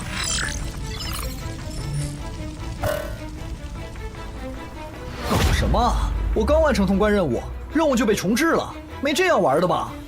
还有这个重置后的通关任务，鱼人种英雄级个体的成长速度都这么快吗？这才多久就发育起来了？什么英雄级鱼人？我记得英雄级个体的实力比同等级 BOSS 强2到3个等级，怪不得东莞仔和王二回阴沟里翻船了。他怎么走了？不用管他，正好咱们接下来做的事不方便被别的冒险者看到。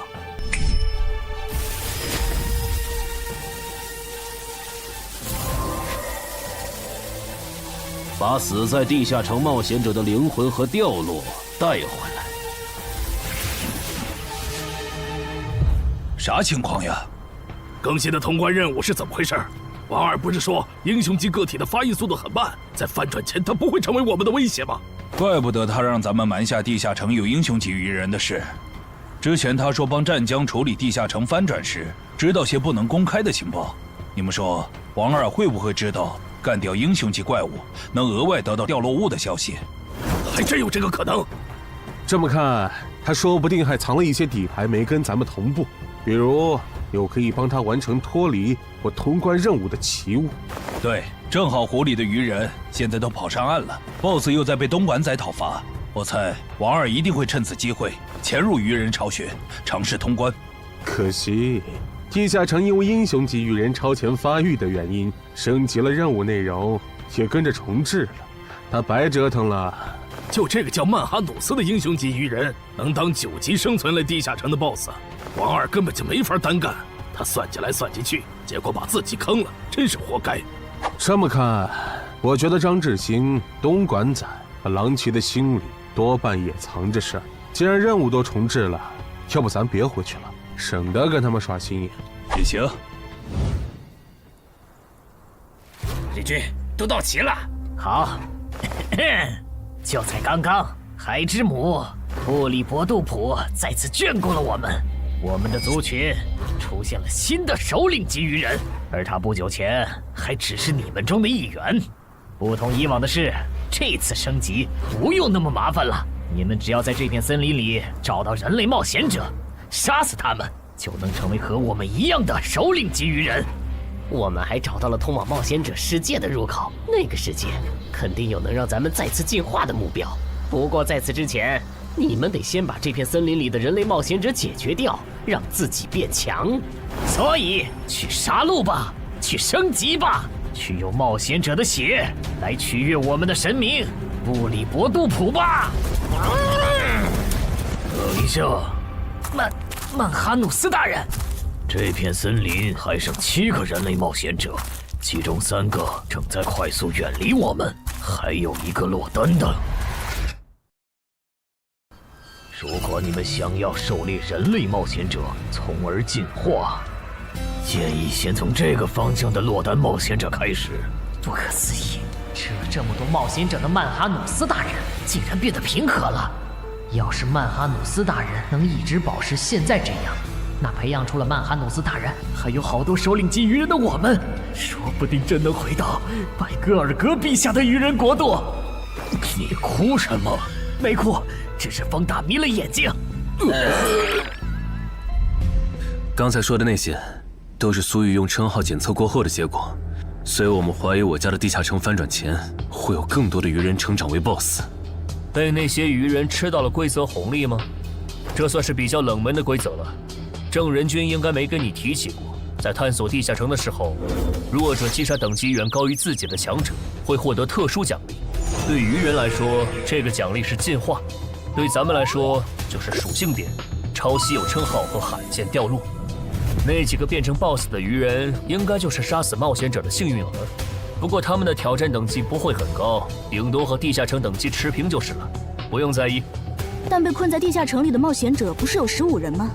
如果让鱼人大量进化，我们岂不是要同时面对15只鱼人 BOSS 的入侵？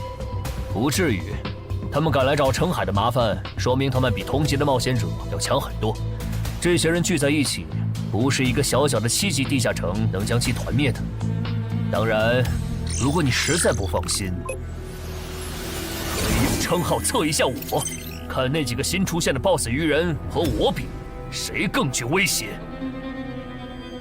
激活技能，精力提升。好夸张的体魄！基础属性加职业带来的加成，不是最高只有20点吗？为什么我激活称号和职业技能的时候，没有这么大的体魄变化？现在的我和你感知到的3个鱼人 BOSS， 谁更强？你更强，而且要强很多。那没问题了。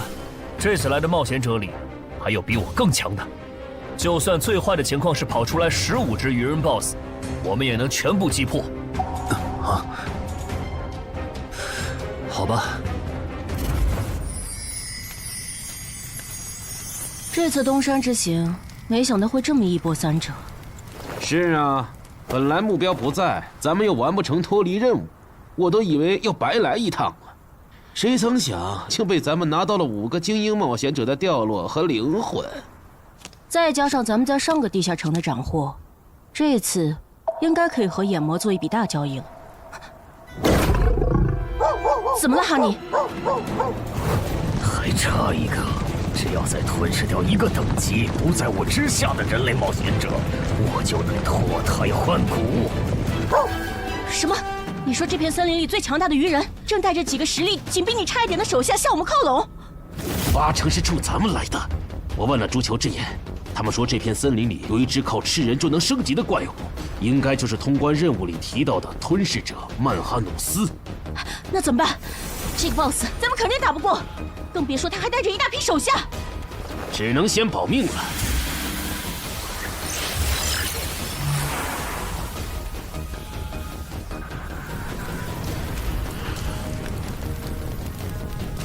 这批灵魂不错，我可以给你4个单位的司导之眼和1个单位的督军之眼的召唤额度。等一下，我这次不打算扩充召唤类目。那你要什么？我想请您帮我杀掉您身后这只英雄级鱼人。可以。要不咱们还是向漳州协会报备一下吧。不用，现在主职业进入第2阶段的我，真实战力少说也有12级，区区7级翻转地下城，在有我和散人联合无龙兜底的前提下，你觉得不保险是有多看不起我们？好吧。我不明白，姚哥和那个叫陈华宫的官方冒险者，为什么就不肯多叫些人来帮忙，多一份保险不好吗？这也是没办法的事，毕竟别的地方也有地下城翻转，来这边帮忙的多了，去别处的就少了。那也不能。等一下，电话。喂，是我，徐茂。等下的翻转地下城，你参与吗？应该吧，他们说有需要了会叫我。OK， 那等这个地下城被搞定后，咱们聚一下。有段时间没看到你了。成。您好，您拨打的电话正忙，请稍后再拨。谁呀？半夜不睡觉给陈海哥打电话，真讨厌！你不也在打吗？哎，我这个妹子什么都好，就是这恋爱脑。怎么还有一个未接电话？吴护士打来的吗？你可真是个大忙人，都凌晨了，还有人排队找你呢。什么？你来东山了？我听说这边有一个等级7的地下城马上要翻转了，就把我哥拉过来帮忙了。等等，你哥哥也是冒险者？哦，对，我想起来了，咱们被拉进坟场那天你说过，你哥哥是10级冒险者。你哥哥现在在你身边吗？在啊。那能把手机给他吗？我有事，很重要的事跟他说。好。你要和我说什么？我听说东山现在很危险，趁着这边的地下城还没翻转失控，你赶紧带他回云霄。失控？具体怎么回事？你详细说说。如果电话里不方便，你来我这边，咱们当面聊。坚持住，我们得撑到曼哈努斯大人。小心，别被这家伙的视线扫到。他跑了。正常，使者可不是没到10级的英雄级鱼人能碰瓷的。想不通。那个眼球怪物，就算是蜕变后的我，应该也打不过。那些冒险者既然有这么强的帮手，为什么不早点召唤出来？陈海哥，这是你妹妹？不，是我朋友。同事。哦，那挺好啊。刚才在电话里说东山市的地下城要失控了，具体怎么个失控法？最坏的情况是，几个小时后会有15只鱼人 BOSS 来到我们的世界。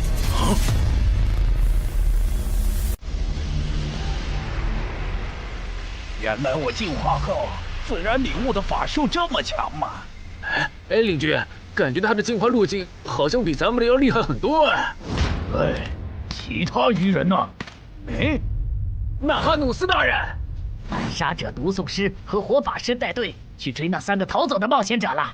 那不管他们了，你们带上还活着的鱼人跟我走。入口的冒险者召唤了实力远超我之上的眼球怪物，咱们得避一避。先退回湖里。什么？比曼哈努斯大人还强的？那我来断后吧。我可以驱使这些亡灵，拖住那个眼球怪物，给大家争取时间。行吧。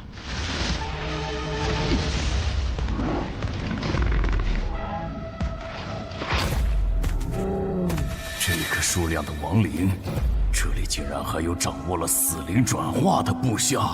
发现眼球怪物，杀！这样看，这里说不定有很多只首领级鱼人。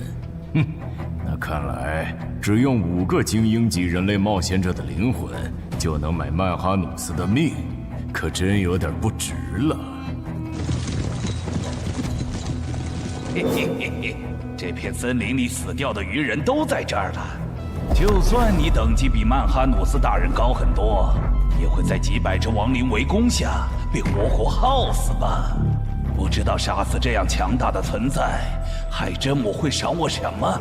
如果我进化为曼哈努斯，不，超越曼哈努斯大人那样的存在，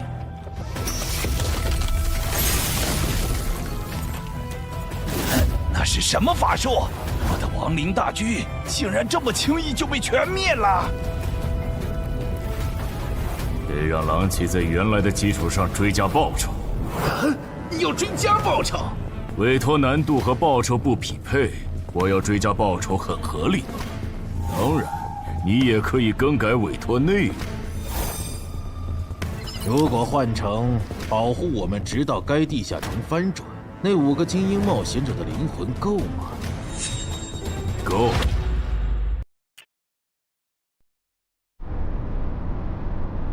原来如此，你们是通过特殊称号发现东山市的地下城有失控的风险。这个地下城在不久前新增了3只 BOSS， 照这个速度，我担心几个小时后会有更多的 BOSS 出现。是有这个可能，但这没什么大不了的。这还没什么大不了的。你们换个角度想，现在这个地下城，它已经算实质上的生存类型。这些鱼人来到我们的世界，也将获得同样的待遇。到时，为了匹配这个难度，原本的称号限制必定会被解除。如果这样还不能配平，那这个翻转地下城说不定会变成坟场那样。一旦有鱼人完成脱离任务，就会出现更高等级的我方冒险者介入的类型。哥，你怎么又提坟场？总之，你们把心放肚子里，这个地下城不会成为东山的威胁，我保证。我刚刚躲在树后，才侥幸逃过一命。他放过你了？对，那个眼球怪物用射线全灭了我的亡灵后就离开了，感觉他好像只对曼哈努斯大人感兴趣。曼哈努斯大人呢？他去找美食了。我说怎么有一个冒险者消失了？原来躲在这儿了呀！或许真的是我想太多了。不，是他们的问题。啊！坟场1阶段的实际难度比同级别普通地下城低很多。要是鱼人地下城翻转后跟坟场一样，那1阶段对鱼人来说简直小菜一碟。到那时，就是东山市的精英冒险者的噩梦。这边，10分钟后，这个小区里的7级鱼人地下城将翻转。该地下城的挑战名额是15。考虑到有冒险者滞留在这个地下城，那么翻转后来这的鱼人数量应该不超过15个。不是说散人联合的吴龙和漳州的陈华公也来了吗？怎么没看到他们？威尔士的徐茂好像也不在。正常，作为精英冒险者中的大人物，他们可不会干冲锋这种辛苦活。啊，这样吗？哼。还有，一旦有人成功捕捉到鱼人，我会通过无人机将这个消息同步给大家。首个被活捉的鱼人价值与 BOSS 相当。等这个翻转地下城被彻底解决，我会根据大家狩猎到的鱼人来核算绩点，然后协助各位兑换奇物、称号线索或者情报转制道具。结果最后只有5人幸存吗？感谢您的帮助。客气。脱离。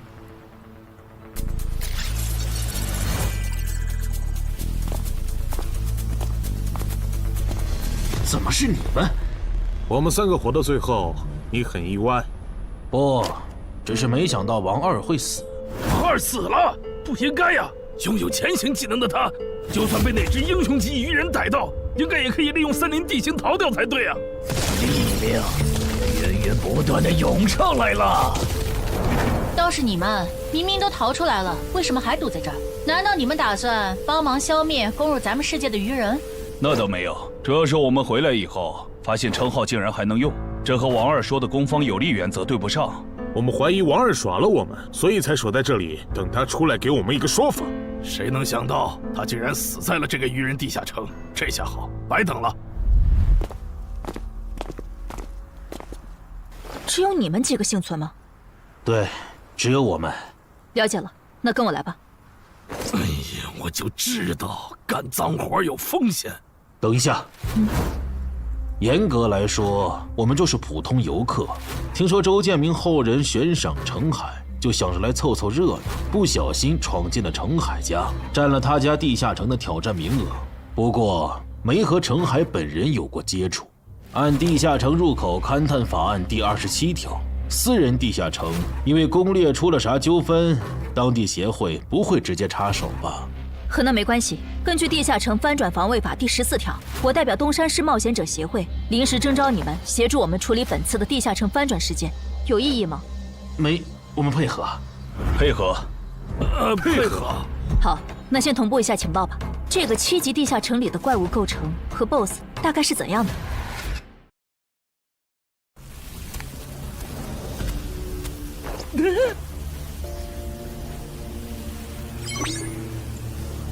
刚刚才是10，进去一只鱼人以后就变成了9，所以这个数字指的是能前往那边的名额吗？有名额限制的话，那岂不是说明我们可能会遇到和那些人类冒险者相同的困境？那不是问题，只要他们别再召唤出那种眼球怪物，这些人类冒险者就不足为惧。9级地下城，英雄级鱼人。不止如此，他也变成了死亡率最高的生存型。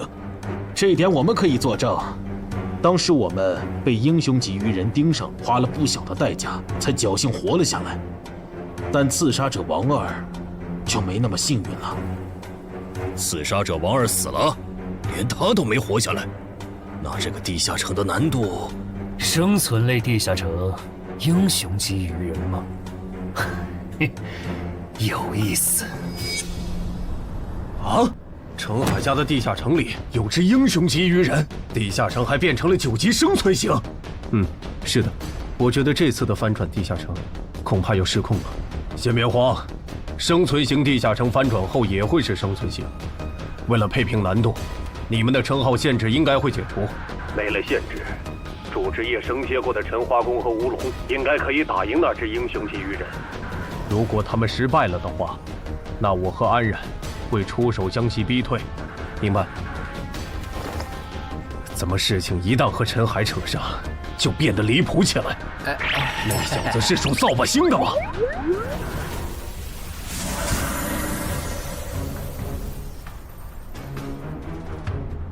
人齐了，曼哈努斯大人。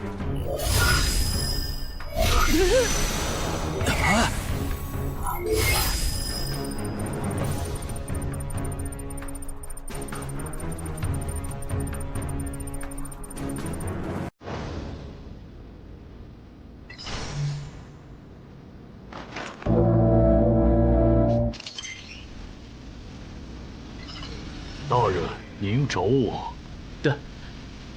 不过你怎么变样了？进化了呗。他现在已经是百战都不灵了。哦，原来如此。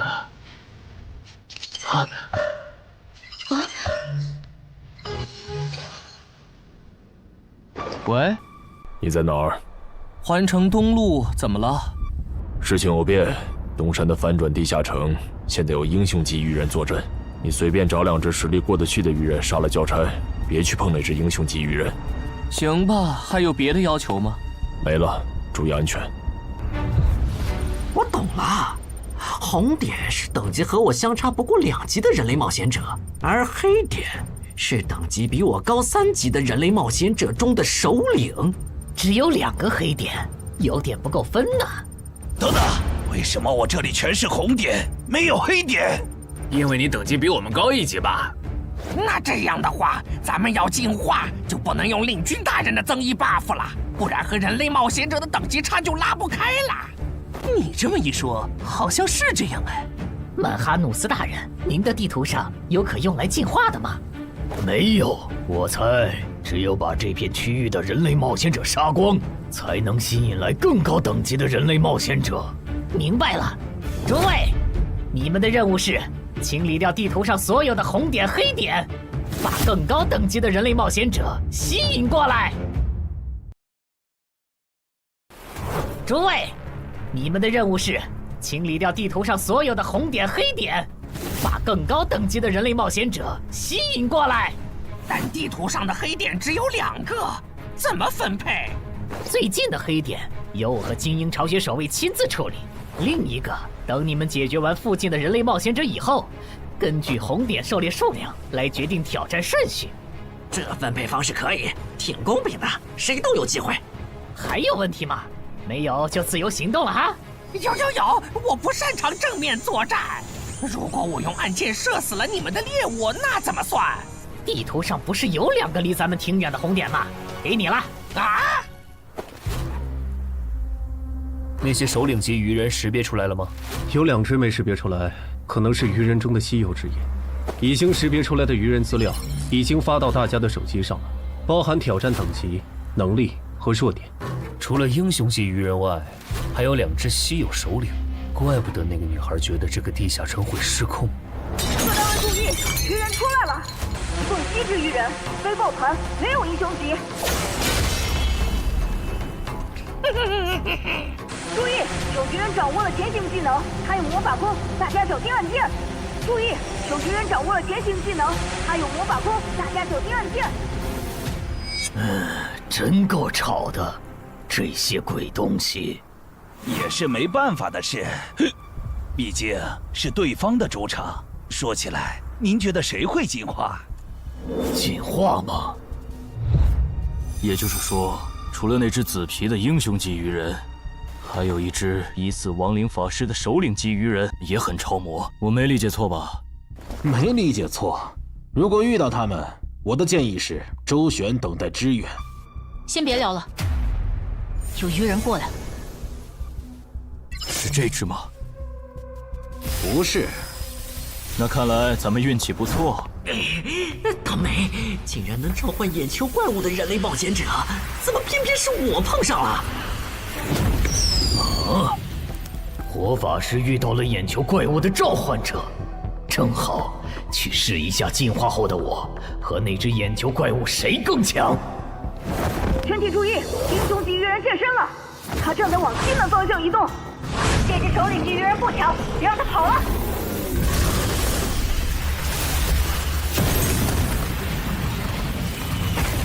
远波射线，弯曲术，看边。幽暗地狱的王眼暴君啊！我请求借用您的力量，心灵遥控。就是现在！至高无上的影之国王后啊，请赋予我斩杀眼前之敌的力量。尽情使用吧，我的骑士。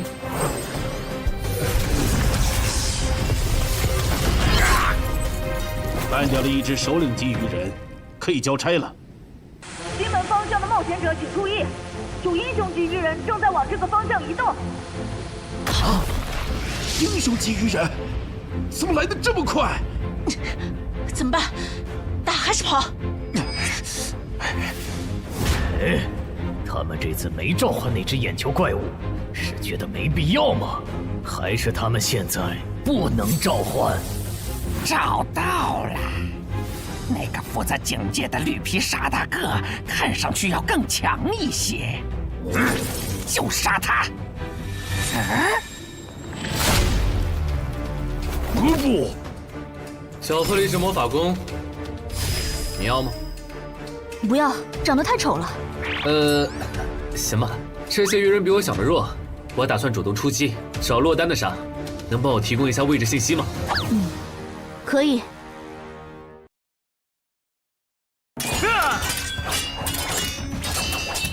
这些鱼人的实力好像还不如同等级的哥布林强。这样看，那只英雄级鱼人应该也不会强到哪去，还担心一场。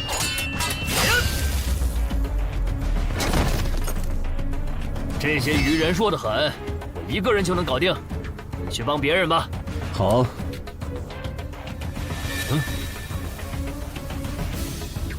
搞什么？原来你们还能变强吗？希望这些人类冒险者能争点气，不然我这趟可就白来了。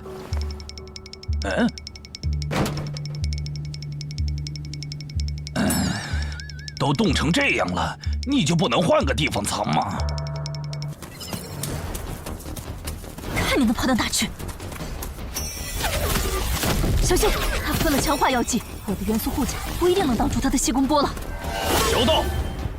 老二、老三，好的，大哥。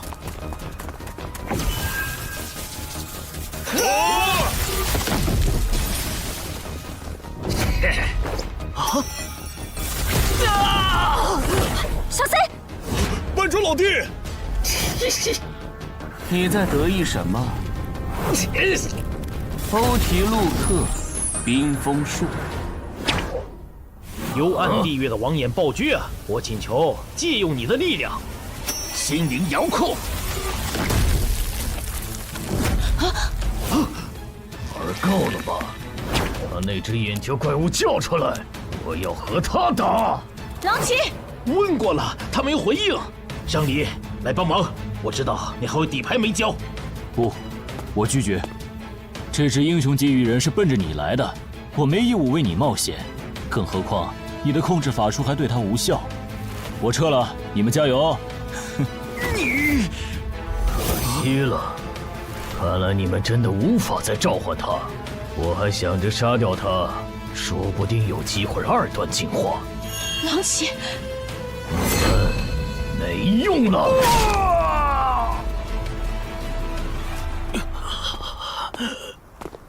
慢点，慢点。首次捕获的对应极点，等地下城结束后，会根据 BOSS 的强度核算给你。到时你可以来换取想要的东西。我很期待。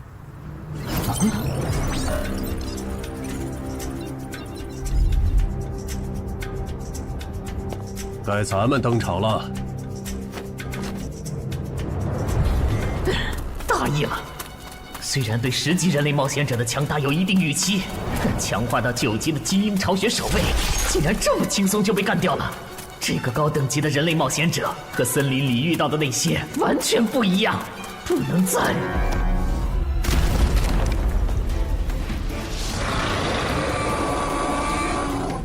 解决一个。吴龙，嗯，那是我的祭典。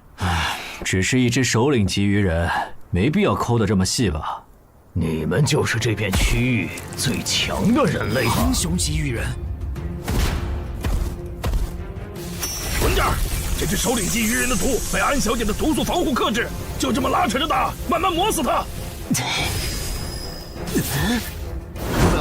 不会吧？领军死了？那火法师、毒素师和气功师那边是不是也？过来，去把死掉的同胞带回来，我来为他们做亡灵转化。如果有快死的，就用这个救一下。他的目标是安小姐，想办法拦一下。罗素，知道。休想从我这里过！你们这些……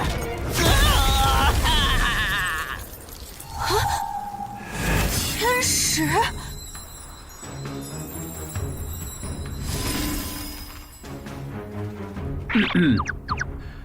我没来晚吧？没，刚刚好。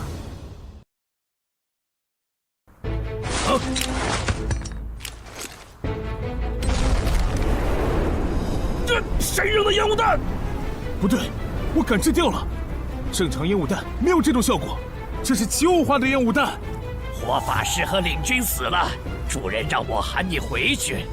别管我，我不奢求进化，等下我随便杀个红点就脱离。亡灵转化。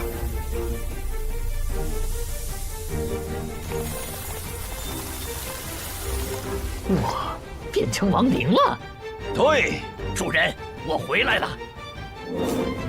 啊！气功师和毒素师呢？气功师被人类的冒险者捕获了，毒素师他好像受到了打击，现在不想进化，只想尽快脱离这个地下城。这样吗？被那只首领级鱼人逃了。能找到他吗？已经找到了，他刚刚翻墙离开了小区，现在正在向西逃窜。帮我规划追击路线，还有通知就近的冒险者过去拦截。好，很好，那些人类冒险者没有追过来。我现在明白上位、中位、下位种族的不同了。像我们下位种族，得当上首领才有职业，可中位种族里的精英，每个人都有职业。这些人类冒险者，单看一个没多厉害，可数量多了，配合起来就特别难对付。我要赶紧杀一个人，完成任务，逃离这个危险的世界。喂，上里有一只首领级鱼人冲出了第1封锁圈，现在离你只有100米，我们需要你拦截他，直至增援赶到。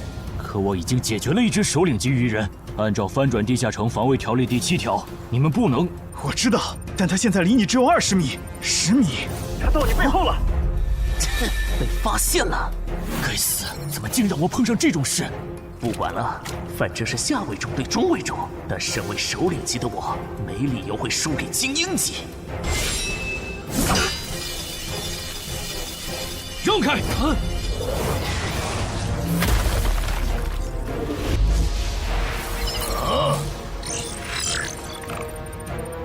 你连偷袭都不会吗？刚才为什么要喊出声来？笨蛋，我那是在帮你解围。这2个黑点移动的速度好快，这样看，我这边应该是来不及了。有点可惜，本来我还想着吃掉它们，升到11级以后再进化的。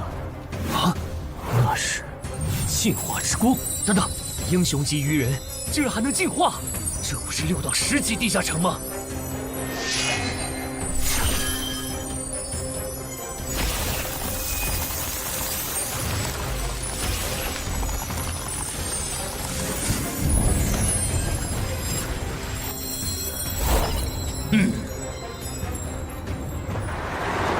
师傅，能再快点吗？已经很快了。什么情况？明明刚才已经没剩几只鱼人了，怎么突然又冒出来2个危险源？所以这个表情，前线的形势这么不乐观吗？该死，我都拖了这么久，说好的增援怎么还没来？大意了。没想到这个人类冒险者的实力和我这么接近，差一点就阴沟翻船了。到此为止了吗？等等，这2个黑点，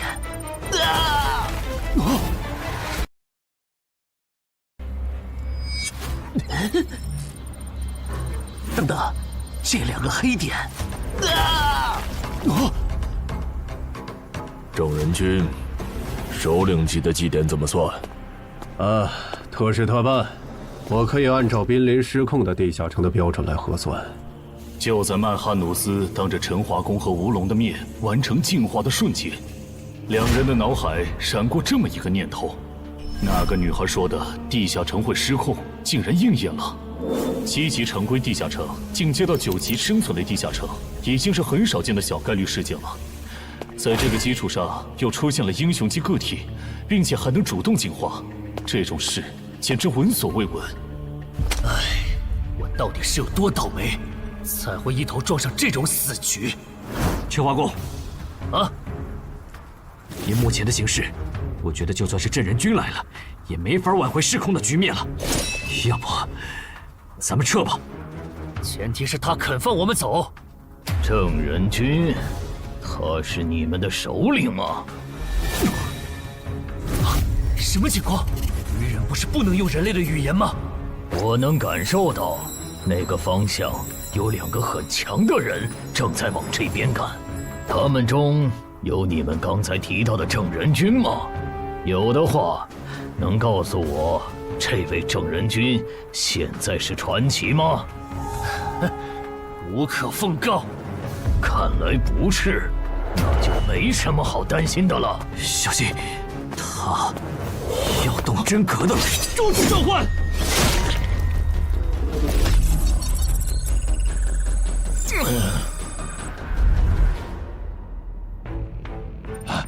终于出现了黑点。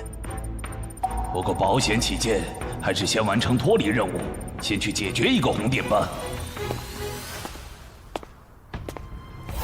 你不是去追那只毒素鱼人了吗？怎么又回来了？哦，那只首领级 BOSS 被郑仁君和他找来的帮手干掉了。倒是你们为什么都聚在这里？小区里的鱼人解决了？大部分解决了，除了吴龙和陈华宫负责的英雄级鱼人，现在只剩下陈海家里的鱼人没解决。但他们待在楼里不肯出来，在室内作战的话，我们的人数优势就没了。亡灵能快速穿过墙。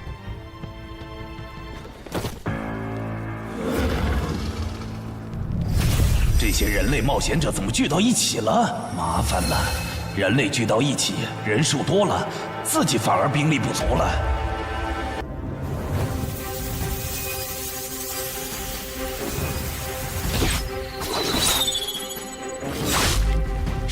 谁干的？我家现在还有几只鱼人？还有5个。其中一个特别弱小。好，跟我走一趟吧。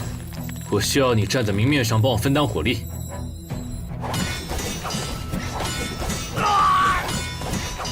够了，我玩腻了。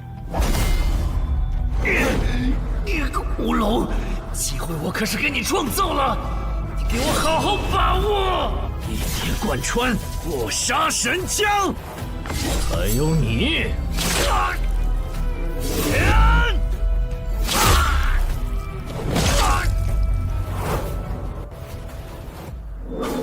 还没看够吗？厉害！你是怎么发现我的？与生俱来的天赋，我能闻到等级和我相当和在我之上的强者的味道。那边的也别藏着了，我是不会露出破绽给你们的。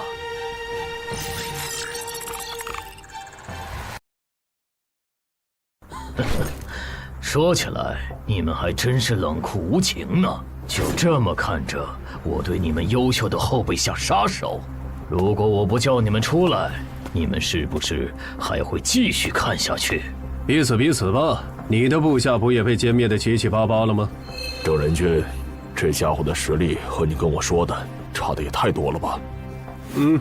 我也不知道他会进化。放心，该算的绩点都有，我不会让你吃亏的。那就好。什么？郑仁君让我们撤出小区？对，这次翻转的地下城彻底失控了。他说等下打起来顾不上你们。但是愚人亡灵法师和他的仆从不是还没解决吗？就这么放着不管？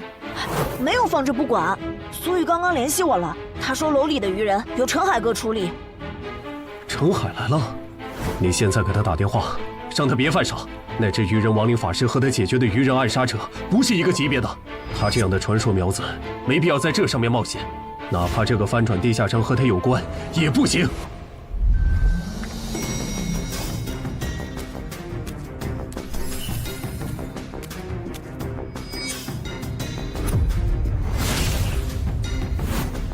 别回头，继续往前。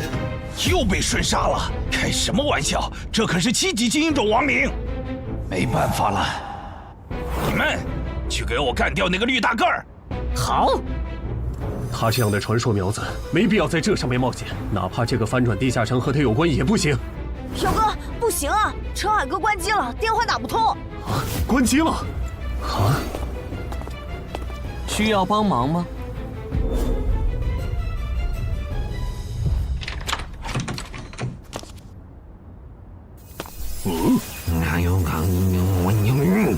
多重火球术，不灵，就是现在！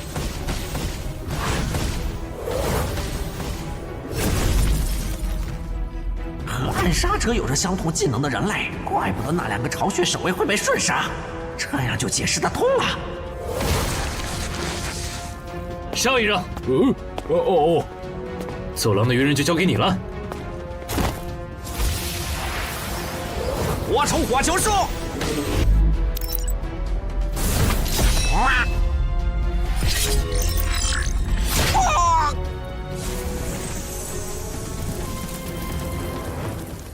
那只愚人亡灵法师怎么没露面？算了，用过去式找吧。正好也打算测试一下这个能力。你们去给我干掉那个绿皮大个儿。好。三阳台跑了。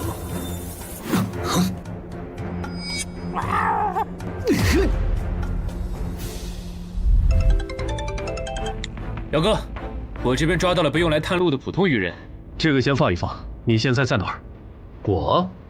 我当然在我家。你家现在很危险。你是说愚人亡灵法师和他的亡灵仆从吗？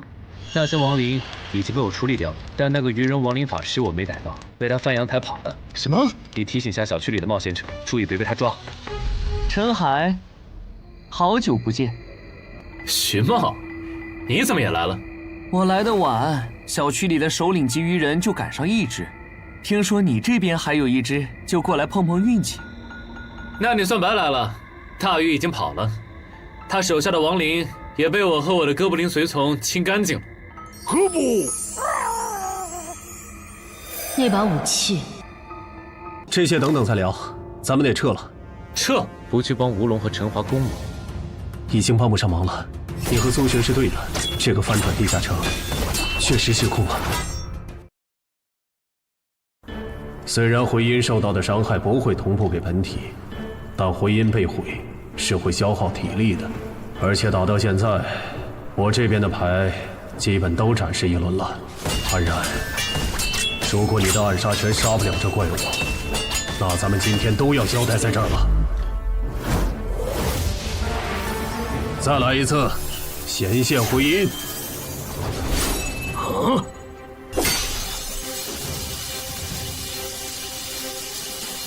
这个人类的职业好讨厌，他召唤自己的复制品，难道就不需要代价吗？终于让我等到了。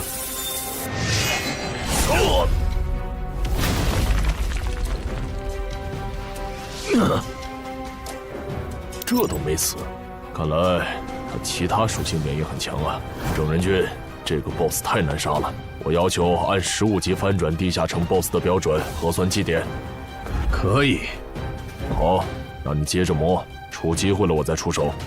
或许是镇安君和安然的职业技能给到了曼哈努斯足够的压力，也可能是他们表现出来的态度刺激到了曼哈努斯。靠着职业的加成就能击败我，简直是痴心妄想。这让曼哈努斯做出了草率的决定。我要选择职业。筛选出有远程攻击手段的职业。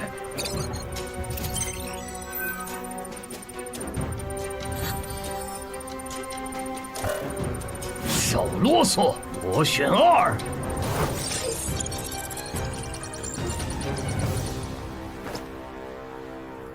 那我们先走了哈。注意安全，有事给我打电话。喂。萍姐，那只鱼人亡灵师被陈海哥打跑了，我把他的逃跑路线发你，他现在落单了，应该比较好对付。镇人君竟然亲自下场了，看来这个翻转地下城应该会很快结束。虽然中间出了不少插曲，但好在是活下来了。啊，可算找到我的猎物了。是从什么时候开始的呢？我的人生走入了死胡同。等很久了吧？啊，没有很久，李博。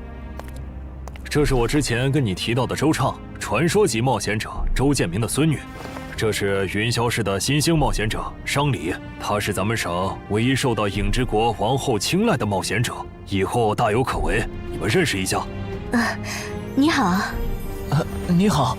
哦，是从那次李博介绍周畅给我认识的时候开始的。那又是什么时候？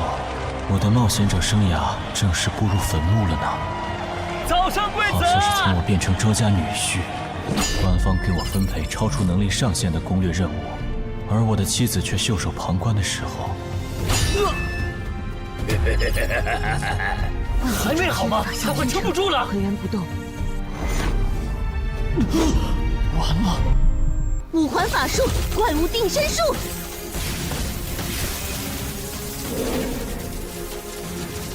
火了！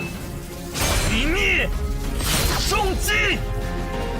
喂，上面到底怎么想的？攻略组的主力竟然反成拖后腿的了，这是要害死咱们吗？觉得配对有问题，你可以向上级申诉。商礼又没做错什么，这样点他不好。去就去。抱歉，这次是我拖累你们了。不用道歉，毕竟我也没想到。你竟然没继承到周建明的史诗级遗物，我估计官方也没想到。你们都认为我继承了？不然为什么是我们3个来攻略这个难度高于平均线的8级地下城？至少在官方看来，入赘周家，同时又是漳州新兴冒险者的你，继承周建明遗物是板上钉钉的事。如果你还想继续走下去，回去和你妻子好好聊聊吧，不然总被分配超难度的任务也不是个事儿。姐夫，你还没有搞清现状吗？你只是入赘到我周家，但并不意味着我们一定要把全部的资源压在你这个外人的身上。再说，你又没有成为传说冒险者的潜力，不如就走黄伯伯的路子，当个云霄市入口管理人算了。我觉得可以。你留在云霄，正好可以照顾周德，而且也不用照顾。如果那个时候我没有入赘周家，我的冒险者生涯会不会就是另外一种样子呢？要是能重来一次，我把他转化为亡灵吗？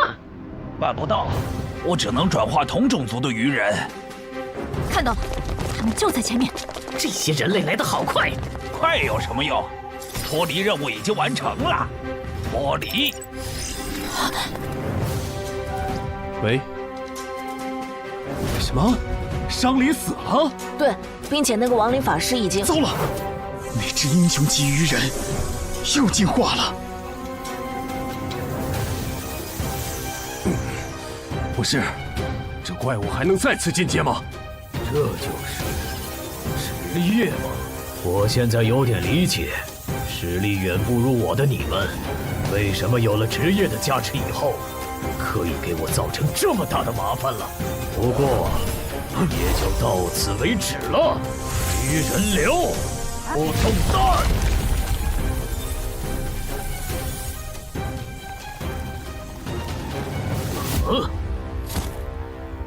移形换位，欠你条命。这种时候就不要说什么欠不欠的了。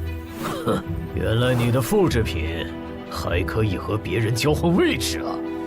是啊，很方便嘛。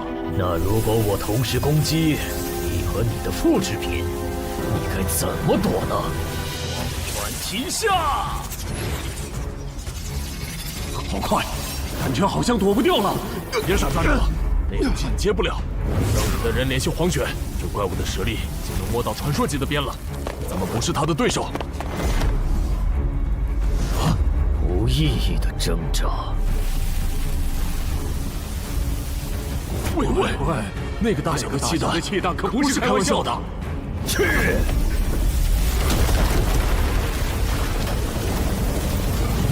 地震了！疏散市民吧。郑哥和他找来的帮手败了，那个鱼人 BOSS 身上一点伤都没有。在黄玄大佬赶过来以前，无论对方打算做什么，我们都无法阻止了。你真的很厉害，但我还是要给你一个忠告：不要对平民动手，不然无论付出多大的代价，我们都会报复回来。被同伴抛下的你，哪来的底气说这种话？报复？呵呵，等我吃了你，我会变得更强。要报复，你们尽管来就是。好的，我知道了。陈海，能请你担任东山市临时负责人，帮助疏散市民吗？我拒绝，这个你可以自己来了。不一样，我和陈化工在这个翻转地下城上犯了致命错误，现在的我没有资格当这个临时负责人。而且，总得有人站出来拖住 BOSS， 为大家争取时间吧。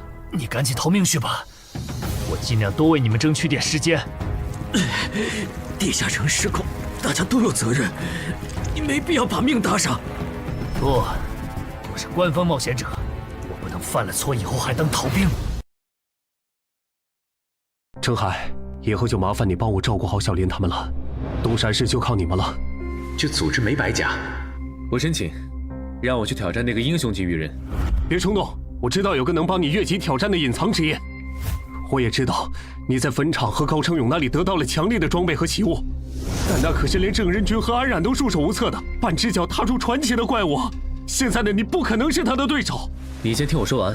我这个称号可以自动检索附近最强的鱼人种，使我获得与对方相同的力、敏、感。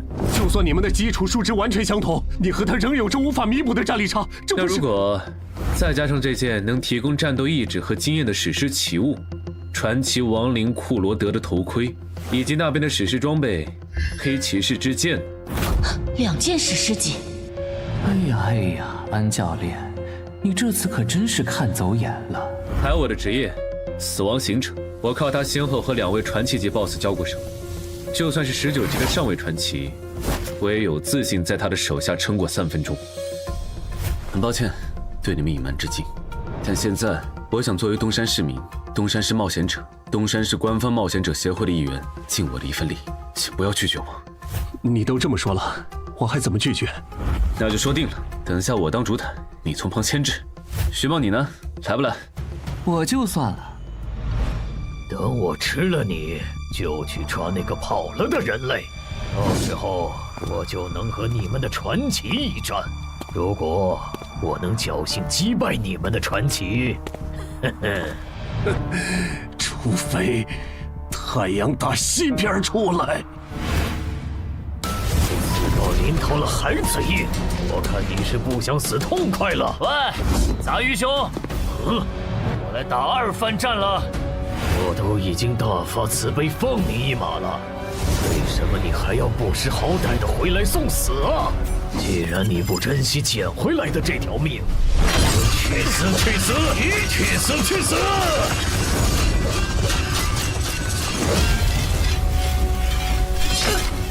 糟糕，死！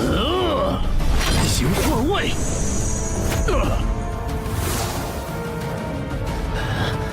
武器坏了，你那边有备用的重型武器没？有。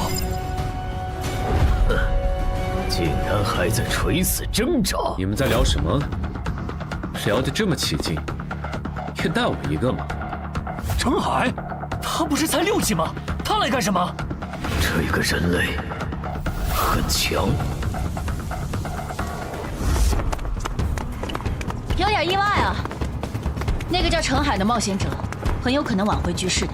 这种可以白蹭基点的好事，你为什么要拒绝？彼此彼此吧，你不也没去吗？攻略团的攻城魔女，我不是说了，随便找2只鱼人杀了交差就可以撤了吗？怎么还没走？算了，不重要了，赶紧跟我走。这个翻转地下城失控了，东山市已经不安全了。凭借气功师带来的高级感知，曼哈努斯敏锐地察觉到，这位不速之客的实力和自己非常接近。这个人类很强，但诡异的是，天赋却告诉曼哈努斯，吃掉眼前之人并不能升级。显然，他和自己一样，也是族群中的特殊个体。人类，你现在多少级？我6级啊，怎么了？把我当傻子吗？就算你也有王者资质，也不可能6级就和我实力相当。想知道原因吗？那是因为……够了！我不管你是装腔作势，还是打心理战，接下来我会全力击溃你。求之不得！你弱，时间猛，那我也……又是这招！位置互换，郑哥你做的，你还好意思问？要不是郑哥出手，你现在已经死了。那个能召唤分身的家伙真是太麻烦了，得优先处理他。郑哥，你就信我一次，如果没把握和那个鱼人一战，我是不会来的。你确定？他的黎明坎可都在20以上，就算你之前通关的都是高位地下城，也都拿到了 A 或者 S 评级。我确定。行，那你主攻，我辅助。不是，他上下嘴皮子一动你就信了啊？他才6级啊！先杀一个！光顾着说话把他给漏了。移形换位！郑哥小心，他的目标是你。外面的家伙，给我死！来不及放出回音再置换了，得手了。不是说好了要全力击溃我吗？对我的同伴出手是什么意思？程海有2件史诗级装备。不止如此，他的主职业也很特殊，而且他能靠着称号的效果，让自己的基础属性跟那只 BOSS 一样。我觉得加上你，就算杀不掉那只英雄级鱼人，也足够拖到黄选和五虎救场了。这次还要使用移形换位？混蛋！同样的招数都用2次了，你们以为这次我还会中招吗？竟然没有换位！用过2次的战术，当然不会继续用了。赢了！还早呢。这只英雄级鱼人的体应该在20以上，刚才那一下还不够致命。不过还真是惊人呢，明明是第1次合作，程海却能在不用我提示的情况下，完美适配我的战术。我记得他好像是写小说的，现在的小说家都是怪物吗？可恶，这小子得手后就退了，完全不给我出招的机会。体也在20以上，有点难搞啊。亏了，这两人搭配起来比没用技能的我强太多了。奇怪，这个鱼人 BOSS 难道打算撤了，还是说留着后招呢？本来想着不用技能杀掉那2个14级的晋升15级，然后再挑战这里的传奇。现在看，这已经不现实了，只能走一步看一步了。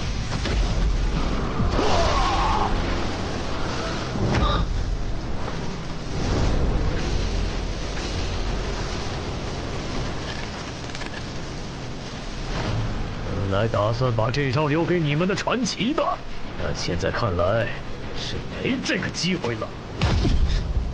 志哥，快跑！这鱼人的速度又提升了，这次我不一定能拦住他。至少在走之前，让我提升到15级吧。很好，他的一条胳膊废了，接下来应该很难再。上海，趁现在！收到。以为这样就能限制住我的行动，别太想当然了。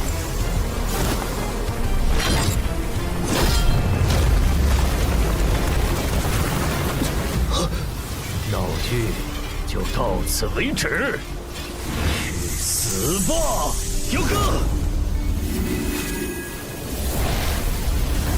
这种速度的攻击都破不了他的防。神眷者吗？这次的援兵是召唤师吗？让我看看你藏在哪儿。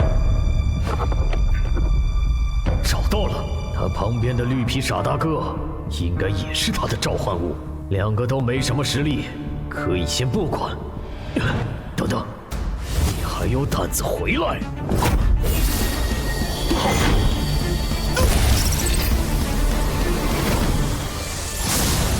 给我死！还能打吗？有点难。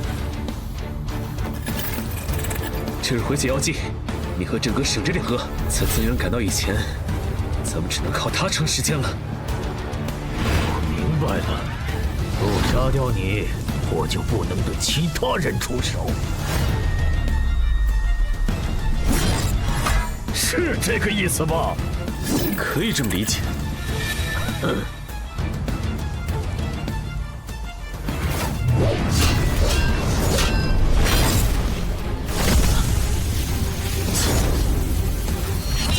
现在才发觉，晚了。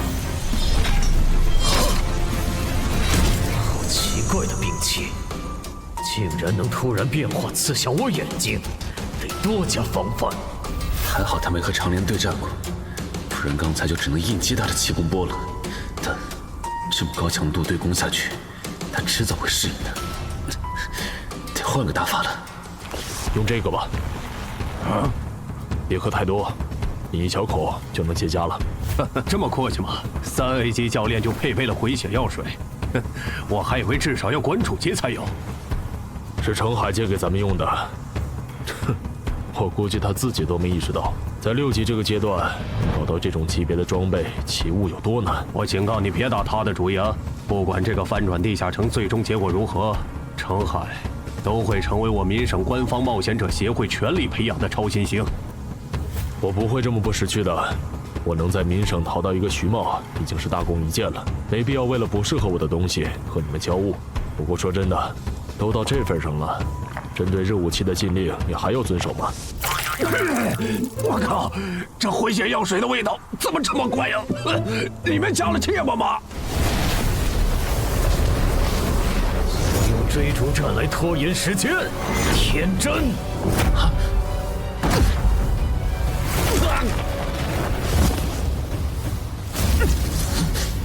怎么不逃了？该死！怎么在这个节骨眼上崴脚？既然你逃不动了，那就去死吧！不得不说，你真的很顽强。像你这样能和我周旋这么久的对手，或许以后我再也不会遇到了。先救人！来不及了。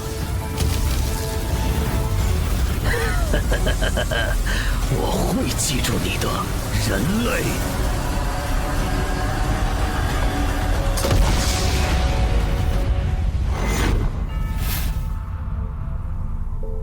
这个叫超限的技能虽然很强，但太耗体力了。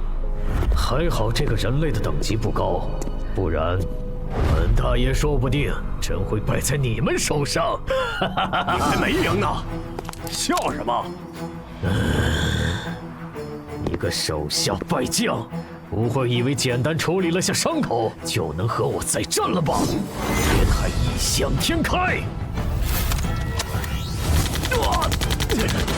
这是什么武器？竟然能破我铜皮铁骨的防御！安然，好了没？好了。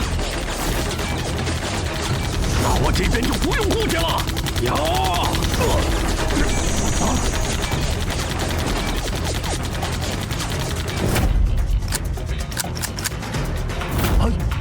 为什么2把枪会同时卡壳？开什么玩笑啊！故障，原来如此。看来你们的神并不会关注你们呢，人类。天界的使者，您还要等到什么时候？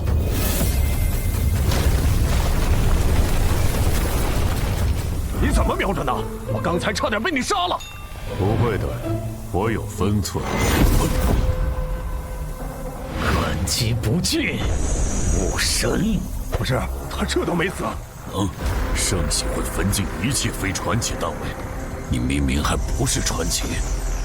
那当然是因为海之母在注视我呀！哈哈哈哈！本来想着有限度的使用这武器，尽量控制地下城的失控的影响，但遇到这种打不死的怪物，蝼蚁们继续呀！再加把劲，你们差一点儿就能打过本大爷了。如果你不小心败在你所认为的蝼蚁手上，对你来说一定不亚于最终极的羞辱吧？就凭你痴心妄想！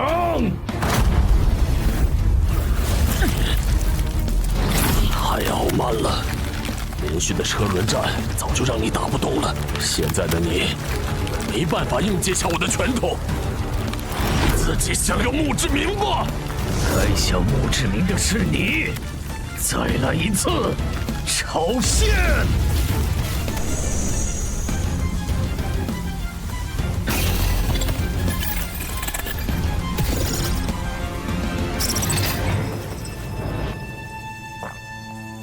呼吸平稳了。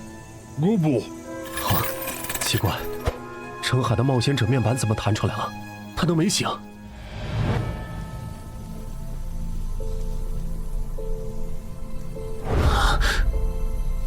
为什么不用试炼徽章？库罗德，你如果用了英勇之骑士试炼徽章，应该可以躲过那只鱼人的绝招吧？等等，你不是库罗德，按理来说他应该不知道怪物鱼人到底是谁，这是哪儿？放轻松，我确实不是库罗德，我是活化的传奇亡灵库罗德头盔所产生的自我，而这里则是我的新增效果征兵场的训练场地。活化？什么时候的事？就在刚刚，你们和那只鱼人的战斗引来了2位神明的关注，其中一位神明因为3次干涉地下城进程，引起了另一位神明的不满，我因此被活化。继续刚才的话题，为什么不用试炼徽章规避伤害？是你的话，应该能想到这个解法。我想赌一把，当时想着用奇迹生还者硬扛，再用假死骗那个鱼人，找机会偷袭，尝试一击毙命。但没想到那个元气弹的伤害这么猛，差一点就被杀了。为什么？什么为什么？为什么你要冒这么大的风险来赌？你和他的等级差这么多，能拖这么久，已经算超额完成任务了。就算中途退场，也没人会怪你。可能因为这个地下城之所以失控，其源头在我吧。如果当初选择上交入口，而非自己攻略，说不定就不会演变成现在这样。万一你上交后，官方也没打通这个地下城呢？而且你成为冒险者后，不是也帮助过很多人吗？2件事，一码归一码。对了，我要怎么做才能离开这里？外面的战斗还需要我？已经不需要了。我不是说了吗？观战的神明开始下场了，这场闹剧很快就会结束。你醒了？不，只是孱弱的身体。打开冒险者面板，称号还可以，有几个能用的。别冲动，人类。我只是借用你同伴的身体，给不守规矩的玩家一点教训。你别做多余的事，最多10分钟，这个地下城就会结束。可是你一声招呼都不打，就占用了程海的身体，你这样要我怎么相信你对我们没有恶意？也是，站在你们的角度，确实可以。这样好了，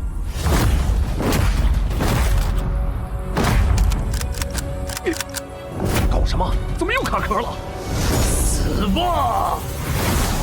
啊！该死的人是你！暗杀拳！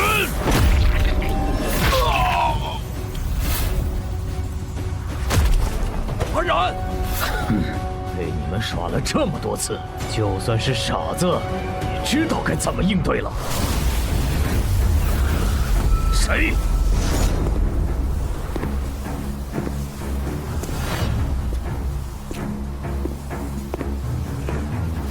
程海，你怎么又来了？换班，这只鱼人交给我。又来，阴魂不散的东西，你们真不会觉得？哦，这个绿皮傻大个是什么时候摸到我身后的？我竟然完全没注意。这都没能杀掉他，好可惜啊！无妨，至少废了他的生蛋。他现在无法召唤冒险者面板，已经是砧板上的鱼，只能被咱们狂揍了。一会儿你别插手了，我要和这条鱼玩玩。等它快死了，你再过来补刀。不，声带受损，无法召唤冒险者面板的曼哈努斯开始意识到，放弃上线，选择即战力，其实是一件很欠考虑的决策。前所未有的懊悔涌上曼哈努斯的心头。要是能重来，他不会再戏耍这群人类冒险者。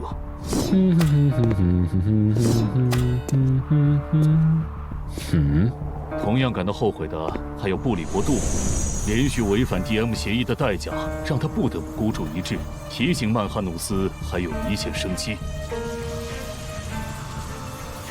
感谢你，母神。这都帮你几次了，你的神难道是你们的保姆吗？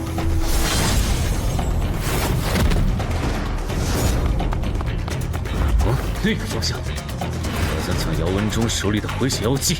冒险者面板，如果真让他治好嗓子脱离了，那么戏耍的我，岂不是要成为诸神口中的笑料？开什么玩笑！这人怎么昏迷了？谁干的？算了，纠结这个没意义，正好省了我一点时间。等我把嗓子治好，就去找你算账。这一次，我不会再给你机会了。侮辱母神的盔甲小子！怎么回事？我怎么突然就……难得下来玩一次，结果那点雅兴全被你们给搅和了。哼，不止，我给我使徒准备的无限药水瓶也因为你们损坏。杂鱼，你说你该怎么赔偿我？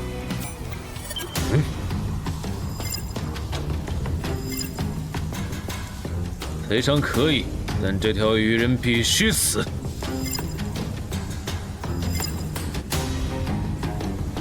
我无所谓，别把我和你这种保姆混为一谈。我的使徒如果不能成长到可以正面战胜传奇的程度，那他就不配做我的使徒。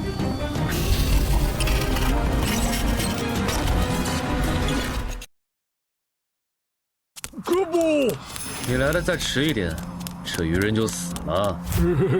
哥布。对了，黑骑士之剑的效果你应该还没吃满吧？那用它补刀。哥布，我要死了吗？我不甘心，我还能战斗。母神啊，如果你还在注视我，我祈求您，再给我一次。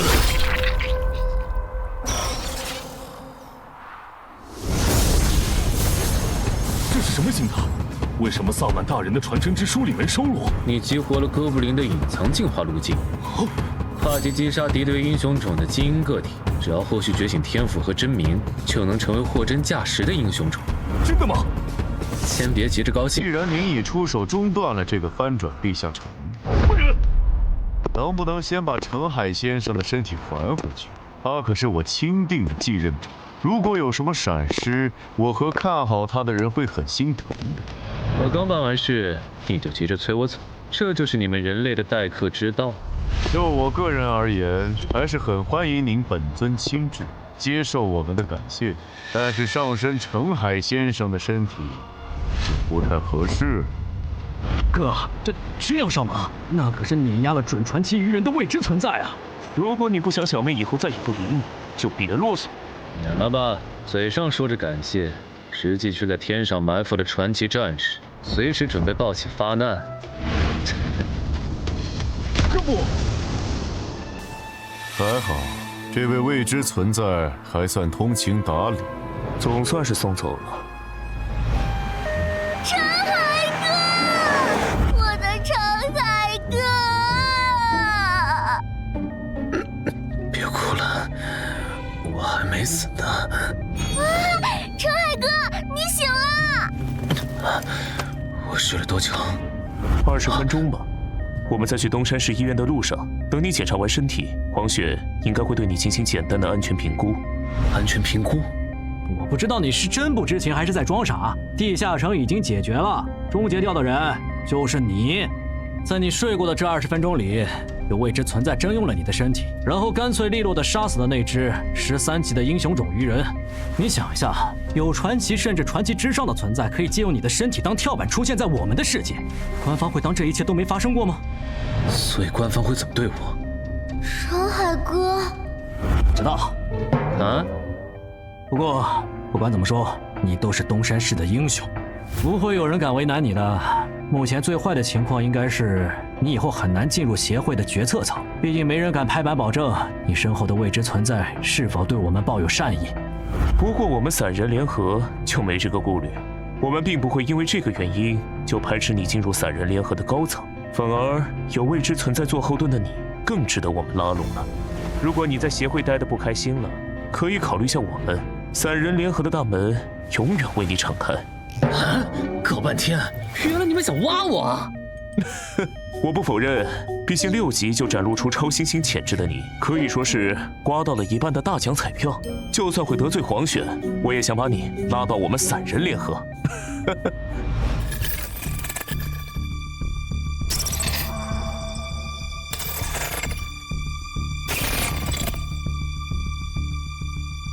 死囚之船，澄海先生，什么意思？澄海先生，澄海先生。抱歉，刚才在想事情，怎么了？您的武器和隐身衣被您的哥布林随从带走了，我们在现场只找到了这件损坏的药剂瓶。了解，剑和隐身衣，我之后找他要。那我这边没有要聊的了。关于药水瓶的补偿方案，协会会在3个工作日内整理出来。好。这个人有点厉害，刚才的谈话，连我哪天成为冒险者和死亡主宰何时关注我都被他问出来了。他的副职业技能，该不会是强制对话，或者必须说真话吧？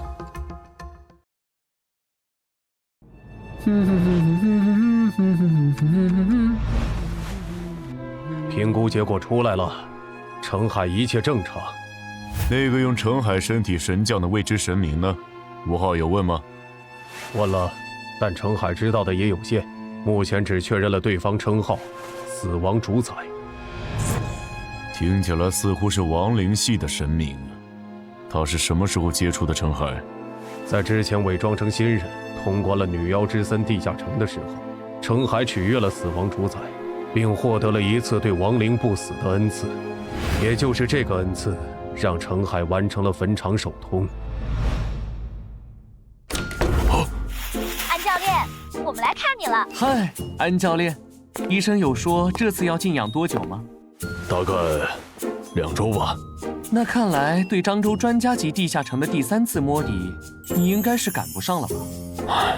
可不是吗？要不你找镇人君多要点补偿呢？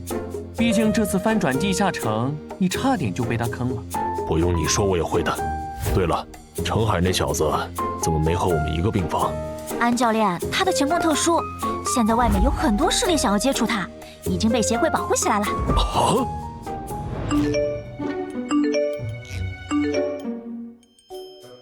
婉婉，不是吧？你如果担心自己的利益受损，那我可以通过散人联合的渠道帮你发声施压。毕竟啊，给协会上眼药这种事，大家都乐意搭把手。搞这么大，如果让姚哥知道了就……让我知道什么？姚哥，看来你已经想起来了。这样好了，好，有缘再见了。谁也是卷宗学者的人类冒险者。放心，我一点都不记恨这件事。毕竟打晕我的不是你，是你背后的未知神明。姚哥，但我怎么感觉你好像很在意这件事啊？好了，不跟你开玩笑了，你的安全评估过了，可以回家了。啊？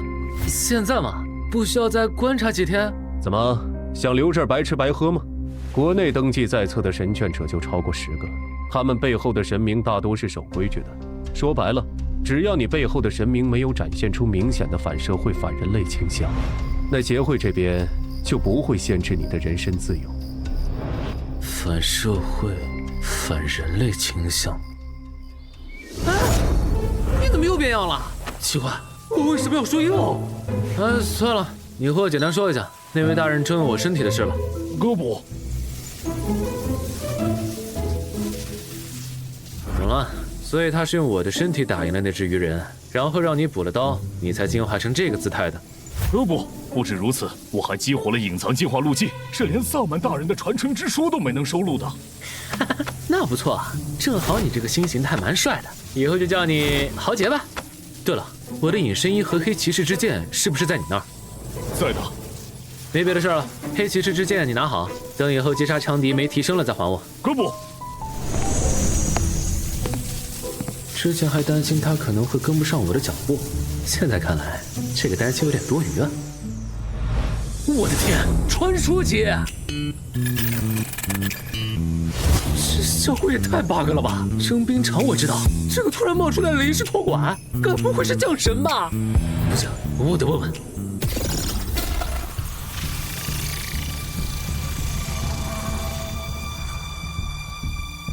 你找我？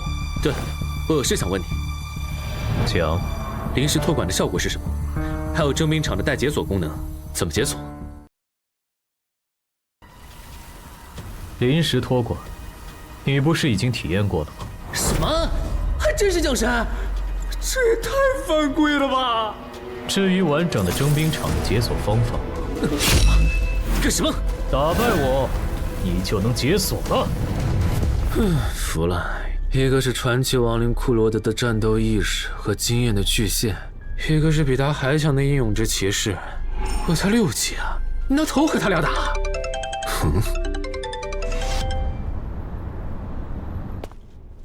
程海老弟来了。那个女冒险者不是地下城翻转的时候来帮助协助防守的吗？她怎么也在？哎，过来坐。就是他吗？看起来不太像啊。是啊。没想到这位国家级超新星的气场竟然这么普通。王老哥，一阵子没见，你瘦了不少啊。有吗？陈海先生，恭喜你成为名声唯2的国家超级新星。按照这个步调发展，你未来将会成为1省负责人呐。正戏来了吗？曹先生您言重了，我就是运气好。你就别谦虚了，到了我们这个位置，哪个不晓得好运难求？更何况，你能成为国家级超新星，可不只有运气好这一种因素啊！我这人不喜欢弯弯绕绕，所以就开门见山了。您说，处理过1次翻转地下城的你，应该能意识到，一个优秀的入口负责人对于当地的生产和安全有多大保证了吧？负责人人选确实很重要。黄选会在明年卸任明省负责人一职，去挑战时隔多年重现人间的18级地下城。恐惧之墓，所以你应该能理解我们现在有多焦虑吧？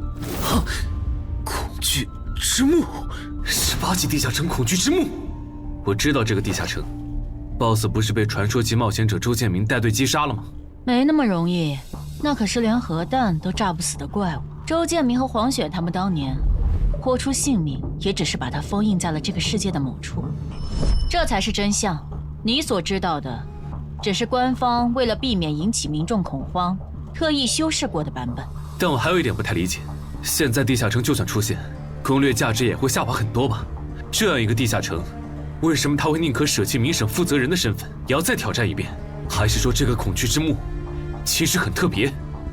并不特别，就是个难度超标的18级亡灵系地下城而已。黄选在意它，主要还是因为天门山一战，他的很多战友死在了那里，再加上阿瑟瑞拉克的种族特性和弱点都已经被探明，现在不需要封印，可以直接击杀他们。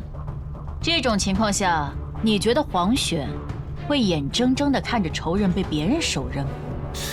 肯定不能。但我现在才6级，黄选卸任后，谁当明省负责人的事，我好像帮不上忙吧？怎么帮不了？以你目前表现出来的潜力和成长速度，只要搭配合适的攻略团队，再加上我们的大力支持，1年时间足够你冲击负责人候补的位置。代价呢？你们付出的资源，就算是传说级冒险者也会感兴趣吗？如果只是为了在高等级地下城翻转时照顾一下你们的产业和家人，我想这点小忙，应该换谁来都没理由拒绝吧。所以，你们到底想要我做什么？陈海先生，你误会了，我们投资你不需要你付出任何代价，我们只是单纯不想让某个人成为明省负责人。某个人？在你横空出世之前，明省只有1个国家级超新星，如无意外的话，他将是黄选的接班人。但这个人性格过于恶劣，在他的崛起之路上，许多冒险者和普通人都成了他变强的食粮。据我们推测，他成为明省负责人后，必然会把手伸向我们，和他未来会向我们索取资源相比，我们为你投入的这些其实不算什么。那请容我拒绝。虽然我确实很想接受你们的投资，但如果因此惹到实力强横、性格恶劣的前辈，那不管怎么算都是亏的。抱歉。有没有一种可能，你已经惹到了？什么意思？明省原本只有1个国家级超新星，所以超新星扶持计划的资源它可以独享。但你出现以后，被他视为私产的资源，现在就要让出一份，你觉得他会怎么看你？小问题，1个靠撞大运获得神灵青睐的6级小废物，等我回国就找理由把他弄残。就是他嘛，大火鸟唐德，穿得这么招摇，不知道的还以为他是来济州岛开演唱会的潮流巨星呢。你小声点，听说这个人脾气性格不太好。你如果不想攻略地下城的时候被他失手打伤，就别说这种话。这俩韩国人嘀嘀咕咕的，以为我听不懂他们在说什么吗？要不是我急着升到传说，回去接黄选的班儿，肯定要教训一下这俩韩国佬。你好，你们也好啊，韩国的兄弟。这位是全仇，我叫卜子明，我们是韩国的国家级超新星。幸会幸会，我叫唐哲，圈内人喜欢叫我大火鸟，你们叫我大鸟就行。话说，咱们什么时候开始攻略济州岛的高难度专家级地下城？你想打听唐德？对，我听说他有点难相处。散人联合跟你说的，这你就别问了。不过你的消息源确实没骗你，不，应该说他比传言更难相处。我这个称号其实就和他有关。老实说，如果我后来没加入健身馆，现在可能已经死在某个地下城，或者被他和他的狗腿赶出明省了。不用太担心，你和唐德不是一个等级区间，现在还不属于竞争关系。只要你后面能控制好升级速度，他应该不会太为难你。但愿吧。说起来，你今年的地下城通关指标还没做吧？我过几天要去漳州挑战10级地下城山丘上的巨人。咱俩认识这么久了，还没合作过，要不要组个队一起？好啊。啊？你想在近期把你今年的地下城攻略指标全清掉？我感觉我的力、名、体，靠锻炼已经很难有明显的提升了。打算找2个合适的地下城，锻炼下实战能力。合适的地下城，很难找吗？那要不条件放宽一些？倒也不用。襄城区有一个难度中等的10级地下城，我跟那边的负责人打声招呼，把你加进去。真的吗？谢谢郑哥。嗨，这有什么好谢的？啊，对了，你那个药水瓶的补偿方案下来了，你空了记得去找姚文仲，顺便把你之前赚到的祭点一并兑换成奇物。好。你的无限火药瓶属于极珍稀的补给性器物，整个漳州没有第2件。我们目前能给出的补偿是：1. 同等稀有度的保命奇物；2. 1张奇物升级券。你看选哪个？我能看一下保命奇物的效果吗？可以。好霸道的效果，没有脱战的限制，说明可以在打不过又逃不掉的地下城 BOSS 面前强制脱离。如果不是只能用1次，我感觉它的价值要远高于稀奇古怪的回血药水。我个人建议你选1，因为奇物升级券只有高魅力才能发挥它的最大效果。高魅力？怎么说？你可以理解为，高魅力冒险者在使用奇物升级券时，会更容易得到自己急需的奇物和装备。至于这一现象背后的原理，学界目前还在猜想论证阶段。